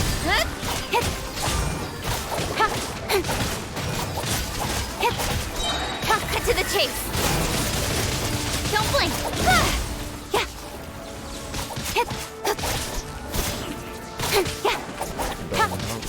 Incoming. Stuff as well. So on Monday we've got a big thus. It's going to be cool. Keep up with the Super Chuff channel. That's going well. On Sunday tomorrow, I might be tempted just to play Genshin Impact like normal. But as we discussed at the start of today's episode, Genshin Impact is not a huge growth area for my stream. It's more of a passion of mine. So what I'm going to do is try and filter in other games. And it might be that Sunday's a good day for it. We have to decide together, really. If you want it to go a certain way on this stream, you've got to get together and tell me. If you like the Genshin Impact and you're here for the Genshin Impact, then tell me what's best for you, when it's best to do it. I could try and work that around you if you want. Or I just do what I feel, and I feel like we have got to that point in Genshin Impact where they do something new. I want to be there for it, but this little event with the samurai thing, or what's going on in my story mode that I haven't quite done. It's not quite, big stream epic drama, is it? It's just like, stuff that's going on. So I'm not saying I've completed Genshin Impact, no one ever can, but we've got to that kind of point, haven't we, where I'm cruising around now at the higher levels. Might be time for a new challenge in some ways. Can't wait for Breath of the Wild. Need to work in the idea that I'm not... I need to work in the sort of space in the schedule for that as well. I don't know what I'm saying. Like if I was Gordon Ramsay, do you know when you watch Gordon Ramsay on Kitchen Nightmares and he's like, oh, why are you doing this, you chuffer? You should be doing that. Why are you serving cabbages? No one wants to eat cabbages. And you're like, yeah, but I've got 2 people in my restaurant that like cabbages. And they're like, fuck those people, throw them out on the street. You want people in there that's going to eat chuffing yum-yum cakes. Start cooking yum-yum cakes. And you're like, you know what, Gordon, if only I'd listened to you all this time. It feels like if Gordon Ramsay were to watch my stream, he would say, why are you doing so much Genshin Impact? And I'd say, because I really enjoy it, it's a great game, it's loads of positives. And he'd say, yeah, but, in terms of numbers, as a streamer, you're a professional streamer. Will it allow it? Like, if it's just a hobby, you can do it, it's no problem. You can even do it on stream every now and then. But the balance of my time at the moment, in terms of how much Genshin I'm playing. On my sleep? And I guess, I discussed it at the start as well, it could be levelled at me that why don't you just make a bit more effort and do some more edits, get more people watching it. That's true, could go that way. Could push that way a bit more. So Genshin Impact's not going anywhere, it's not disappearing, I'm still playing it a lot.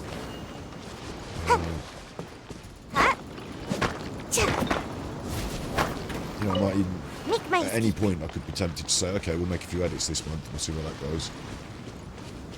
Could be.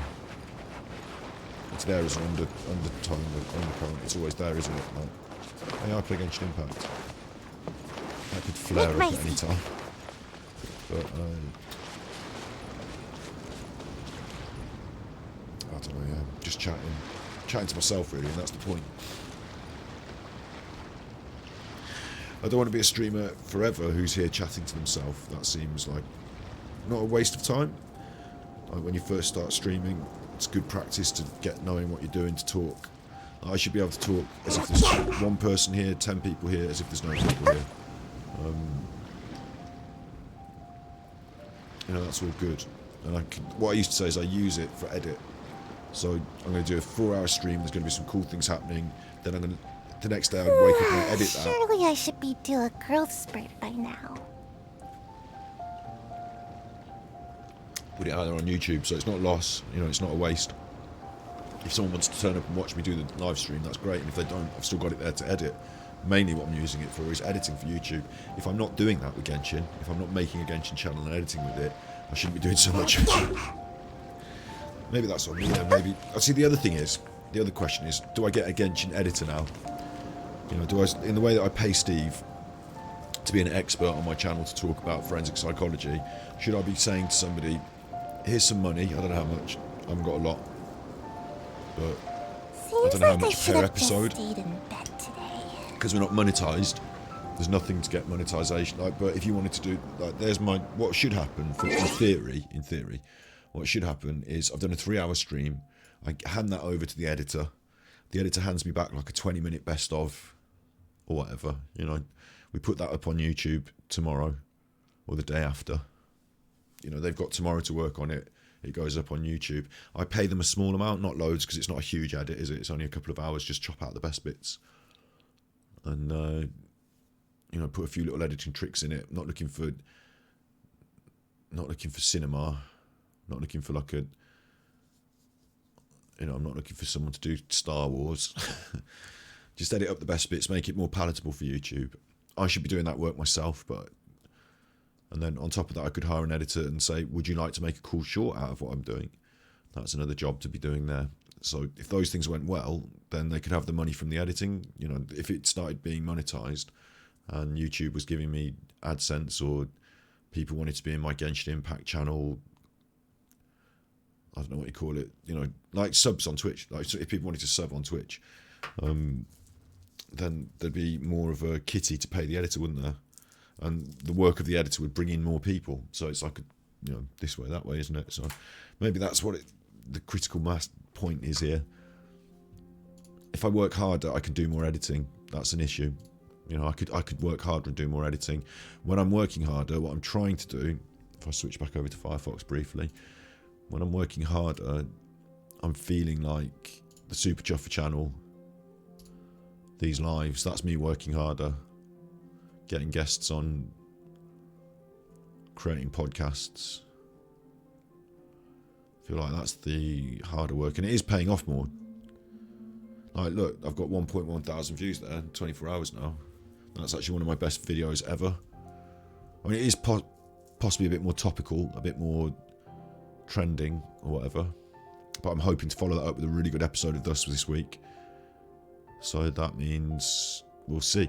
Like, if Madly I McCann is not my best episode, but Criminals Who Publicly Appealed for Their Victims is, if that hits, then I'd be really pleased with that. It's not really a trending title, and it's not really, it's hard to explain, but the concept is an interesting episode about something interesting that I've got a guest on who's an expert in that sort of field.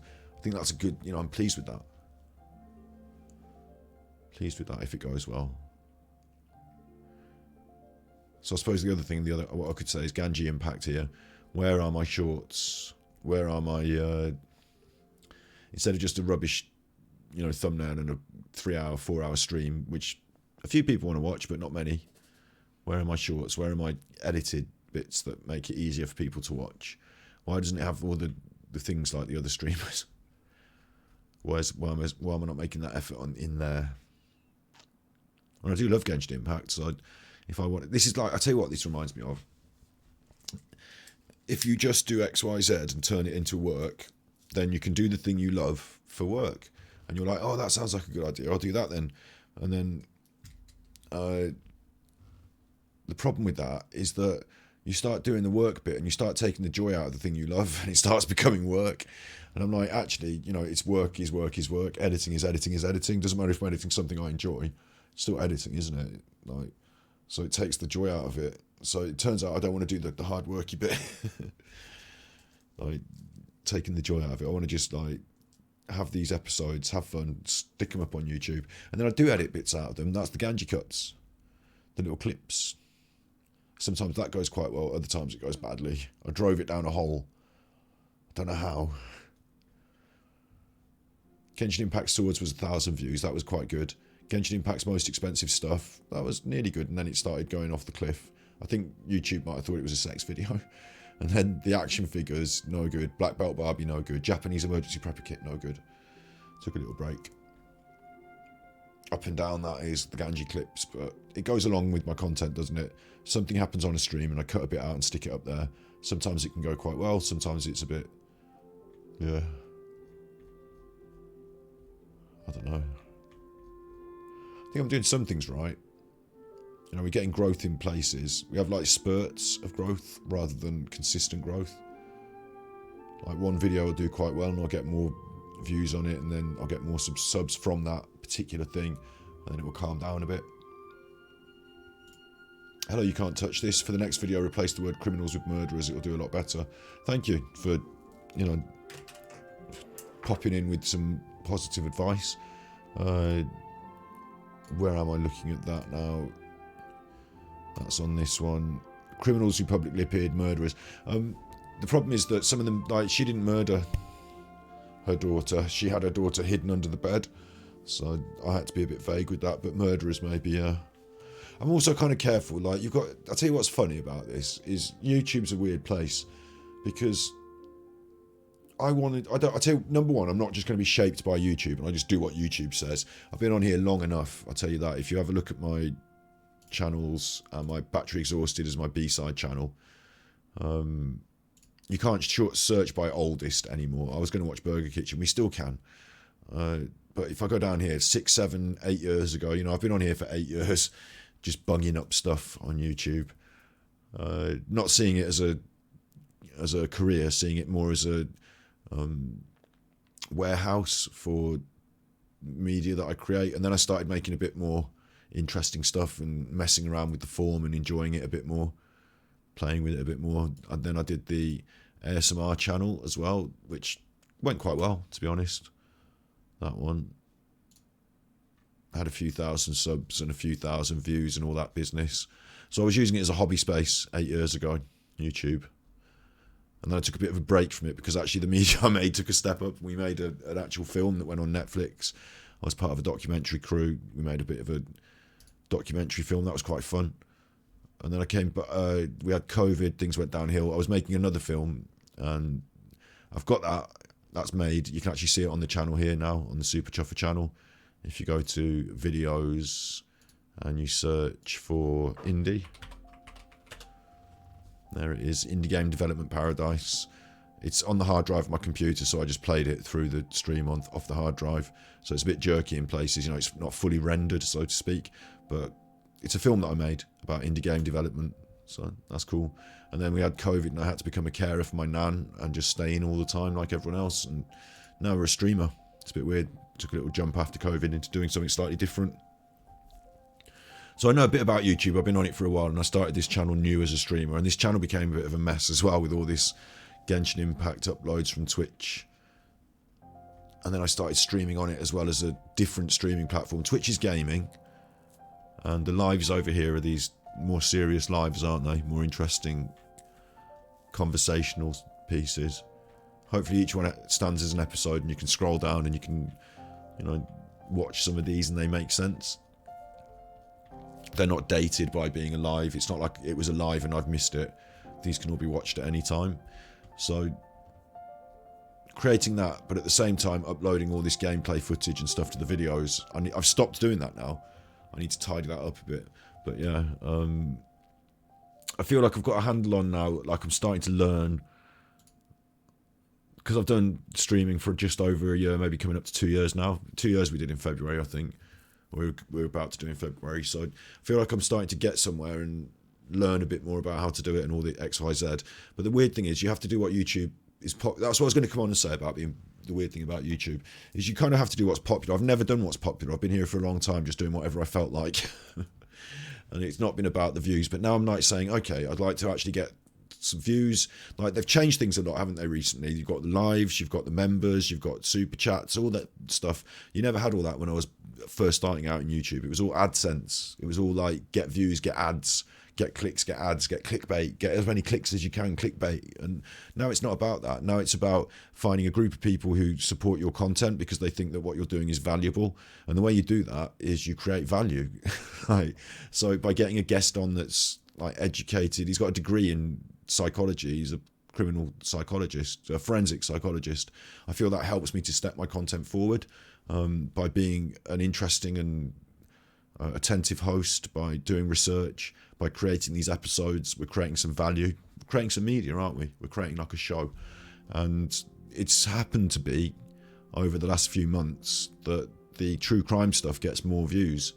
So I'm sort of bound by YouTube to do a bit more of that, you know, keep doing some of it, because I need those views. I need to get up to the point where we're able to, at the moment we can't have members, we can't have super chats even, because we haven't got enough subs. So I need to get that subs line up on YouTube there, on the main channel. And I call it the main channel because you can find all my other channels off it by finding it, by going on there. And yeah, so Murderers, using it in the title. What the funny thing about YouTube is, right, I don't mind doing stuff that I'm interested in, and if YouTube likes it a bit more, we'll do it for a bit. I'm not going to be always about true crime. I'm also going to do other stuff. That's just how it is. You know, sometimes I'm going to look at weird streamers who are doing weird stuff. Sometimes I'm going to look at weird conspiracy theories. Sometimes I'm going to look at... I don't like politics because it does get dated very quickly. But sometimes I'm going to play weird games like Prison Life Simulator as an episode. But you'll always know if you tune in, you're going to get Thus every week. And in between, you're going to get me messing about. So Thus, the podcast is mainly, it seems at the moment, about dead little girls, which is a shame because, you know, like I said... but YouTube what I wanted to say, I keep getting diverted. YouTube is giving me more views. Like this Nicola Bully episode is a real weird example because I'm getting lots of views there. Well, for me, for a smaller channel, 1,000 views, that's big thumbs up. It's more subs than I've got, so that's more views than subs. Big thumbs up. That's a good video for me, and that's got the views, but it includes all these words like murder and I haven't used the... You know, I didn't say Jeffrey Epstein, or I didn't say, like, you know, whatever. But there are things that you can do on your videos these days, and YouTube will just knock it off the cliff. And I've had that before in a couple of them. Like this one, Prince and the Pimp. You found me from the Nicola Bully video. Cool. New person. And you found me all the way over here as well, which is pretty cool. Because, like I say, this is like a side... I see Twitch and game players, like, I love doing it, so I'm going to do it, and I might as well switch the camera on. But... other people see it as like their main avenue. Like, I want to be a Twitch streamer. I want to have people watching me play games. Like, I'm happy if you want to come and watch me play games, but I understand that this other thing is probably mainly where I'm... Anyway, on YouTube, if you were to do an episode about like this one, we talked about Jeffrey Epstein all the time, and when we got the views, it was like, there's two things you get. You get views and you get impressions. Impressions are what we're getting now when we're looking at the picture. Everyone gets an impression of your...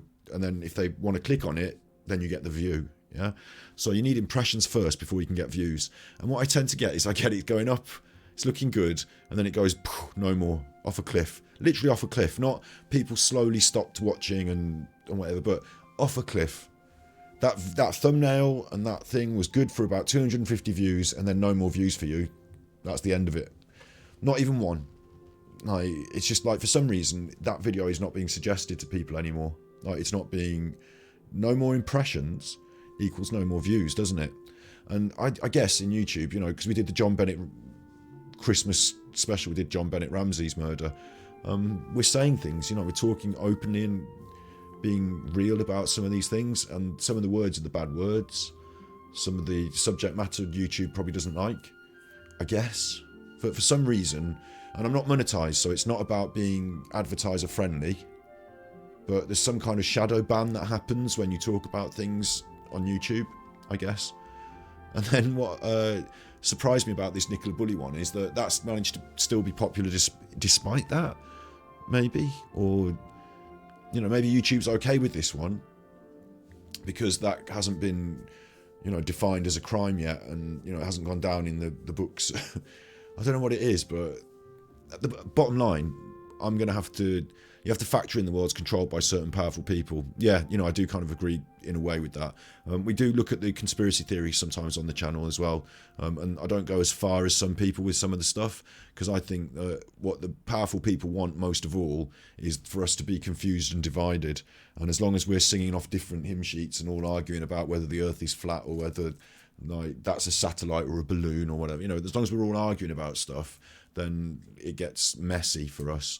But the main thing like the big thing is just like, yeah, agree. You know, certain powerful people have got too much control, and it's mainly through the economic system, isn't it? It's like if we can get together and do something about that, like. So I like to talk about these subjects, and I like to try and bring it round to say, like, you know, we might have disagreements, but at least we're on the same team, if that makes sense. And that happens sometimes in these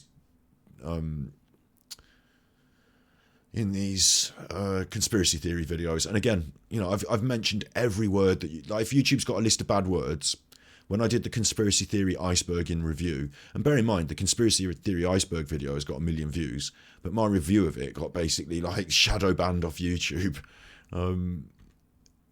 I just think YouTube probably hates my channel. It probably thinks, you know, I'm saying all these bad words and I'm focusing on all these bad subjects. But in some ways, true crime is also popular. So they find a way of allowing it through the net as well. It's a weird one for me, but I want to do what grows, and I want to do what's serious. I want to do what has value. And I think if you can create media with value, and for me that's reaching people with ideas, it's talking to different people who've got different views of the world.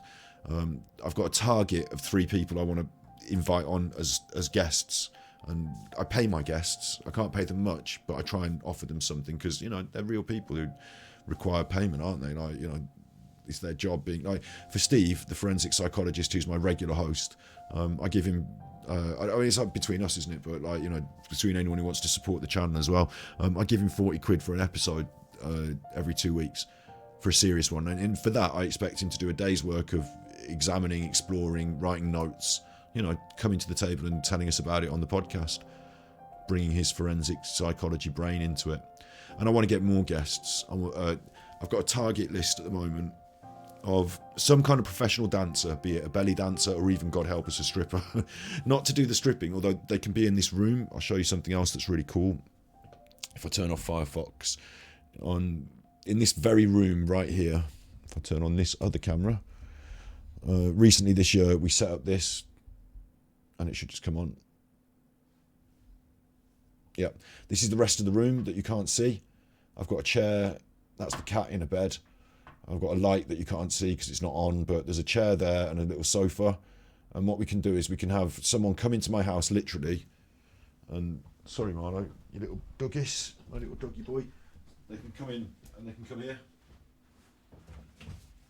Oh, you little doggy, my little doggy. There's a smelly doggy boy. So I've set all that up, and then I had COVID in January, so nothing happened. But the idea is that I can get a guest in the room, and then it will look the same as my stream, but they will be in the room with me, so we can have a proper podcast session. Do you know what I mean? So at the moment, who I want in that chair is some kind of that. I can't afford Beyonce, can I? I can't afford like Katy Perry, but there's a big conversation about what's going on in the media at the moment with sexy dancers and TikTok dancers and all that, and I'd like a few people that know a bit about that to sit in this chair and we can have a good chat about it. Then there's the idea of demonology, which is like a big, I think criminology and all this is interesting, what we're doing on the, can I have my Firefox back now? Yeah, criminology is interesting, but I also think there's other areas of interest that, for, I don't know because I haven't asked anyone, but in the game we've been playing today, Genshin Impact, there are names of people like Paimon is actually, Paimon in the game is Paimon in the game we're playing. She's there floating about, that's her on the screen there now, that's Paimon. She's our little friend, Paimon. But in the real world, Paimon is actually one of the Lords of Hell, or whatever. There she is, Paimon. Yeah, Paimon. Ooh, Paimon. But if you go on Wikipedia, that's the sigil, status and rank.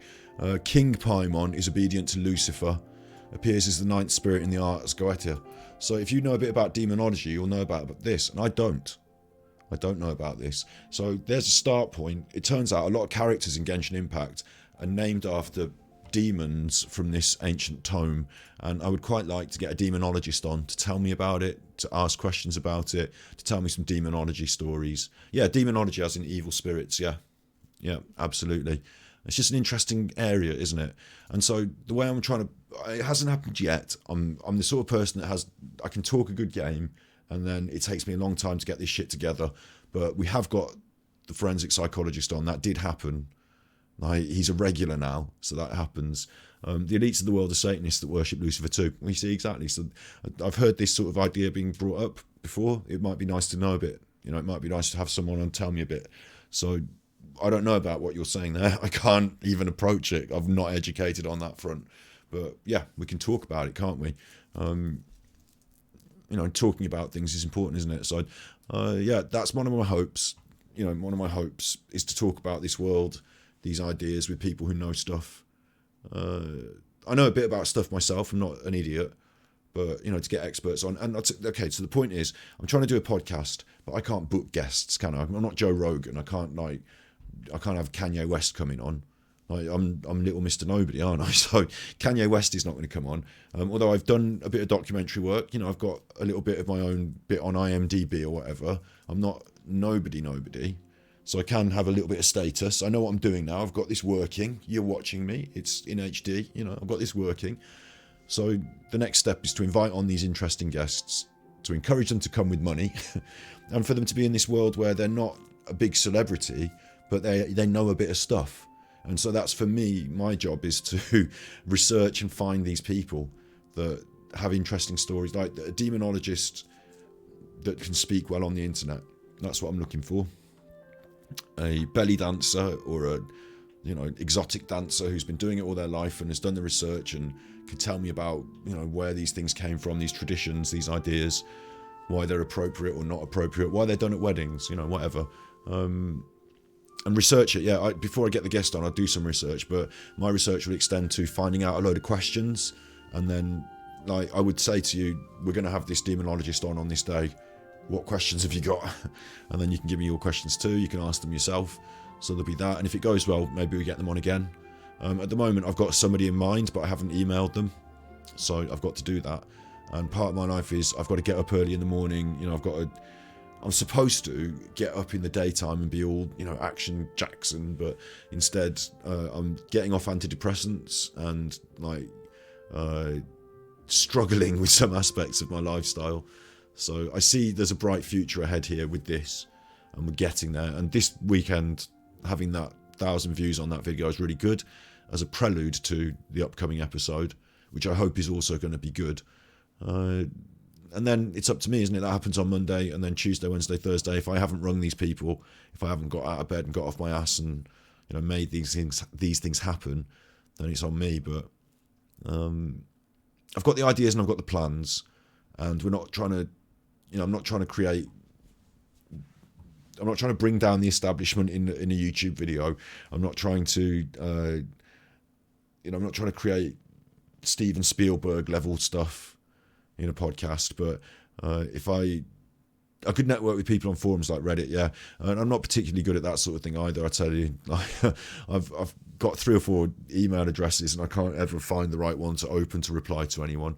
But certain things do fall into place over a bit of time, and it's about bravery as well. I know it sounds silly, but emailing people you've never met to say, do you want to come on my show? Here, look at my channel, please come on my show. One of the things that beat me down when I was doing, if I do videos here and indie, the indie game development documentary that I made, one of the things that beat me down about making this was I was really happy. I emailed the people that ran this project out in Sweden, and they emailed me back and said, do you want to come on the project? It's, you know, and I was like, brilliant, this is great. I made that happen by emailing people, and, you know, out of the blue, just emailing people, and they were really nice people, and it went really well. But other than that, since then, I've sent out quite a lot of emails. I mean, not as many as maybe I needed to, but I've sent out quite a lot of emails for people to maybe help me sponsor the finishing making of the film, maybe try and get a sponsor for the film. And I just, like, I'm tired of sending out emails into the ether and getting nothing back, and it's demoralizing checking the inbox and hoping and not getting what you want. You know, this film never got pushed to completion. It never got put on a broadcasting platform. I made it and spent money on it, and then that was that. I'd really still like to put it in the hands of an experienced editor to really polish the edit, because I did everything on this, apart from some of these shots which were filmed by my friend Matt. I took him out there and paid for his trip so that he could film these shots, of course. I'm the producer, the director. Well, I'd say that I'm the director. We both share the role of director. And then I edited it. So I'm happy with it as a film. It's a cool film. You can see it on my channel right now. You can find that. It's called Indie Game Development Paradise, full documentary draft look. You can watch it on my channel right now. It's there. It's a little bit jerky in places, and some of the edits I would like to be a little bit cleaner in places, but that's why I'd like to put it in the hands of an editor and have them just polish it off, get it out there. I'd love to sell it to a broadcaster. That would help, retrieve some of the money that I spent on making it. Do you think smoking weed slows down my progress? Maybe if I wasn't stoned, I'd feel less inhibited about talking to people, because really it's about talking to people. Like on this documentary project, there's loads of really nice people. Like that's Karina Pop. I thought she was brilliant. Have I sent her an email since the project? No. Have I sent her a tweet? No. Have I got friends that I know in real life? Like, I know her in real life. I met her, didn't I? But do you know what I mean? Have I got friends that I have not kept up with? Absolutely. Why don't you find the time to phone all these people and email all these people and send messages back? And I just let it drift. And then once it's drifted a certain amount of time, I feel like, I haven't spoken to them in ages. It's a bit awkward. How do I find what do I say to these people that I haven't spoken to in like 5 years about this project? I don't know. Maybe yeah, maybe or not. I mean, I've been smoking weed for so long, it is what it is. So slow me down or not, it's not going to be, I'm not going to stop smoking it and then improve that aspect. That's not going to help, because the not smoking it bit is going to do my absolute nutting. And getting off antidepressants at the moment, smoking weed is actually one of the things that I kind of like. So the getting off antidepressants is going well, I'll say that,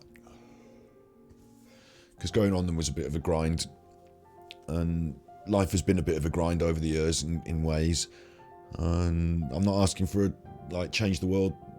At the moment, what I'd be happy with is stability, financial stability out of the production of the media, getting in a routine where I'm making decent stuff. It's financially rewarding and stable, not buy £1 million house, be Jake Paul or anything like that, but get us a little fighting fund, get us a little budget going, which is what we did with the streaming. At the moment, I've been soliciting donations, tip me at Ganji, and those donations go in the kitty, and I've been using that money then to make the stream better. So that's how I'm at the stage where I'm able to now start booking guests and inviting people into the studio. Yeah, I'd like to be able to smoke weed along the way, and if I can't, I think it's going to fuck with me. And if I can get off the antidepressants, then I'm going to be in a much more positive place this summer. And I think I can. I think that's going well. I'm just reducing the amount I take, and it's going well. Yeah, build momentum and enjoy the progress. That's exactly what I'm trying to do. And like I said, I don't need £1 million house, but I hope that as we keep progressing, I can get back up to making this sort of quality media. Because this is a film, it's a documentary. And put in a bunch of console logs, which are like the little messages that'll pop up on the little white part, just to try to figure out at what point the function was screwing up. And it turned out that I had a number that was like a 2 and it needed to be a 1, and that fixed it. I actually can show you something. I developed, I just programmed. I didn't design or anything. I made a couple of games for Sesame Street. And I don't even know if this was allowed, but I did it anyway. It's in the code.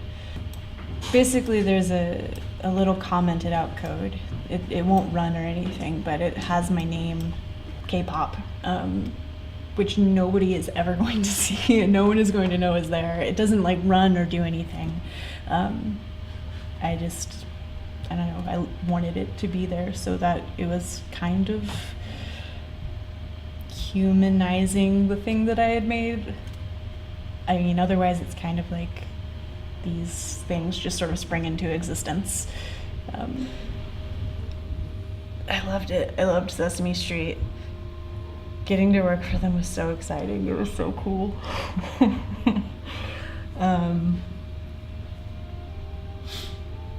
Yeah. Yes, I watched Sesame Street a lot. My path to becoming a developer began when I was an undergraduate student. I studied English Lit, but I was more interested in studying games. So, like, I mean, obviously, if you're interested in game design, there's an hour and 40 minutes there for you. But it's also a story about struggle, about being an independent developer and designer. It covers lots of other aspects. These people go on little trips and do little other things while they're on this project, so we include some of those. But basically, as a media producer, I'm capable. I've got cameras, part of streaming, isn't it? But also, I've got little cameras like this. We bought a new one for the stream recently. That's one of them.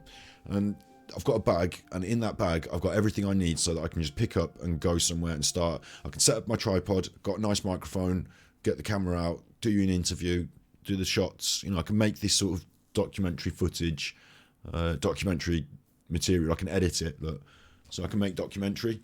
And I like streaming. Streaming's great. It's part of what we do now, I guess, being direct on the media, you know, talking straight to the audience like I am the audience to you. But hopefully through what we do, through our regular stuff on YouTube, we can then build up. What I'm hoping for this year is the podcast that we do, thus. So just going back to the channel again. The podcast that we do, thus. Steve is in another part of the country, and he comes in on the, you know, like on the Zoom, essentially. And other guests will be coming in, not into the room. Like, I've set up a little studio room, but I'm not sure everyone will be able to always come to my house.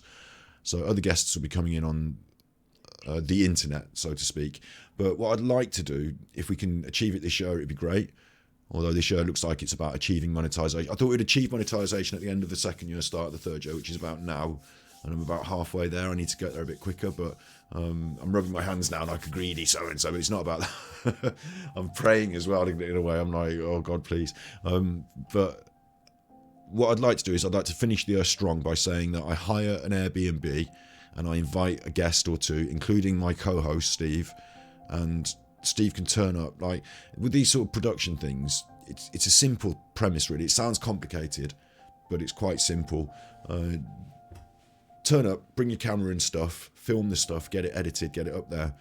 And all right, Omar, meowing. There'll be some guests who it's easier for them to see us on the internet. There'll be some guests who will turn up to my house. There'll be some guests that I can get just by paying them. Like, to simplify this, let's say, for example, who's your favourite comedian? Who's your favourite comedian? Who do you think that's funny? Who's a funny one for you? You name someone and I'll go see if I can get through the process.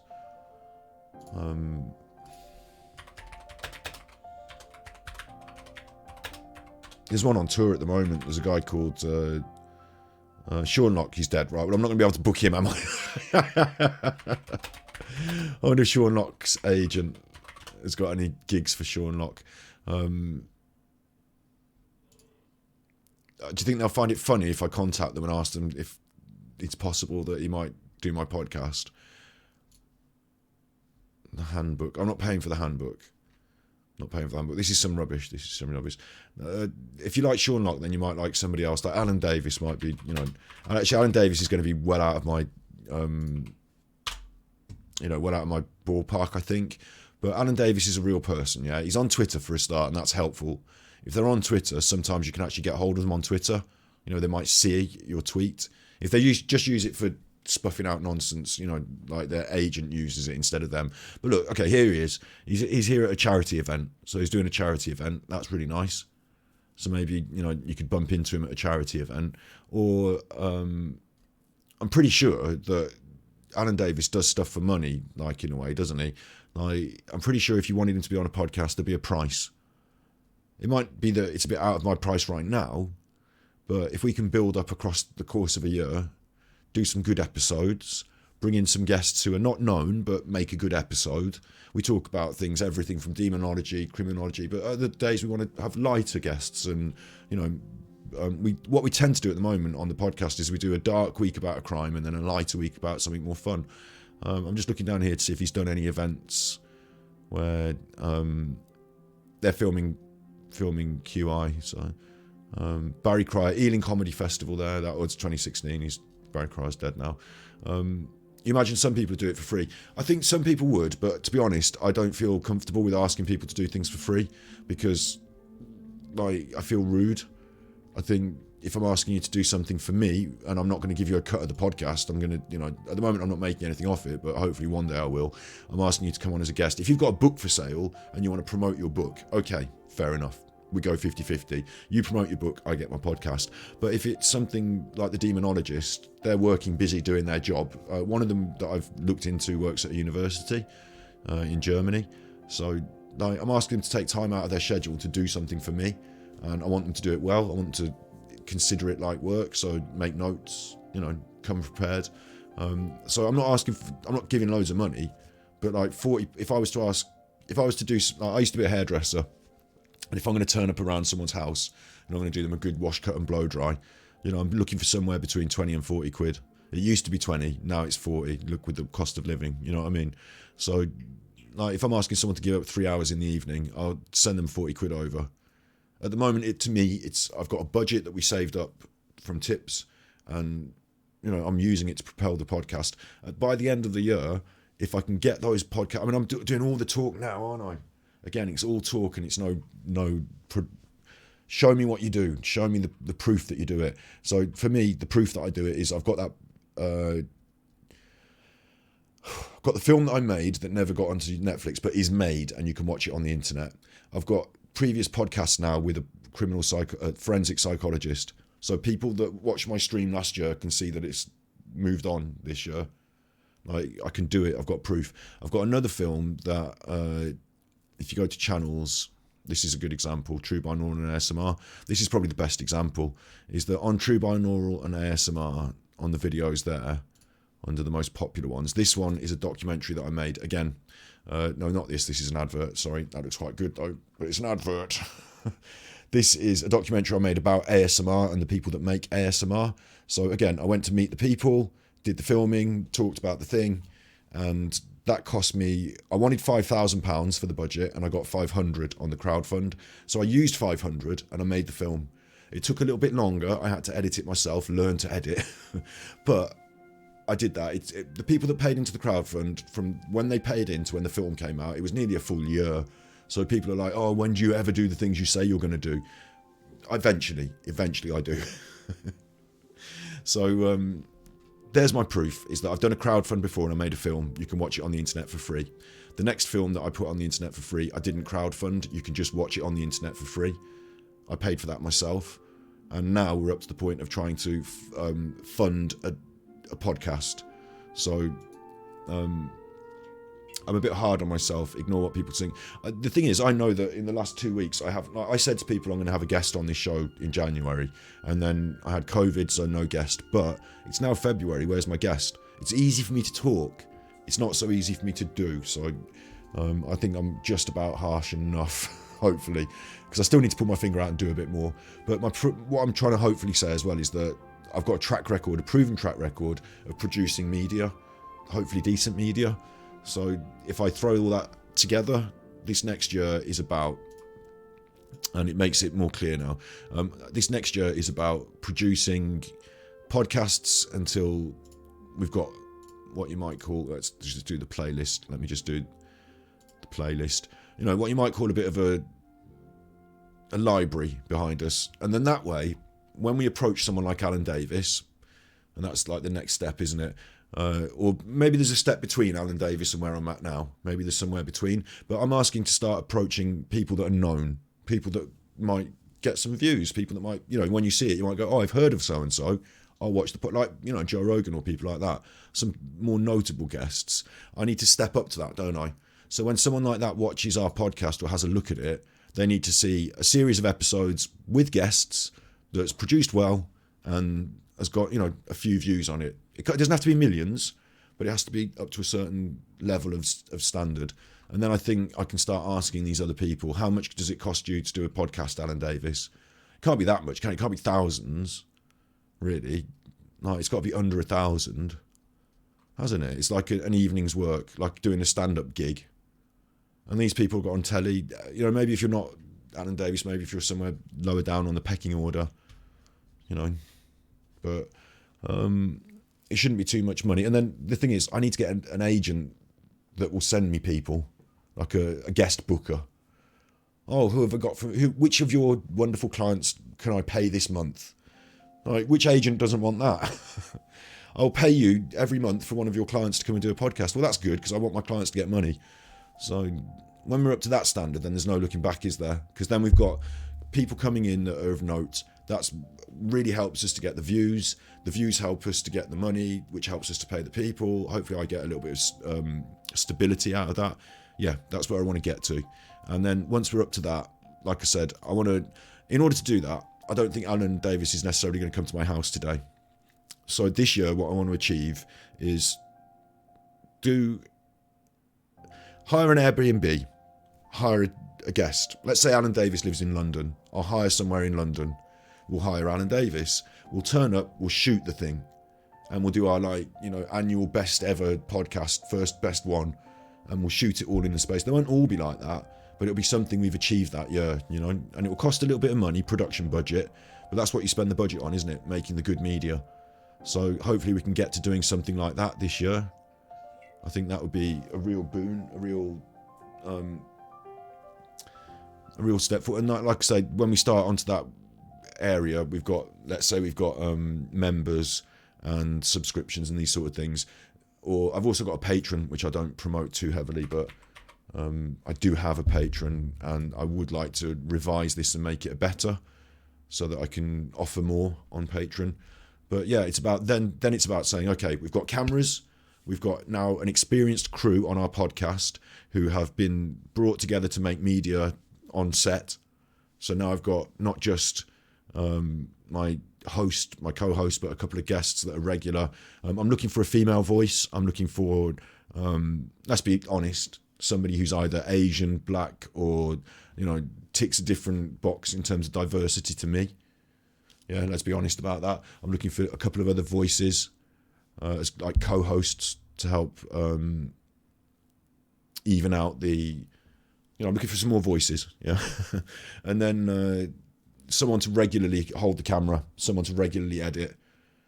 I'm looking for that to be paid for by a sponsor and the subscription model of YouTube rather than the adverts. But if we can get a sponsor on board, that would really make a big difference. Because then you can take that, whatever it is, every month, and you can, for here, my goal here is £500 a month. For £500 a month, I can keep a roof over my head, yeah? The next goal above that is I can create actual, like maybe a half-hour documentary every month. Maybe that's a big ask.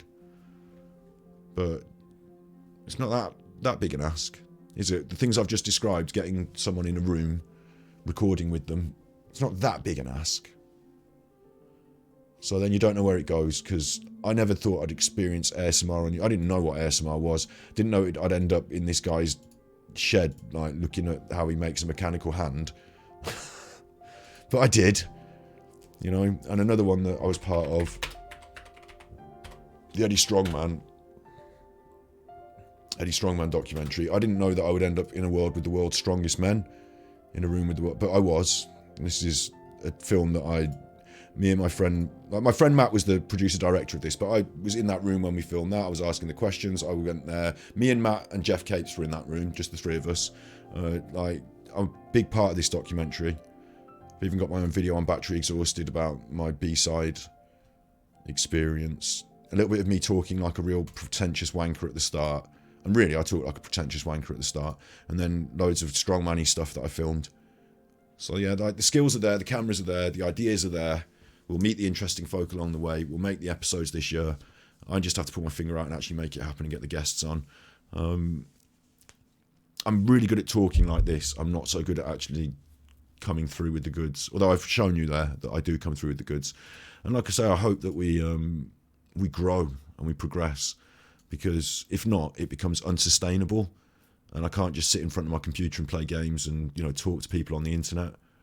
I have to go and work at Tesco. That's an option. Like, that's an absolute option.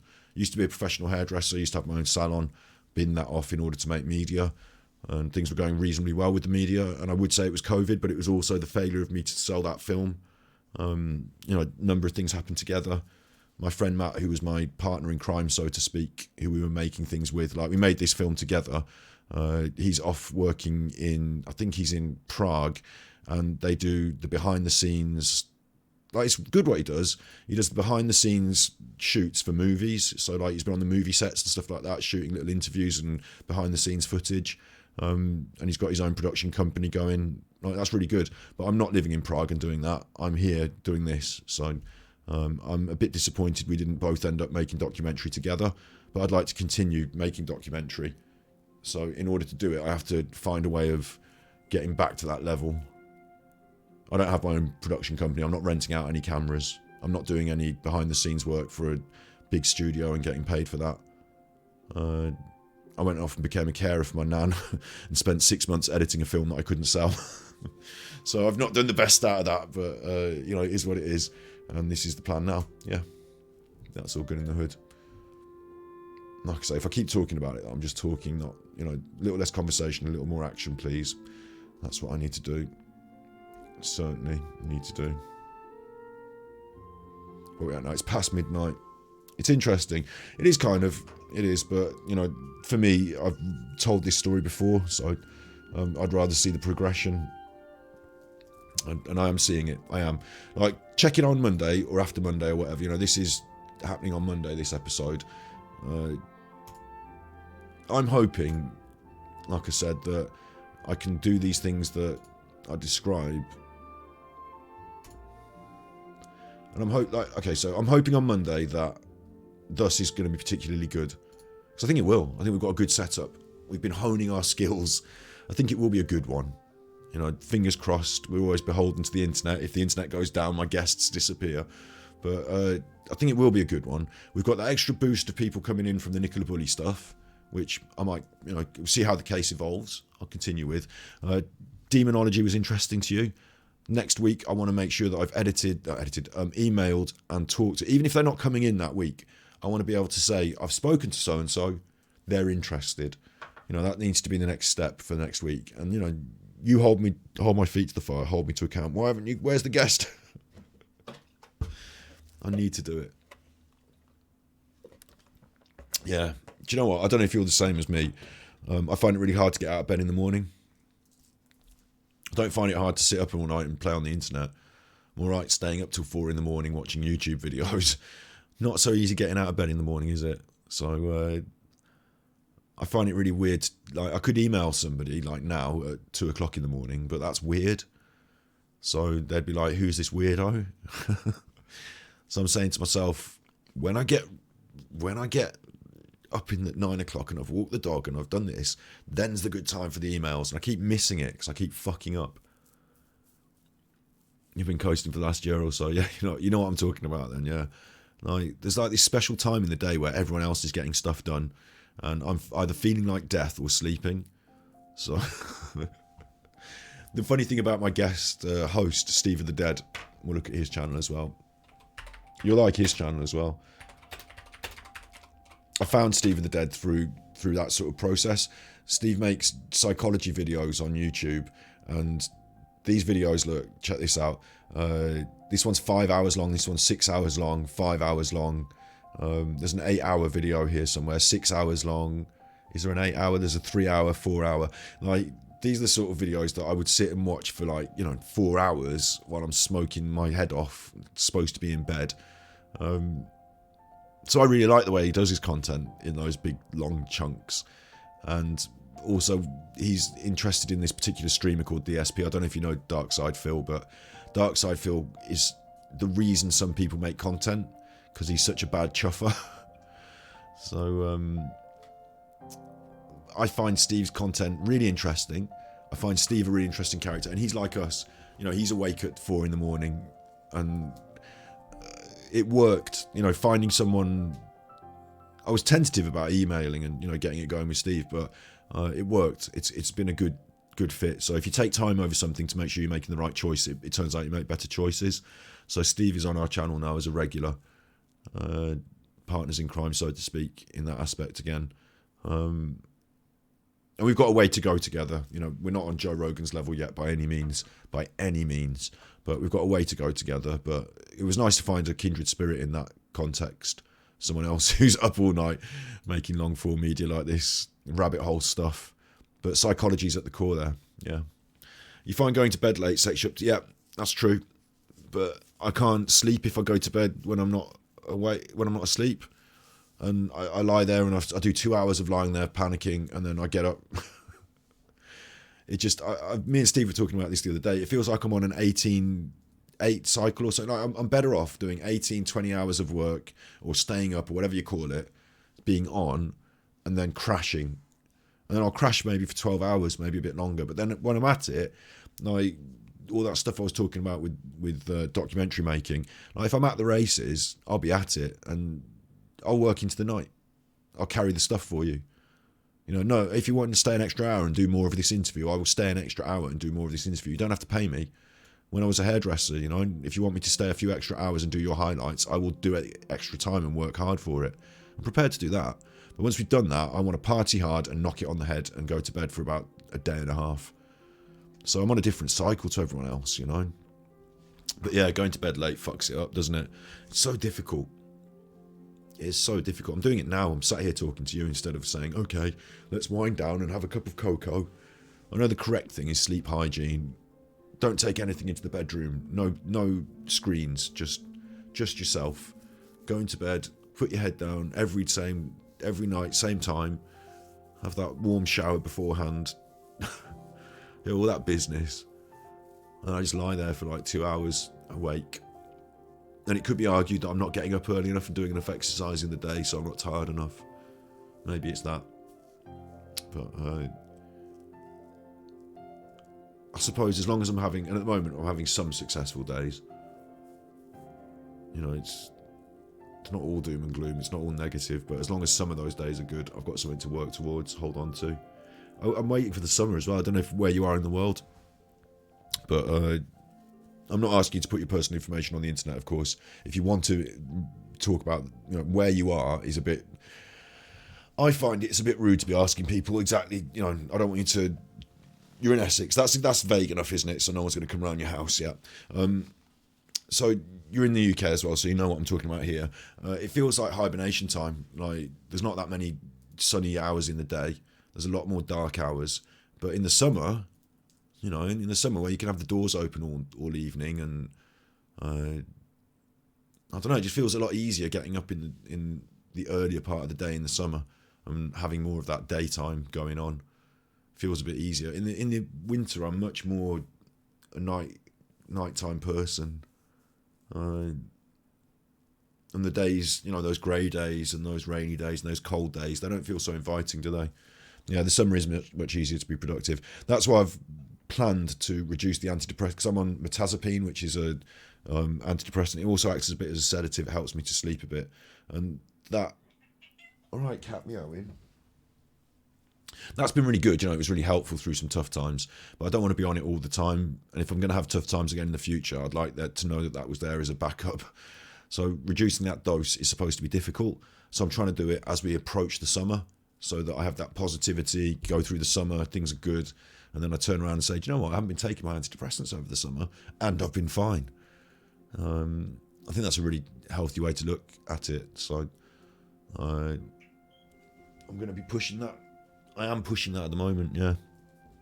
So with all that said, like, even if you don't have the same struggle as taking the tablets, but you have the same struggle as, you know, as a lot of us with this time of year and sleep pattern, I don't think it's wrong. Like, I actually I saw a therapist once who, you know, I've seen different people over the years for different things.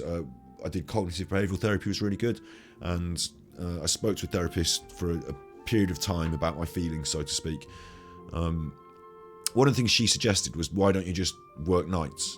Like, if you're finding it difficult to sleep all night, work nights. So there is an argument to say that it's not a fault, or it's not a...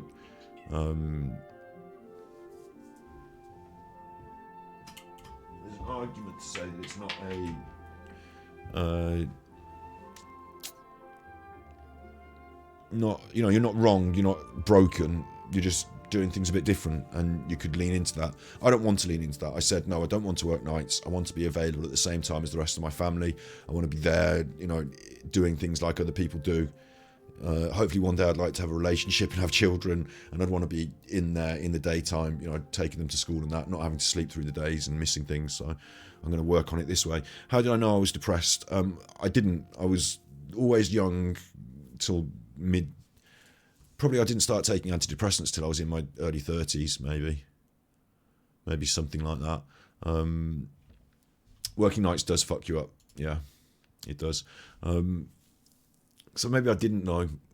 I think for a good while I was just, having a tough time going through life. I don't know, maybe mental health.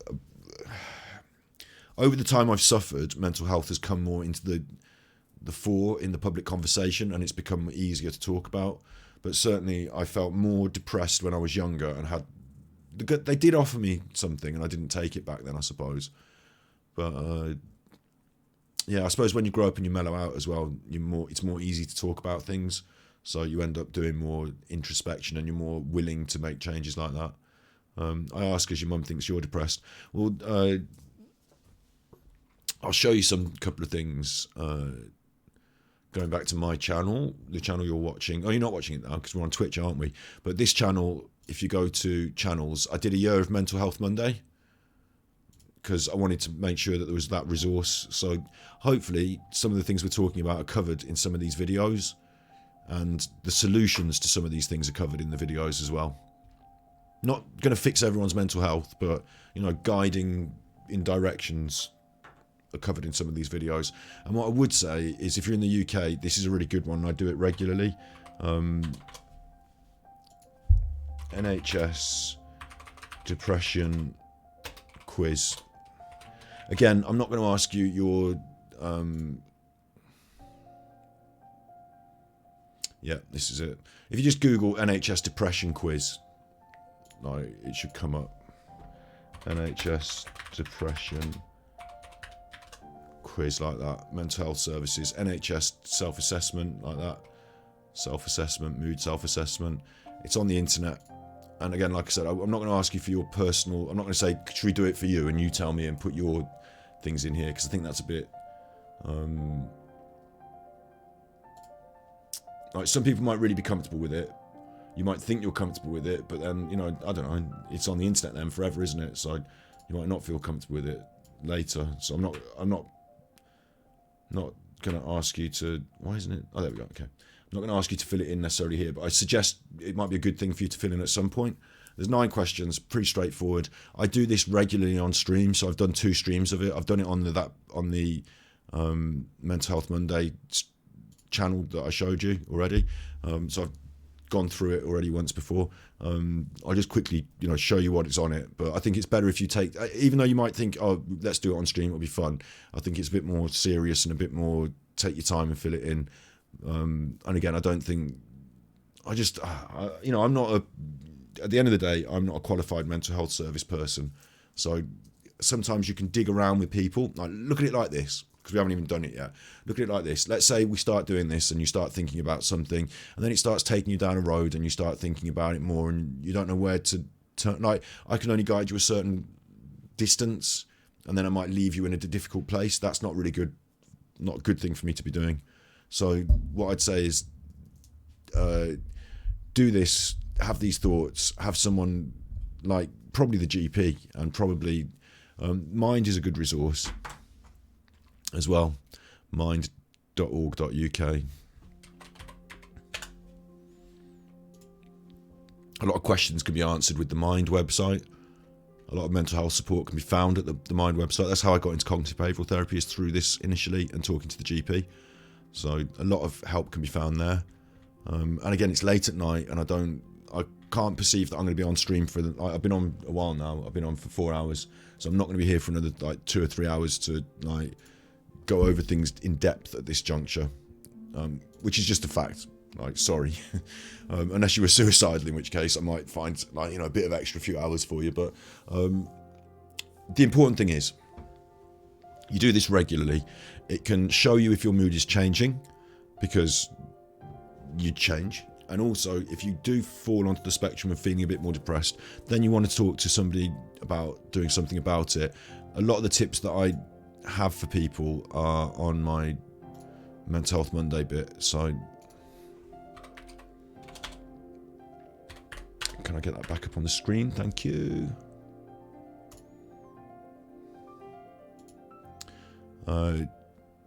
It's impossible for me to go over very quickly, but we've got an hour of the benefits of talking therapies there. Lots of different ideas to improve your mental health on this particular resource. Again, it's not about views and it's not about big on YouTube. I did this for a year, put it there as a resource, and it's there now. So I'm happy that we did it. But a lot of the things, fundamentally, you've got your feelings, your thoughts, and your behaviour, and it's like a triangle. This is the best advice I can give. Antidepressants, doctors, all that, working through that, we'll do the self-assessment, you'll be off to bed shortly as well, exactly.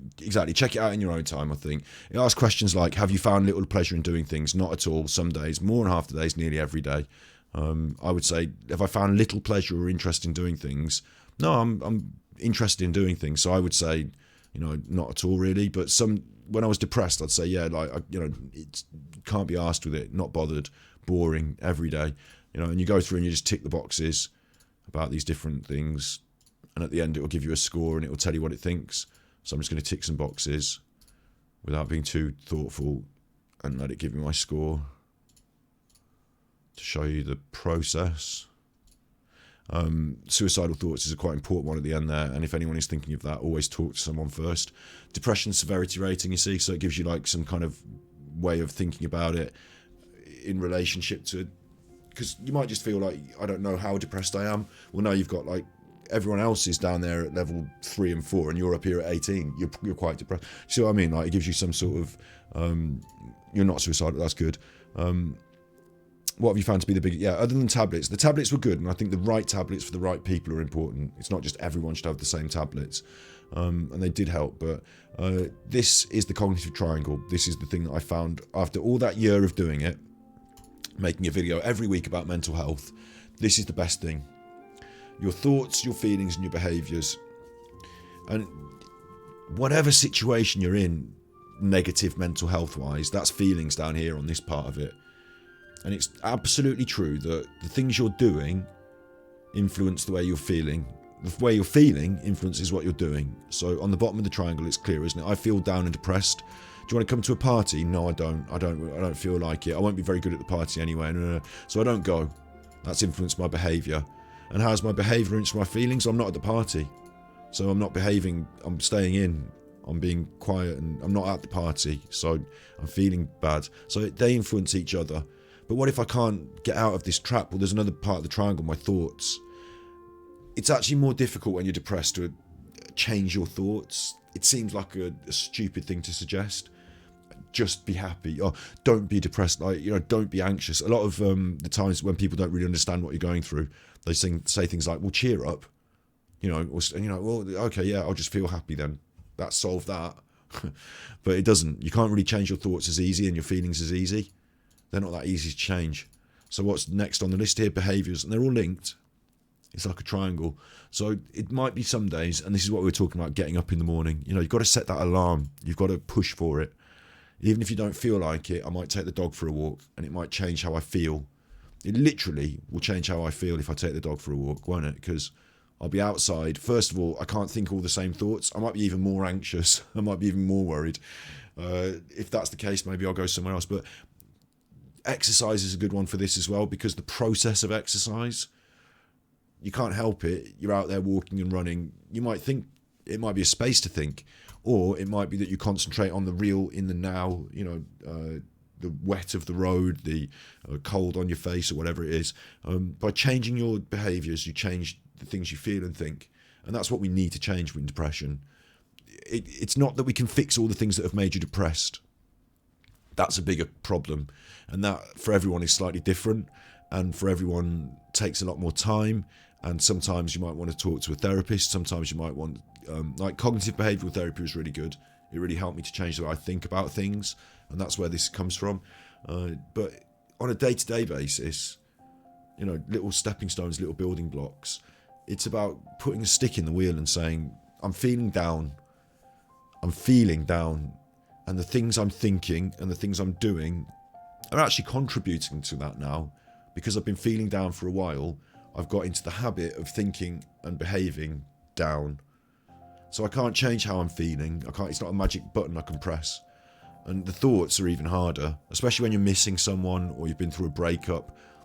So what you have to do is distract yourself, change your behaviour, do something, and it could be something silly like watch a film or cook a meal or, you know, do something. And it's that behaviour, that doing, that changes how you think and feel. And then what we were talking about today was important. You know, I'm all talk, I'm all good. I've got a lot of thoughts there, a lot of thoughts. If I can turn them into behaviours, then at the end of Monday, when I've done the podcast, my feelings will be different. And they will be. I can't sit up at night stressing about what a failure I am if I've achieved something through my behaviour. And a lot of the time when you're angry as well, this is another one, depression and anger seem to go hand in hand. Frustrated, we've had it with COVID, you know, and we're all locked up together. Sometimes you need to get out, that feeling of needing a change. That's a physical behavioural thing again. You know, literally going for a walk or sitting in the garden or going to the beach or, you know, stuff like that. It's hard to explain, but this change of scene and this behaviour that you do, and then it can knock on, you know, you can say to yourself, look, am I doing enough exercise? Am I being honest with myself about, am I behaving the way I would be proud of, I should be proud of? And a lot of the time with depression, you might say, no, I'm not. That makes me feel bad. But unless you do, it's only, you know, unless you do. And at the start, it's like running through treacle. I don't want to go for a run. I don't want to walk the dog. I don't want to, but I'm going to do it anyway because I'm going to feel bad at home on my own, or I'm going to feel bad out walking the dog. So I'm going to go out, and then by the time you've done it and got through the process, hopefully something's changed. That's the biggest advice I can give, I think. When I was succeeding in life, I was setting targets and achieving them. Yeah, there is a bit of that. There is a bit of that. I think in a big way, I've reduced the, like, this is about small term targets in a way. It's about like being able to look in on yourself and say, hang on, I don't feel so good. So my target is, let's try and feel a bit better, and not focusing on my feelings and not like, so tell me more about when you were a child and you felt depressed. No, forget that. Right now, I need to go and have a sandwich. Or right now, and eating's another good one. You don't fuel yourself properly when you're depressed. But getting a routine for your food. Oh, I can't be asked to cook tonight. I can't be bothered. I'll just have, you know, microwave food. Well, my behaviours are there. My thoughts are there. I'm changing my behaviour because I'm thinking and feeling down, remember. So I need to behave up. Not show the world a big smile and pretend, but behave up instead of behaving down. Think a bit more up instead of feeling, and that will change how I'm feeling down. I think taking life by the horns and making life happen, and yeah, that's what it's about, yeah. And the problem, I'll tell you one of the big problems with this is that frustration comes when you try to do that and life doesn't come along by the horns. Life won't cooperate. It won't always be the case that it works. And then when you feel sinking, when you start to sink, this is depression in a nutshell. There's lots of different aspects of depression, but one of them is about, like, you've got this boat and you're on the ocean and you're struggling and you're doing the sails and you're doing whatever, you know, pulling the sails and rolling the rigging or whatever. You know, you're sailing this rough ocean, aren't you? And sometimes the ocean's really rough. And then when you're susceptible to depression, it can be a small leak, like a little leak is in the boat, and the water starts to come in. When you're not susceptible to depression, when you're, you know, confident and strong with your mental health, you see that leak and you think, right, let's patch the leak, or I'm going to not worry about the leak because I'm so confident this boat is going to get me there.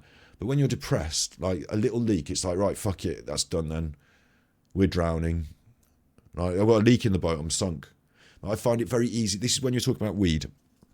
The one thing smoking does do is, everything's going well, and then something bad will happen, negative, not wonderful, a stone in the road, not horrible, you know, not awful, and you're sunk very quickly. It's like you can't be asked to sell anymore. Yeah, like, I don't want to pull the rigging if we're not going to succeed. I don't want to. Once I've seen that it's not all smooth sailing and easy wins, I can't be asked any. I'd rather just go below deck and wait for the sinking to happen because I'm used to sinking. It's like I'm easy to sink. And that resilience, you have to be able to say to yourself, well, hang on, no. Do you know who I watch an awful lot for this? It sounds ridiculous, but I watch Gordon Ramsay, Kitchen Nightmares, because quite often he wants them to succeed and he wants their restaurant to be good. And quite often they've given up mentally. They're in depression.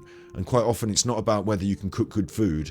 It's about whether you can pull yourself out of depression and go to work and face the day and, you know, have a crack at it and do your best and give your best.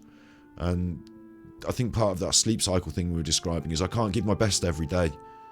I have problems. But at my best, I can give my best. And then I need to allow myself to recharge. I need to allow myself time off. And then I give my best again. And Gordon Ramsay, sometimes I imagine what Gordon Ramsay would be like shouting at me, getting me into gear. But also I remember that he's very compassionate and kind at the right times as well. You know? So that's what it's about. I watch a lot of Gordon Ramsay, but for motivation. And imagine, you know, that attitude of wanting to be the best, wanting to do your best.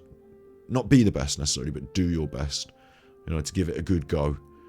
And then there's other inspirations that I've had over my life that are similar, but obviously I can't share them with you because they're not, you know, you'll never meet my fencing coach who is now dead, sadly. But you can watch Gordon Ramsay. So, you know, things like that, being able to use it as fuel as well. Like the sinking thing, you know, some people might watch that and think, oh, well, I'm crap, therefore I'm never going to be any good. I'm the person that gets sacked out of Gordon's Nightmares. You know, I get the sack and I get binned off and I don't even get to succeed. But you've got to imagine yourself, you know, able to turn it round. Because a lot of the time in these episodes, they turn it round, don't they?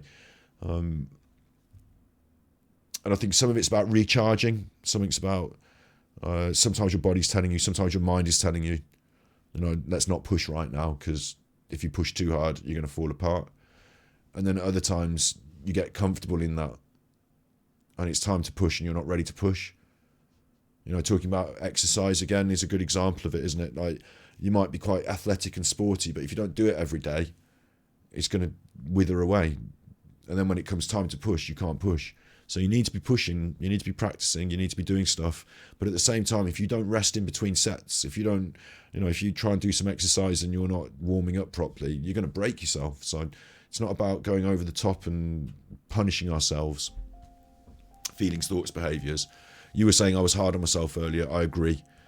Finding value in yourself, in your core, valuing yourself is part of the depression thing as well, I think. And that self-worth and that self-value can lead, you know, if you've got problems in that area, it can lead you to being hard on yourself because you're not, you know, giving yourself the reward and the value. So everything is in your mind and your thoughts manifest your reality. I agree in ways.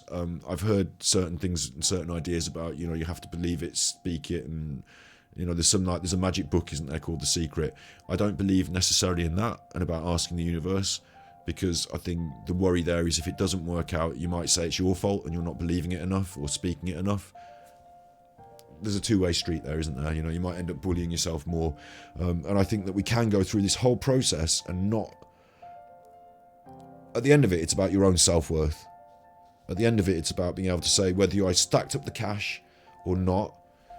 We did those episodes. Like, to give an example of what I've been talking about. You know, no one can stop me from making my episodes of my podcast. They might not be successful, but no one can stop me, yeah? And my target of, you know, booking someone at the end of the year and having a little room that we go to and, you know, having saved up enough money throughout this year to do it, it's not ludicrous. I can achieve it. But if, let's say we do the Alan Davis episode and it gets the worst ratings out of all my episodes, no one gives a shit. YouTube algorithm puts it in the bin. Spent that money now and it didn't work out. Okay, you know, pick yourself up and go again. It's not the end of the world, but not everything's going to work. You know, at the end of my life, I'm not going to be Kanye West level famous. At the end of my life, I'm not going to have a statue made out of me because of my great doings, maybe. I hope I do. I'm still honest. I still think there's room in the world for me to do something really good and, you know, deserve some accolade in that context. I'm hoping to shine a light on some ideas by sharing information through media. But who knows? But, you know, if at the end of your life you worked really hard on stuff and you enjoyed doing it, then that's okay, isn't it? And if I can find someone to share a bit of my life with and maybe have some kids, that's okay. So it's not like out of this world, but at the same time, if you don't achieve every great, like you were saying about setting yourself tasks and tough love and taking life by the horns, it's the process of doing it that's the achievement. It's the fact that you look back and said, actually, do you know what? When it was tough, I got up. When people were calling, I answered. You know, when life was calling, I answered. Like, I stood up. I was brave when I needed to be brave, and I stood up to be counted when it was time to be counted. I filled the unforgiving minute with 60 seconds worth of distance run. You know, you look back on those things, and that's what fuels you to be able to do anything else in the future. Not the success you made out of it, but the fact you were there grinding it and doing it. You came out the other side stronger. I'll finish with this because it is important, and it will probably make me cry, so I'll warn you now, don't feel worried about me crying, that's fine.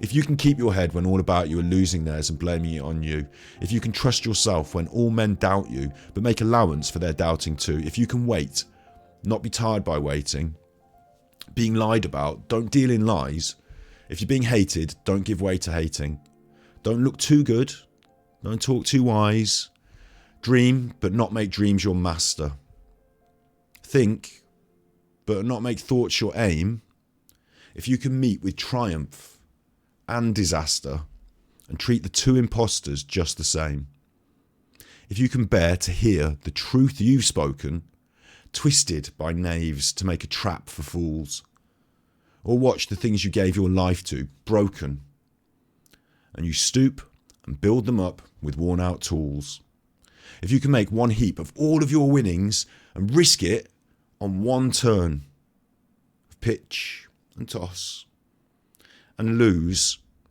and start again at your beginnings, and never breathe a word about your loss, if you can force your heart and nerve and sinew to serve your turn long after they're gone, and so hold on when there's nothing in you except the will which says to them, hold on. If you can talk with crowds and keep your virtue, or walk with kings and nor lose the common touch, if neither foes nor loving friends can hurt you, if all men count with you, but none too much, if you can fill the unforgiving minute with 60 seconds worth of distance run, yours is the earth and everything's in it, and which is more, you'll be a champion. Yeah, it's the process and not the destination. It's the 60 seconds worth of distance run. It's the holding on when there's nothing in you except the will that says hold on. And in some way, because this message, this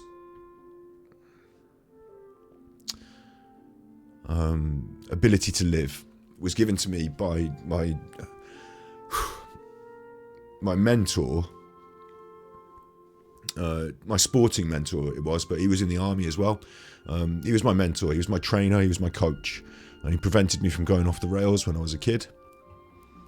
And this was part of that teaching. He's dead now, yeah, but I'm sharing these ideas that he taught me that got me through the toughest times in my life, and he's dead now, but his turn is being see, I told you I'd cry.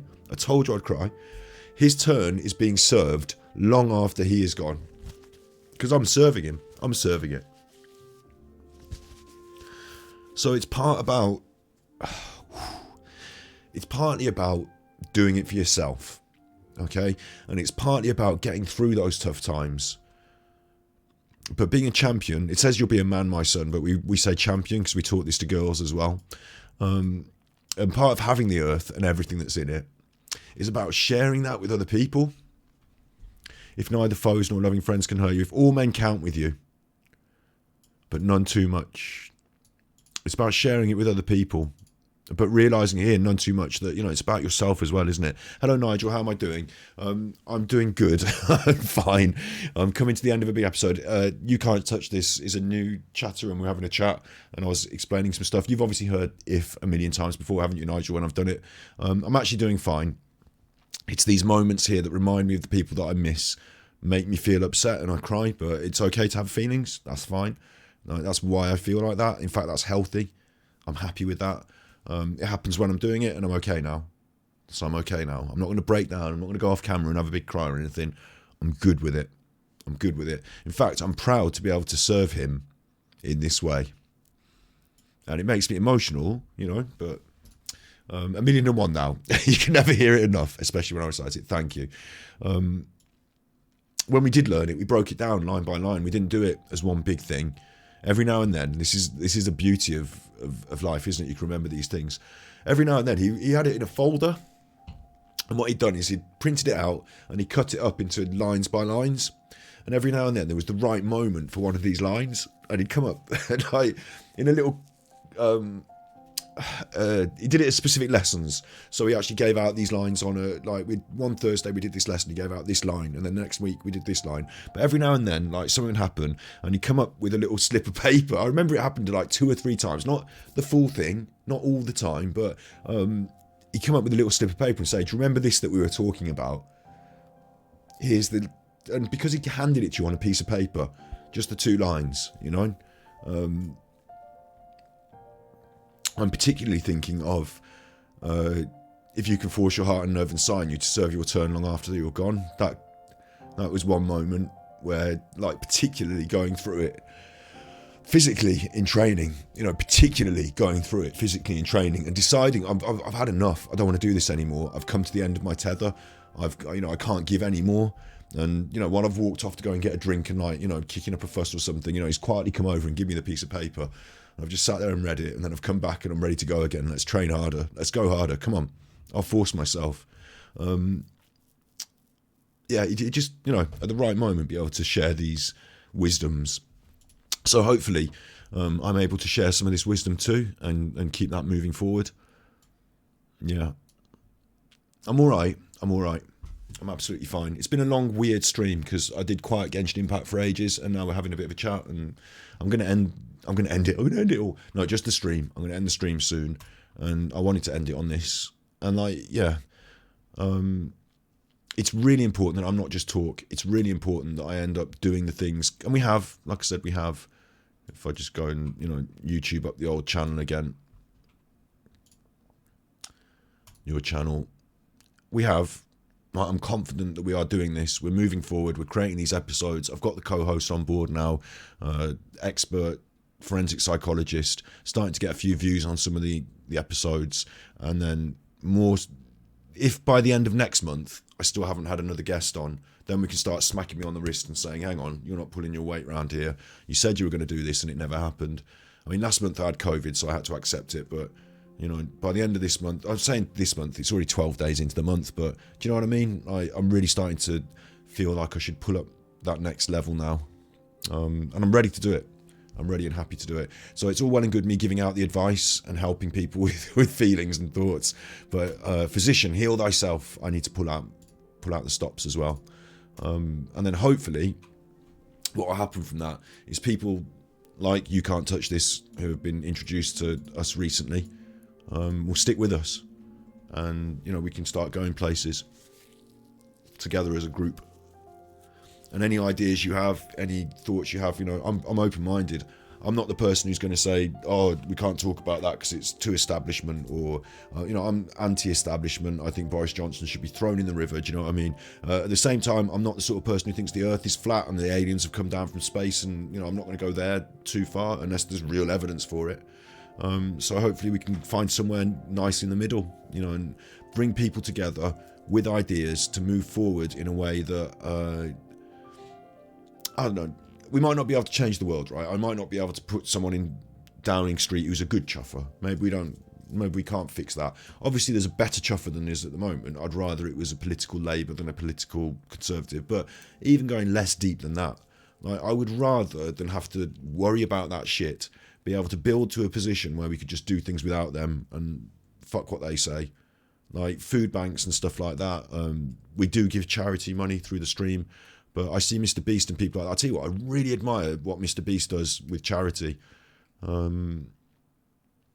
If we can change people's minds, if we can help them with ideas, if we can bring things to light that maybe need to be brought to light more, that'd be good, wouldn't it? And then also have fun along the way, mess about. And then, yeah, maybe once we've got to a certain position, I'll be able to help a few people by literally paying them to do the streams with me. And then on top of that, maybe give some money to charity. Oh, I'd be so happy if we can get to that. Make it happen, yeah. And in turn, we inspire others. And not just inspire them, but bring them along with us. Because there'll be spaces on the bus, and we need people to do things. I can't do this on my own. I'd like there to be a team around me. And everyone's more important than me in that context. I've done it before with the hairdressing. I had a team of people working at that salon, and it was my job to support them, essentially, and help them to succeed. Because if they did succeed, so did my business. So that's where I want to get to, yeah. Yeah, I'm not going to bang on and on and on and blow my trumpet or anything. We've had a good one. It's nice that you piped up, Nigel. It's nice that you piped up. And I'm really grateful. The reason I got onto chatting about this is because that recent video has done quite well for us. I find it a bit strange that I'm not reveling in someone else's tragedy. I feel sorry for her children. They must feel such awful feelings at the moment. But there is some positivity for me as a streamer that got a few views out of that, and I hope that we can continue to push forward. So that's the general gist of that. If you're feeling you can't touch this, if you're feeling like you were saying about depression, like you say about me being an inspiration, hopefully good, because it's okay to feel things. It's okay to feel down or upset or this, that. It's about how you deal with it and push through it. And it's about how you come out on the other side and fight on. It's about how you keep right on to the end of the road. I was a football supporter, and British people will understand this. Maybe not everyone around the world will understand this, but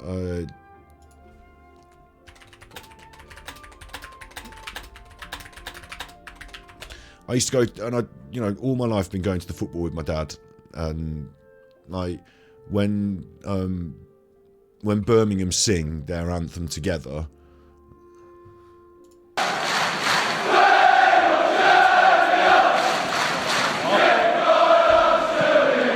You can even hear the Brummie accent in it.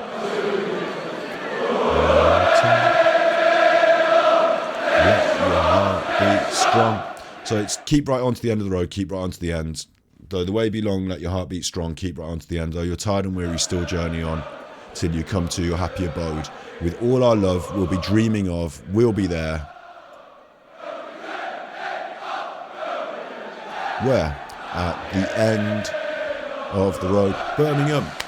Birmingham. Birmingham. There's something so like you lose yourself in the being part of the song.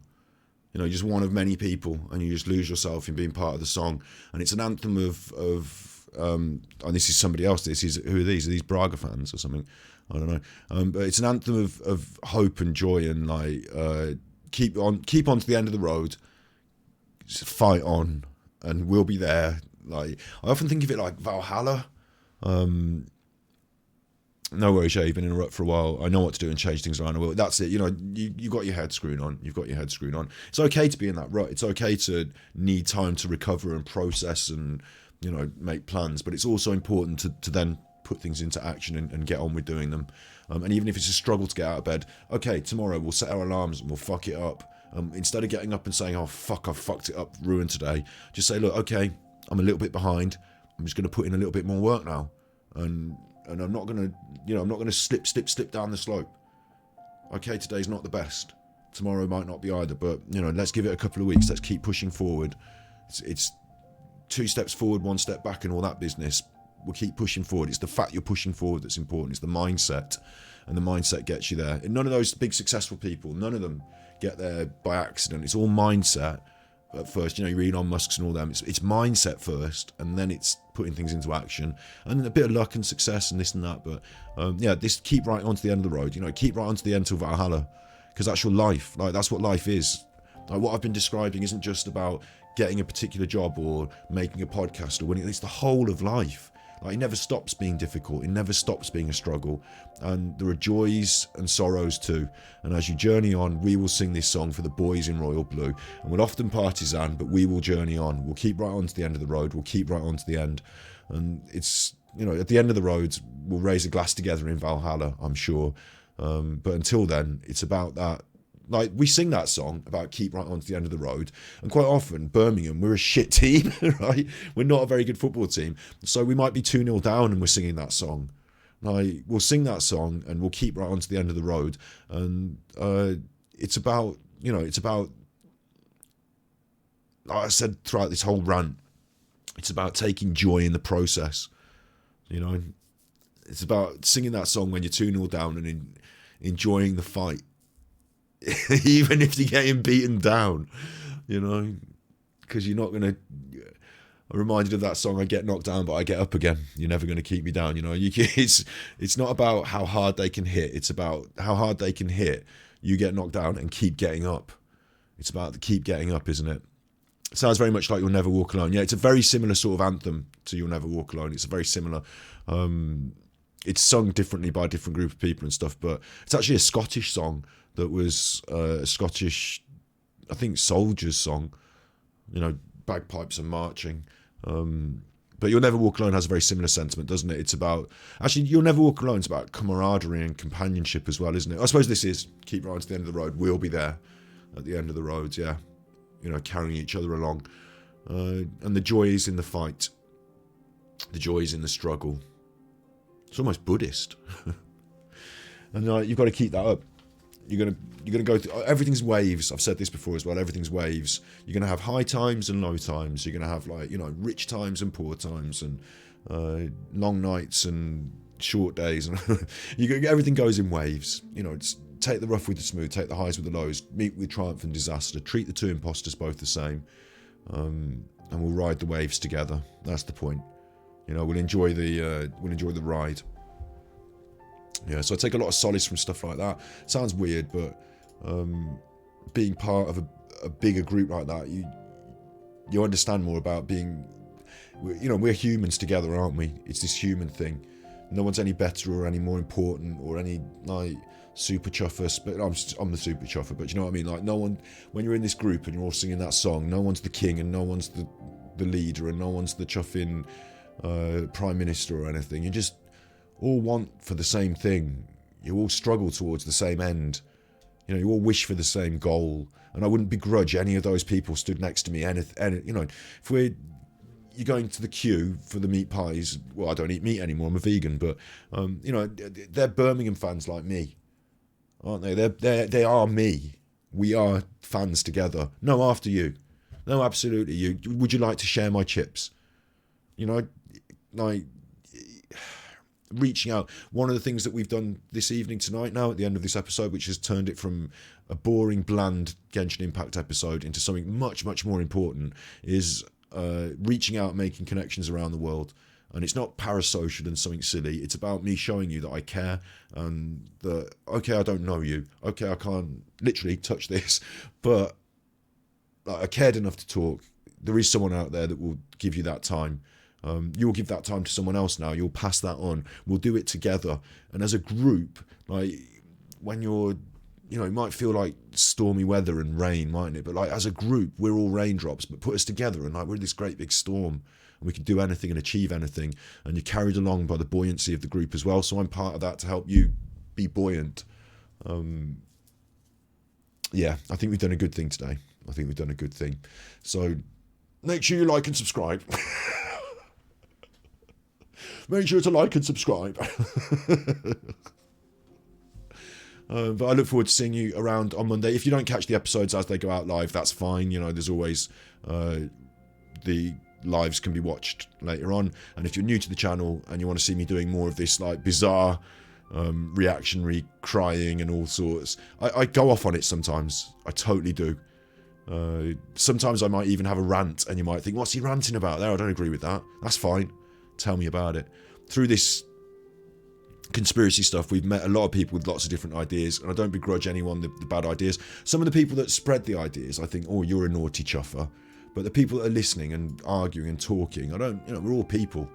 And if someone's giving you a bit of a strange idea, that's fine.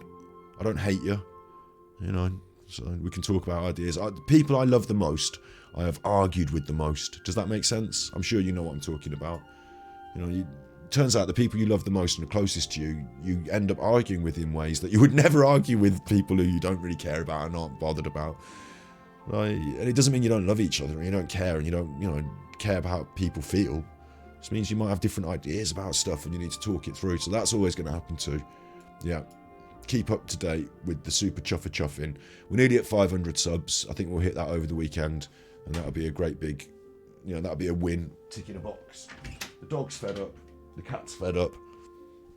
I'm really happy that we've done this today. I'm glad that you've been here today to hear me do this. And I'm going to go and get myself another chocolate milk, which is what I fuel myself on, chocolate soy milk. Chill out, because tomorrow I've got a lot of work to put in, sorting out Monday's episode. I probably will be on stream tomorrow at some point doing something. Might be on the B-side, might be here. And on Monday we're doing this, so I'm going to have all my ducks in a row for that. And then onwards and upwards, and eventually Alan Davis live in my house. So you be good, my little puckos. And remember, if you can't be good, you're naughty.